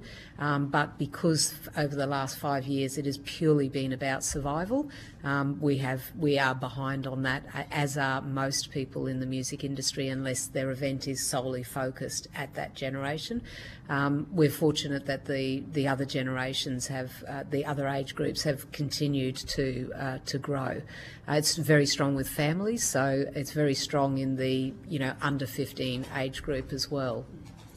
We're working with the next generation as well. Is there something you need to do differently in terms of either the shows, the festival compound setup to attract that 18 to 25? I'm just, in relation to a previous testimony, I mentioned the NGV, which has been amazingly talented at reinventing itself for new generations. And some of that goes down to something as simple as providing social media friendly environments for kids to take photos of themselves and their friends in front of a piece of art. Have you had to think in that way as well, like how to engage them where they want to be and how they want to be seen? Absolutely. So, and as I said, we're probably a little bit behind on that because of just the dealing with survival. But there are certainly things that we can do. Participation is a huge component of the festival. So it is not just about attracting that demographic. It's about having them engaged in the festival as well. And that really is what makes a sustainable festival into the future. Okay. And what sort of things have you done that's brought them in? Different types of programming. We've introduced a couple of specific program items. It can be a challenge if it's seen as specifically for that demographic, and then it's something that isn't actually cool to follow.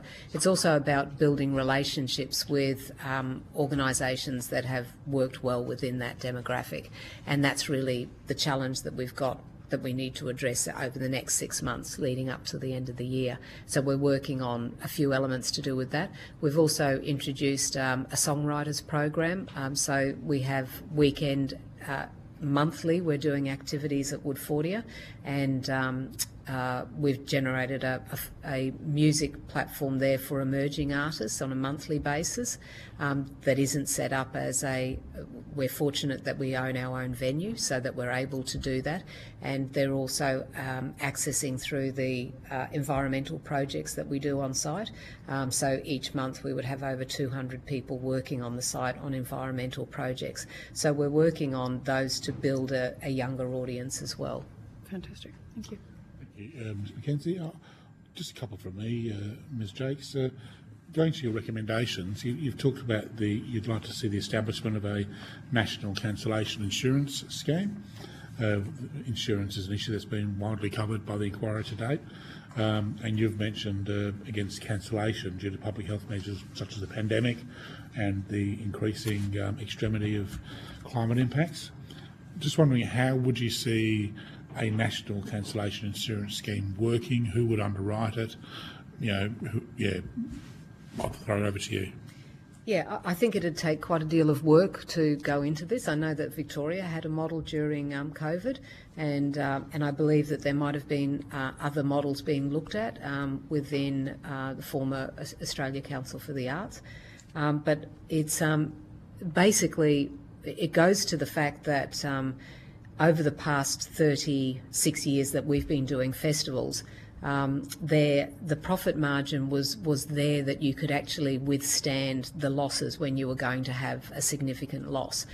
So over our 36 festivals, we've made a loss on 6 of those festivals. And with the profit margin being there, you were able to move ahead confidently. Now that there is virtually no profit margin there, you are literally, even on good years, that profit margin is dramatically reduced. And particularly when we're holding a festival, a 6-day event in regional Queensland during the Queensland summer period, which we've done the research on the timing of the year and the ability to attract the audience that the Woodford Folk Festival attracts. It hasn't worked at other times of the year. It would be reduced by about down to a 40% its size if we were to move at another time of the year. So the profitability that has been there has been the fact that even if you know that you're not going to do a good festival this year or you're going to go down, you know that it might take you 1 or 2 years to rebuild, but you'll be able to rebuild. That's been completely removed. And so when you look at the festival industry sustainably, it's hard to see that one festival going very bad is actually going to be the end of your organisation, and that's really challenging. Over the last 30 years, we've also been venue managers, so all the surpluses that we've been generating over those years, we've been investing into a purpose-built venue for the Woodford Folk Festival. We did that not because we thought that we just want to build our own venue, but when we moved from where we were renting at the Mullaney Showgrounds, we had outgrown the showgrounds. People were parked 2 kilometres away. And even we've said it's a great festival, but parking 2 kilometres away, that's a stretch. That's commitment. So we moved and purchased land at Woodford and turned it into a festival site because there was actually nowhere on the Sunshine Coast that was zoned to be able to have a music festival and overnight camping to it. So in order to be able to, for the festival to continue, that's what we had to do. So all of the surpluses from the festival have been invested in putting in permanent infrastructure and building the resilience and the sustainability of the organisation through that. So over the years, we've actually, survived on that, and we've survived on a very low funding level of less than 2% per annum. These days, that with the cost of living that's increased, with the cost of events post-COVID, where you have got increases of up to 30% for particularly PAs and sound, along with other areas, but that's one of the significant ones that really didn't drop, hasn't dropped. And we don't have the ability to put ticket prices up. The margins are just not there at all. And so we're calling for a national insurance scheme of underwriting against cancellation for pandemics, but also for factors that are beyond the control of large-scale events like fire, like extreme weather. Given the increasing propensity of such events, I'm just wondering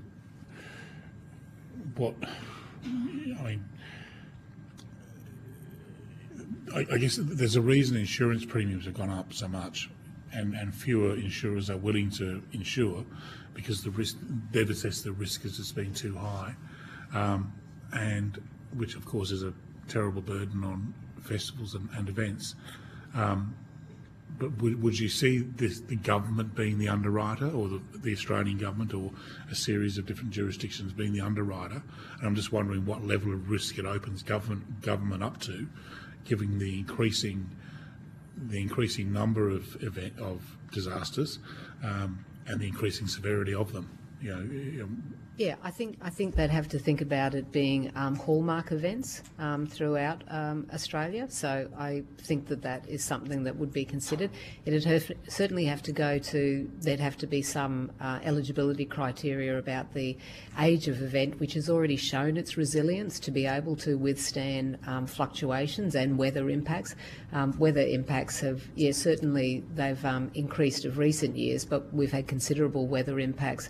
Queensland floods back in 2010-11 over the years. So, but I do think it would be some form of, hopefully, a multi-government level, so that for a hallmark event that might be in a local shire that's supported by the state, and that there's a federal involvement as well. So looking at some sort of pre-organised pathway to disaster relief funding that is available when disasters do occur, that already is in place at a federal level, and how could potentially that scheme be used for large-scale hallmark events that operate in the regions, bringing in, in excess of $2 million economic impact to the region that would be completely just removed permanently without some form of support. And you have another recommendation, or another few, but one that also took my eye was the undertaking a review of mandatory security regulations. Can you just tease that out for us in terms of what sort of security regulations Woodfordia is faced with at the moment, and what you think would be more appropriate? The security regulations are for them to be based on the event type and its history. So Woodford is an event that has virtually no violence at it, and it has had that for 36 years. So when measures are put in place to say just against the size of an audience, that obviously doesn't take into consideration the work that event organisers have put in place over 38 years to ensure that this is a community-run event that is actually does not tolerate violence, and that is a multi-age, multi-generational event that improves social cohesion and harmony.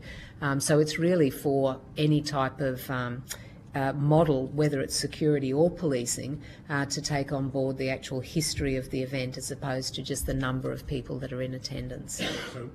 And are you able to even if it's abroad, what sort of costs are you up to under the current regime compared to what you think would be more appropriate if your history is a more genteel festival was taken into consideration? Probably, I think the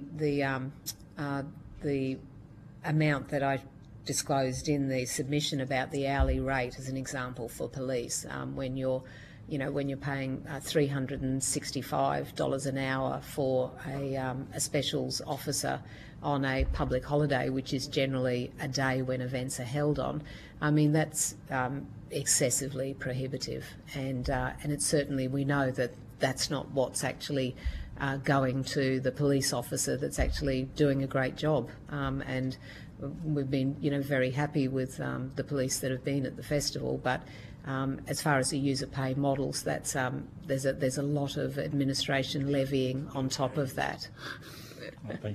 Mrs. Archer? Thank you. So it's interesting, isn't it, that with insurance there's a kind of premium for the risk potentially incurred, but with your security it's not assessed on a risk basis. For example, so I presume what we're saying is that there should be an individual risk assessment for security rather than just a blanket sort of approach. I was interested in what you're saying about profit margins over the 36 years and not having a profit in 6 of those years and increased expenses. And AV, I think, was interesting. You're saying, was it AV costs or production? Production costs. Yes, yeah. That have stayed high post-COVID. What is there a reasoning for that you're aware of? Other than we can only surmise that there are less employment opportunities for this production to go out, and that what we're paying for production now is greater than what we were paying pre-COVID, and we're actually 4 venues less. So a sort of supply and demand situation. So you don't have any anticipation that those costs are going to reduce any time soon as well. And it's across the board. Like there's a number of suppliers that we work with. Yeah.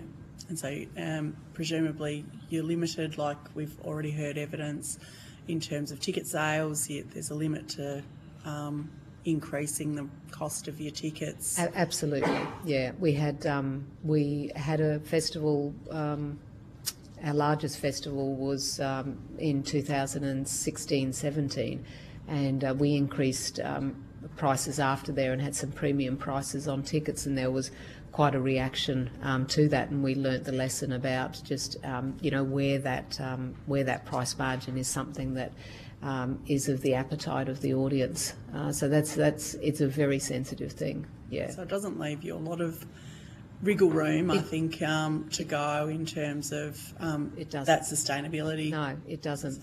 And while this crisis, I think one of the points that I made in the submission is that at the moment, while we're in this crisis and trying to survive it, the support's needed at the moment just so we can try and adapt. Like it is the live music industry, and we know Woodford it's a very adaptable industry as well, but there hasn't been any time to actually do the adaptation because the transition time is just so narrow. And coming out of COVID, we already all of us lost so many of our team and our experience, and we were doing the rebuild after that it is surprising to be in this position that we very much have the long COVID impact. So we've heard some suggestions over the course of the inquiry around things like, for example, putting a levy on ticket sales for big international events for people whose names we don't mention, to go into, say, a trust to support local music or live music festivals. Interested in your views about whether you think that would be something that would be worthwhile, but also if you were to implement such a system as that, what do you think would be a good way to invest that? Some of the other evidence that we've heard, for example, around incentivising innovation, for example, being one way that could be invested. Do you have some views about that? I mean, I think all festivals that have to survive this have to innovate anyway, and they're already under that pressure to innovate. I certainly think that there's nothing in the industry where there aren't caveats on any funding at the moment, and what's important is that the people that have actually survived and the festivals that do have a number of years under their belt have learnt a lot over the years, and it's not a one-size-fits-all. What works for us isn't necessarily going to work for another festival, but the ability to be able to innovate and develop and have some funded room to be able to do that without just the crisis that's here at the moment, and to be able to see the next few years and to move forward in that. You know, what we've been doing internally is trying to diversify income, and we even, started our own distillery so that the cost of alcohol that we're buying to sell through our bars is less, and the small profit margin is just that little bit larger. Working with Papua New Guinea and the Angam province on developing a social enterprise coffee company. These are all, we've developed a holiday camping experience. So these are all things that you're doing to diversify that income stream, because the event industry and the live music industry is a very risky income stream, made even more riskier because of the zero margin, the cost of living crisis, and the impacts of the economy. So I support the looking at some sort of levying on the international touring, and the where there are international organisations making money and profits from the live music industry in Australia, and looking at ways that is then supported to the grassroots organisation and the emerging musicians, and any live music venues or festivals that actually support the artist's journey in the early years. That's critical for there to be a future, and that's what we need to be looking at. So definitely support that. So I think funding should be tailored towards festivals that do support artists from their entry level into the industry. Great, thank you. Just one from me. I just wanted to get a sense from you, if you're able to, because we've talked about the cost of living crunch and what impact that's had on sales. Is it your view that this is a short-term issue related to cost of living, so that hopefully sooner rather than later that dissipates? Is it your view that culturally people are still attuned to wanting to come to these festivals, and that once they've got the disposable income they'll come back, or is there something else going on that's changing the participation of the community in whether to even think of going to these festivals in the first place? No, I mean, I think we can see, so there's some great examples of festivals doing well at the moment. Our pre-sales at the moment are actually stronger than what they were pre-COVID, when we're selling the season pass to the festival. So, and there's support, particularly organisations that have a loyal audience and a loyal following. So I think there's great optimism in the future, but I think that we have to be more adaptable, and the future doesn't, because of the margins removed, that's what's concerning about the future.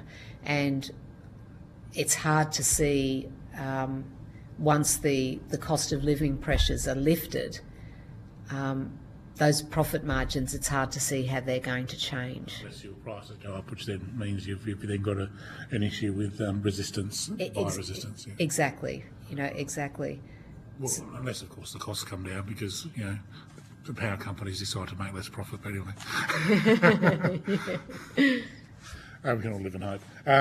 Ms. McKenzie, anything? But I suppose the thing is, we have to actually all be there in, 6 months, 12 months, 2 years' time. I certainly applaud your forward thinking and alternative revenue streams. I'm not sure going into the distillery business is a surefire thing. You've got to wait 2 years for, unless you're doing gin. If you're doing gin, you're okay. Well, I mean, that's the thing for us. It was like immediate within the first year. We were actually able to, because we are both we're a promoter event and it's a fairly large audience that's there. Straight away, that's all right. Yeah, okay. So it's a significant enough business. Well, congratulations. I was thinking whiskey when I think of it's all small margins. It is. Yeah. All the little things added together. There's no one answer to this. There's just numerous clearly well-made decisions. Yeah. A nice bit of tax and excise that goes into that. But anyway, look, anything else? No, yes, of course. Building technology into the festival. I mean, it's beautiful in its simplicity and lack of technology, I think. But if, as we've heard from others, technology is an inevitable part of both attracting attention and keeping it once you've got it there, are you thinking of ways of building it into the festival? Yeah, there's some technology research that we're doing that QUT's doing at the festival this year. So there's some augmented reality there. Certainly, the work that we're doing, some animation work in the lead up to the festival in promotions. That's something that we haven't done as much of. At the festival, we have a lot of talks about technology as well. I mean, we've had some of Australia's leading speakers on AI to actually, discuss it and talk about how it fits in with our life. And I think that we have to do more of that, definitely. Technology, we did look down the pathway of doing live streaming for the festival, and this is like 10 years ago before with any idea about what's occurred in the last 5 years. And the cost of doing that well is exceedingly expensive. And when you're in a venue, in the moment, experiencing live music, there is nothing else like it. When you're seeing that same thing removed by technology, things can look differently. You can be more critical. So it is, to set that up and to do it properly is hugely expensive. And then what is the outcome of that? Have you created something that isn't that live music experience that I think we can all go to and remember and experience, or, most of us many experiences, but there's some pivotal experiences. And how do we communicate what that experience is for people to be able to experience it however they do? And yet, but that could be because of our age and the way we see the world. I keep telling myself that's what my kids think, and I have to try and put myself in their shoes. What do you make of the ABBA hologram experience in London? Do you think that's like the end of the world, or do you think that's part of the future? Because you could hologram some artist you couldn't get to Woodford onto a stage somewhere at Woodford. It would cost a screaming amount of money, but it would cost a screaming amount of money. Yeah. I mean, that's where we're heading. That's not in absence of everything else. I'd use that as a lure to get people in. You get to see X, Y, Z, something you wish you'd always seen, but you didn't. Queen, there you go, Queen live in hologram at Woodford, and then you get 5 days of all the glory that we know will keep them there. I don't think anything's off the table, but I think that has a huge price tag to it, as does supporting live music. Yeah, so whether that's the way to go or not, but I don't think. I think we have to be innovative, and I think it's important also to talk about the power of live music as well, because this music is an age-old. We're not just talking about that music's been powerful since the 60s. This goes well earlier than the 60s. Festivals were the birth of currency. They were where people used to come and exchange money. They are where cultural ideas take place. They're where innovations take place. That's what festivals were. That's when tribes would gather and come together and barter. So this is in all of our DNA history. This isn't something that's just recent. So I hold out hope for humans' need to come together and innovate in person. Thank you. I'm going to ask a catch-all, and that would have been a very nice ending, but I'm going to ask a catch-all, which is, given the terms of reference of our inquiry is to nurture, promote, protect, preserve live music. That's in a nutshell. What's the single most important recommendation we could make to government to achieve that goal?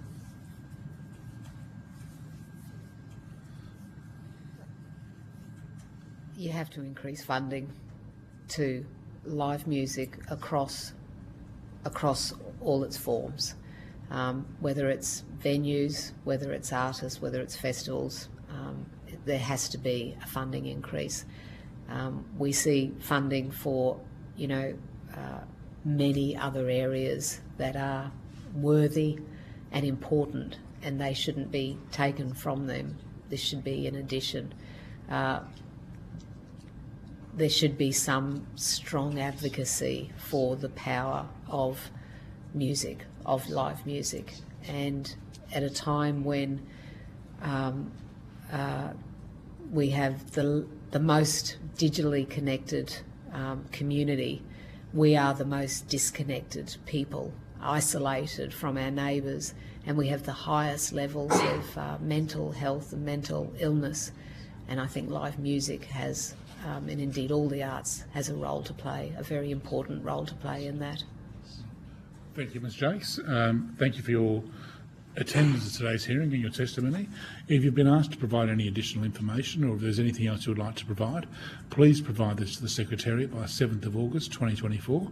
You will be sent a copy of the transcript of your evidence, to which you may suggest corrections, and you are released. Thank you. Thank you, Brian. Thank you, Bridget. Thank you, Zoe.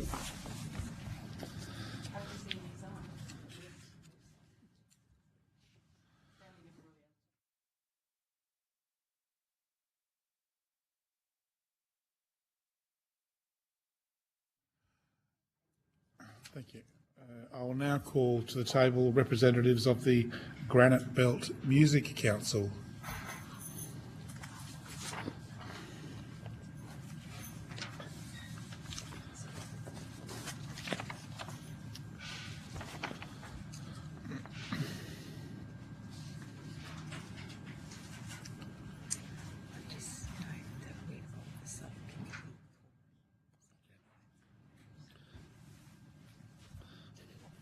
We've lost one. For the Hansard record, would you please state your full name and the capacity in which you appear before the committee? Kelvin Brian Johnston. I'm the patron and founder of the Granite Belt Music Council, and I've been involved with the Music Council space for 25 years. Yeah, that's fine. Thank you, Mr Johnston. Yep. I've been working alongside Kelvin. Sorry, your full name? Marissa Desley Clark, also Granite Belt Music Council. I deal a lot more with the community and writing law reform ideas with Kelvin and promoting local musicians. And lovely, thank you. We'll get to introductions in a moment. We're just going through the formalities at the moment. As these proceedings are public, they are being broadcast and recorded by Hansard. If you wish to have evidence heard in private, please let the committee know and we will consider your request. Although the committee does not require you to give evidence under oath, I wish to advise you this hearing is a formal proceeding of the Parliament. Giving false or misleading evidence is a serious matter and may be regarded as a contempt of Parliament. If you object to answering a question, please state the reasons for your objection and the committee will consider the matter. And before inviting you to make your opening statement, we'll just do the introductions of our committee. I'm Bridget Archer. I'm the Deputy Chair of the committee and the member for Bass in Tasmania. And I'm Brian Mitchell, the Chair, and I'm the member for Lions in Tasmania. It's a Tasmanian coup d'etat. I now invite you to make an opening statement. Thank you. The House Standing Committee on Communications and Arts, Granite Belt Music Council, is grateful for the opportunity to attend this meeting. We have an opening statement, and we're quite conscious of law reform that's needed across federal, state, and also local government, because we think that a combined effort would see the pathways opening up for the live music industry. And I'll just start by the formal submission we have. The federal government law reform is required to ensure that as recently reported by the ABC, 50% of musicians receive 15% of the minimum wage, yet digital content providers boast their profit of $5 billion recently. For content, which is more accurately acquired intellectual property of musicians, we believe that a class action is required to address the inequity to pay artists a fair wage for their craft, which should never have been allowed to be exploited. So that's a federal government area that we're focusing on. The state government, we've written to the Prime Minister of Australia, Anthony Albanese, and have sent our Granite Belt Music Council live music reform package, which we've provided hard copies to the committee, to forward the policy objectives to every state premier and arts minister with the review to live music laws passed in every state and territory in Australia. We think that this is critical for the ongoing things that need to occur at a state government level. Part of that focus is to have music councils. Marissa and myself are two people. We have been able to increase tourism occupancy from 2 people. But music councils, which Marissa and myself are, and there have been several that have been set up in Queensland particularly. I was involved with the Valley Music Council 25 years ago, and we provided 20,000 signatures, which saw special entertainment precincts become law. But we think that music councils are the best people to be in the local areas bringing music to the people. Granite Belt Music Council is doing this since 2019, and not with one noise complaint and not with one act of violence. Incorporated bodies for live music need to be reviewed, we believe, as it's viewed by many musicians as not meeting the needs of the industry. It's independent. We are independent of grants and not having it's dependent on grants, and not having the political clout required to change the industry for the benefit of the musicians in their local regions, and benefiting a few administrators and bands. This is not reflective of the whole music industry and does not meet the needs of musicians, we believe. Two forms of live music need to be developed under state, government, local laws, one being special entertainment precincts, which we see in Fortitude Valley, but the uptake has been minimal in rural areas, largely because of $500,000 is the quote that I received from Brisbane City Council to have this. Quite frankly, regional councils balk at this sort of process. So, and also the alcohol and drug-fuelled violence. We've come up with a new model called Cultural Community Wellbeing Precincts, which promote family-friendly, all-ages, alcohol and drug-free events in existing local parks and public spaces which are free from liquor licensing restrictive practices. It's a safe environment for youth, developing musicians, industry workers and the public. Premiers around Australia would be well served to contact each state local government association and advocate for the change required, which will only assist tourism, community wellbeing, and the Granite Belt has double the national rate of suicides in our region, which is totally unacceptable. So what we're doing, we have people from NDS come and show us their dance forms at our events, and it is real community engagement. We have veterans who turn up for our events who otherwise would be alienated. So new models for noise complaints. We call this the independent complaint dispute resolution process, which removes the arbitrary nature of liquor licensing, and in Queensland it's called the EPA and DESI, which we believe it's interfering with the viability of live music, and replace it with an independent dispute resolution process, which is currently available with state jurisdictions. This is a more respectful outcome-orientated model for the valuable and lucrative live music industry, and it will stop vexatious complaints, which we've mentioned a couple in our submissions to you, which really don't need to be had. We believe that first occupancy rights should not just be part of in Queensland law a consideration of liquor licensing, but it should be a given, as was the case in New South Wales law.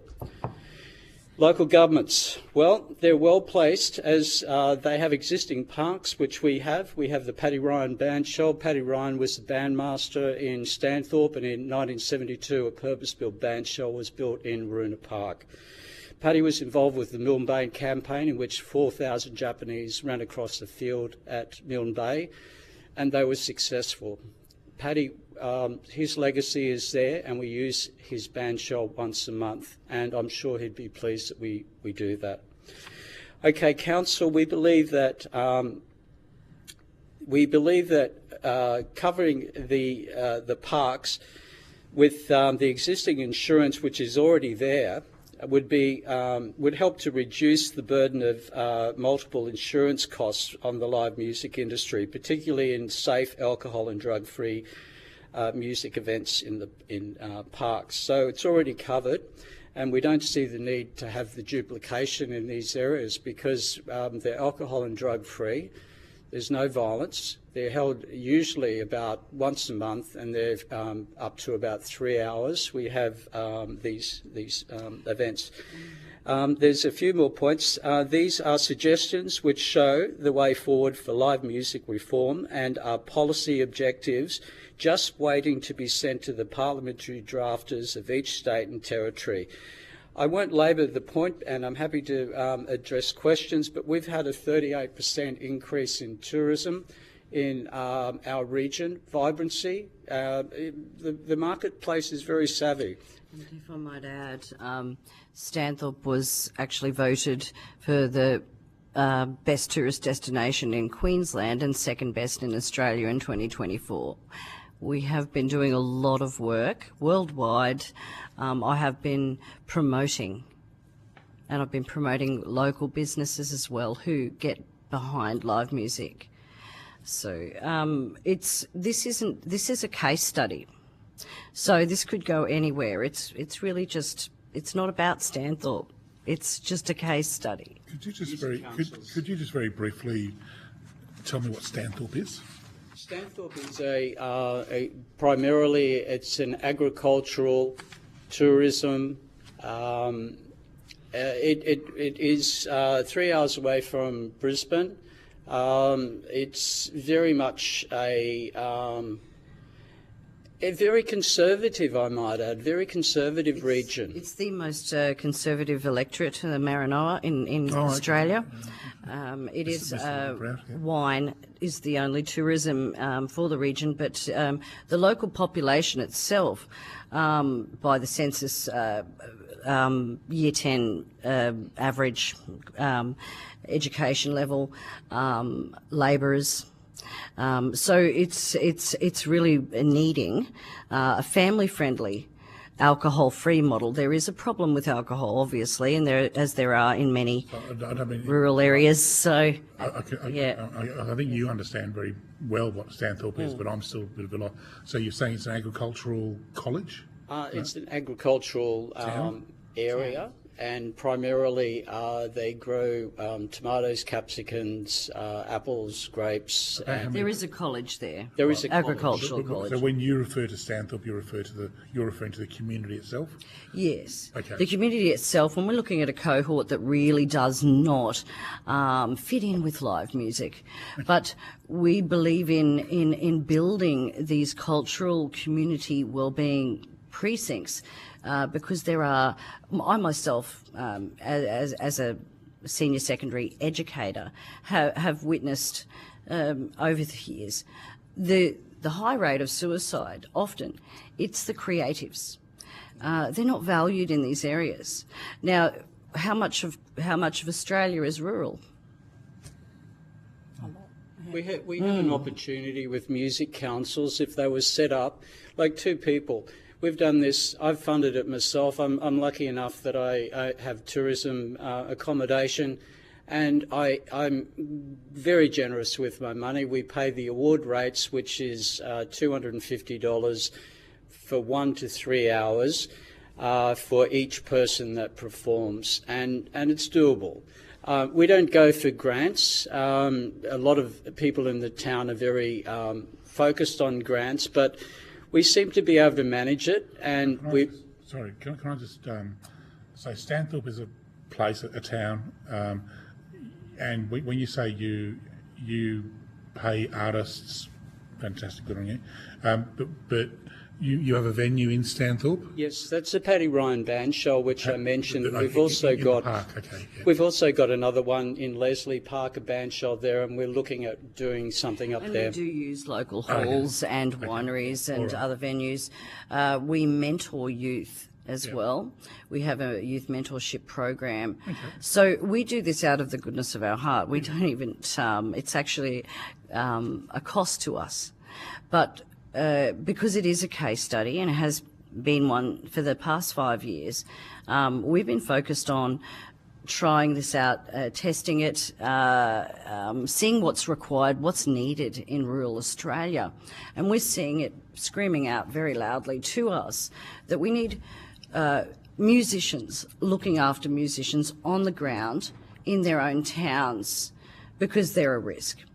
And that's what We're the looking music for, councils. we also see that what we do increases tourism and the economy to these towns. 38% increase in occupancy in the last year alone. And Stanthorpe. In our other Stanthorpe. studies on the ground so in the past 5 years have also seen that there's more youth engagement and family cohesion.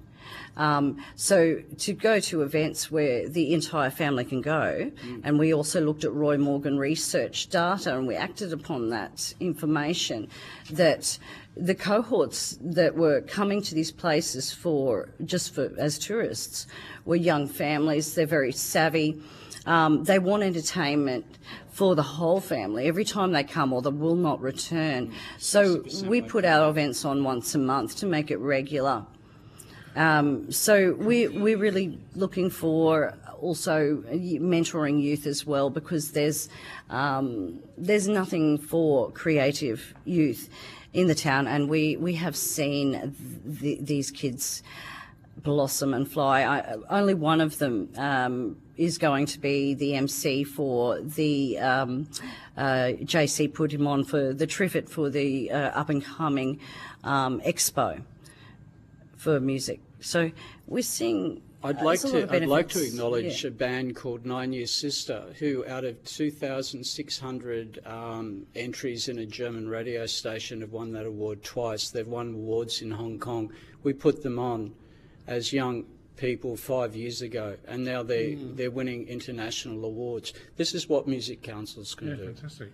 So I was just going to ask, so do you, how do you select your musicians to come and play and stuff? We put the feelers out there, and they find us, and we They're find them. very creative in the Southern Downs. As an educator, I work closely with parents as well. Often it's mothers that are worried about their own children. Yeah, that's true. Yeah, great. And so then you'll put on these events once a month, And they have grow. young people come and perform and that sort of thing. We as well. bring They start recording professional their own music and performers from putting CDs elsewhere out. to mentor them as well.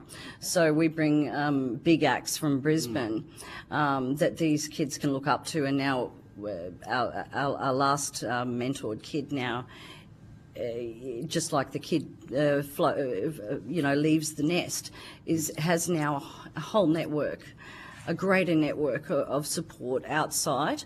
Another young one has gone to the coast and he has networks there. Played in Detroit and now last year. We nurture these kids until they and we connect them up with anyone in the world who, and we have between us a lot of connections. So, to get that mentorship, to nurture them, and then they're introduced to the industry in a very safe manner with their parents and families, without alcohol and drugs. We've had Sorry, in terms of the crowds you're getting, so you have these festivals once a month, or the gigs once a month. About how many people are turning up? It does vary.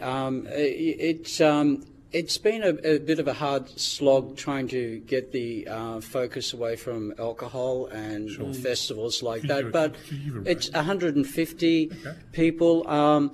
We had a First Nations gig, the first times 8 language groups were brought back together in our area, which had the highest no vote for the, constitutional. The first time. And first time since 1845. And that was something we put on, and they just got in contact with us, and we said, sure. So, and these are free? They're free So events. alcohol free and all Yes. that. But you're paying the artists. So Yes. How do you make your money? I'm lucky enough that I'm self-made. I have 4 cottages that I rent out to tourism people. So obviously, the increase in tourism helps me out to fund this, but it's not my primary objective or motive. It's just it's something that happens organically. It's just because obviously one of the things that we're concerned about is we don't think that you need to throw a lot of money at the music industry, and we hear a lot of people saying that.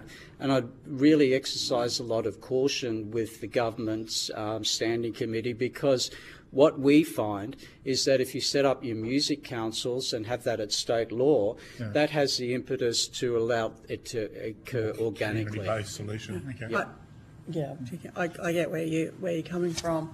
I'm just not sure, and maybe you can just explain how you anticipate, though, that if government, for example, was to go ahead and set up music councils, there would have to be some degree of funding provided or associated with that, because what you're saying is, I think what you're doing is great, but it's philanthropy. You're just giving of your own time and resources and paying artists and mentoring young people, and that's fantastic.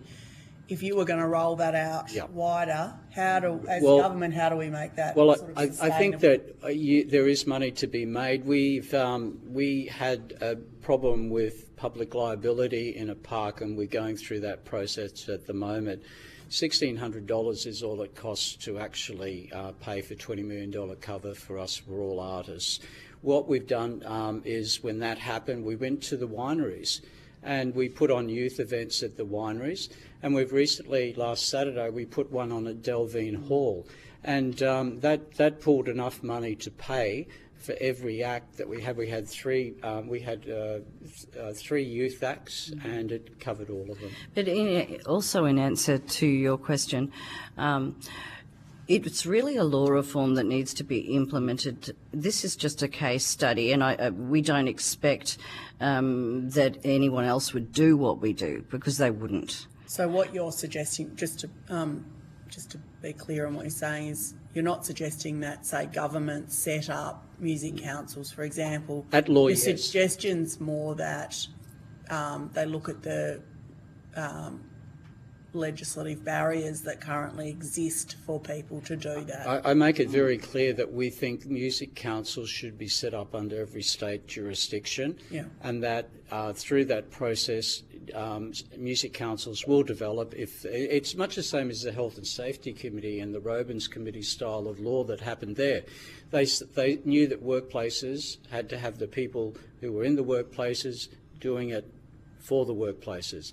It's no different here with what we're proposing with music councils, and I think that it's a much it's one where you don't have the other people wanting to profiteer out of us. I've seen it, 45 years out in the industry. I'm a Triple J on Earth winner. I've won awards for my music, and I just see that if you have musicians working together with musicians, it's the obvious solution, and that's why we're suggesting music councils. And we're also advocating for artists like ourselves. We're talking about independent artists. They need to be nurtured, and really the nation can actually profit from this, because there is so much creativity out there. We're just being a mum and dad at the moment, really, to all the young artists out there, nurturing them. Now, if there was something in place whereby it wouldn't take a lot of money, it's more about organisation. It's a structure. It's a structural difference. It's a new idea.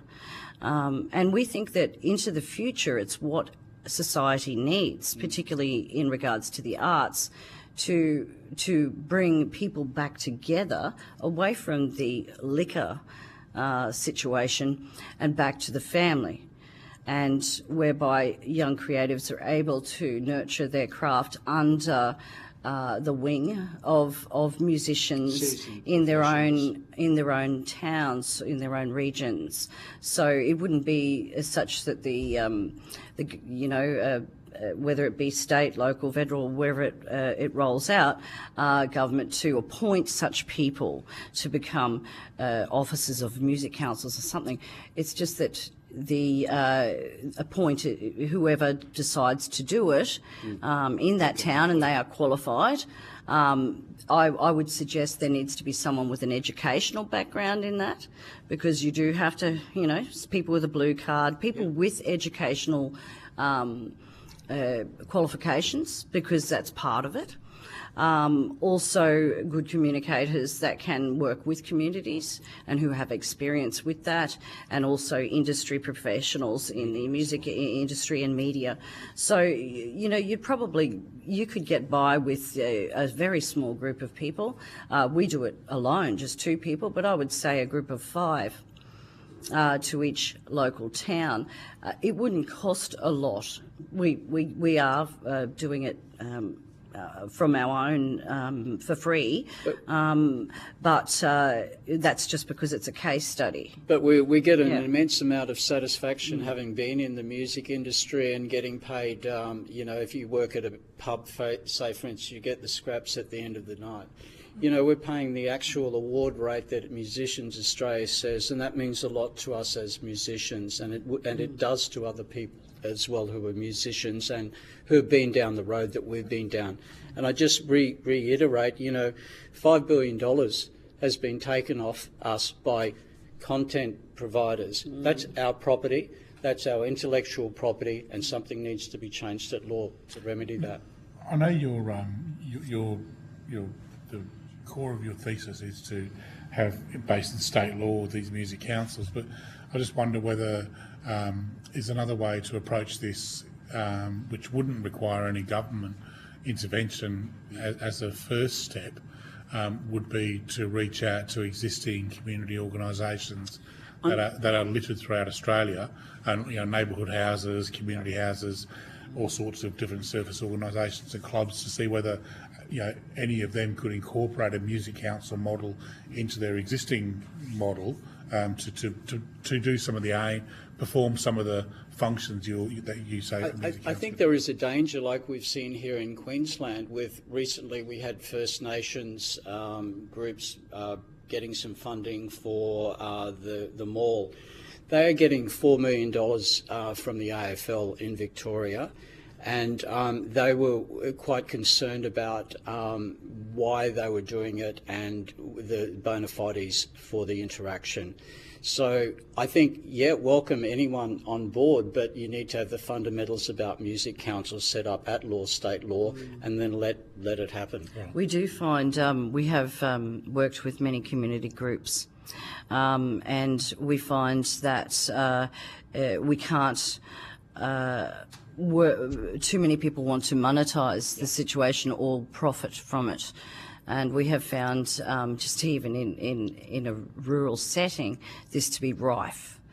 But if this was structured, then the concept is protected, and it truly is then for cultural community well-being in its truest sense of the word. Because you really need to have 2 models. It's all well and good for the Queensland Hotel Association to want to push for special entertainment precincts like Fortitude Valley, but having been the conceptual person who came up with that idea, every time I see a kid murdered or a drug-fueled violence in there, I think there needs to be another model. So that's why we've conceptually come up with another model that allows 2 land usage models for live music. Well, I've got to give your earlier point about that. We've heard other evidence today that the profit model of live music is inextricably linked with alcohol sales. And that's Australian culture, pub culture, everything else is. We can change. So look, we're going to have to wrap it up, I'm afraid. But look, thank you. We have, we're number 5 on the charts. I'm 62 and Marissa's, I won't mention. But we'd just like to give you a copy. No, we can't accept it. We can't accept gifts, but thank you very much. It's called Pale Horse, and it's an arts movement called neo-postmodernism that's the elephant in the room, what we're talking about today. Lovely, well thank you, but no, we that's unfortunately can't accept that, but thank you. That with me. Thank you for your attendance at today's hearing. If you've been asked to provide any additional information or if there's anything else you would like to provide, please forward this to the Secretariat by 7th of August 2024. You will be sent a copy of the transcript of your evidence to which you may suggest corrections. There being no further witnesses scheduled, I ask a member to move that the committee stand adjourned. That would be me. I move that the committee stand adjourned. And I heartily agree. The committee stands adjourned. You are released. Thank you both for your testimony. Thank you for all you're doing for your young people in your area. That's terrific.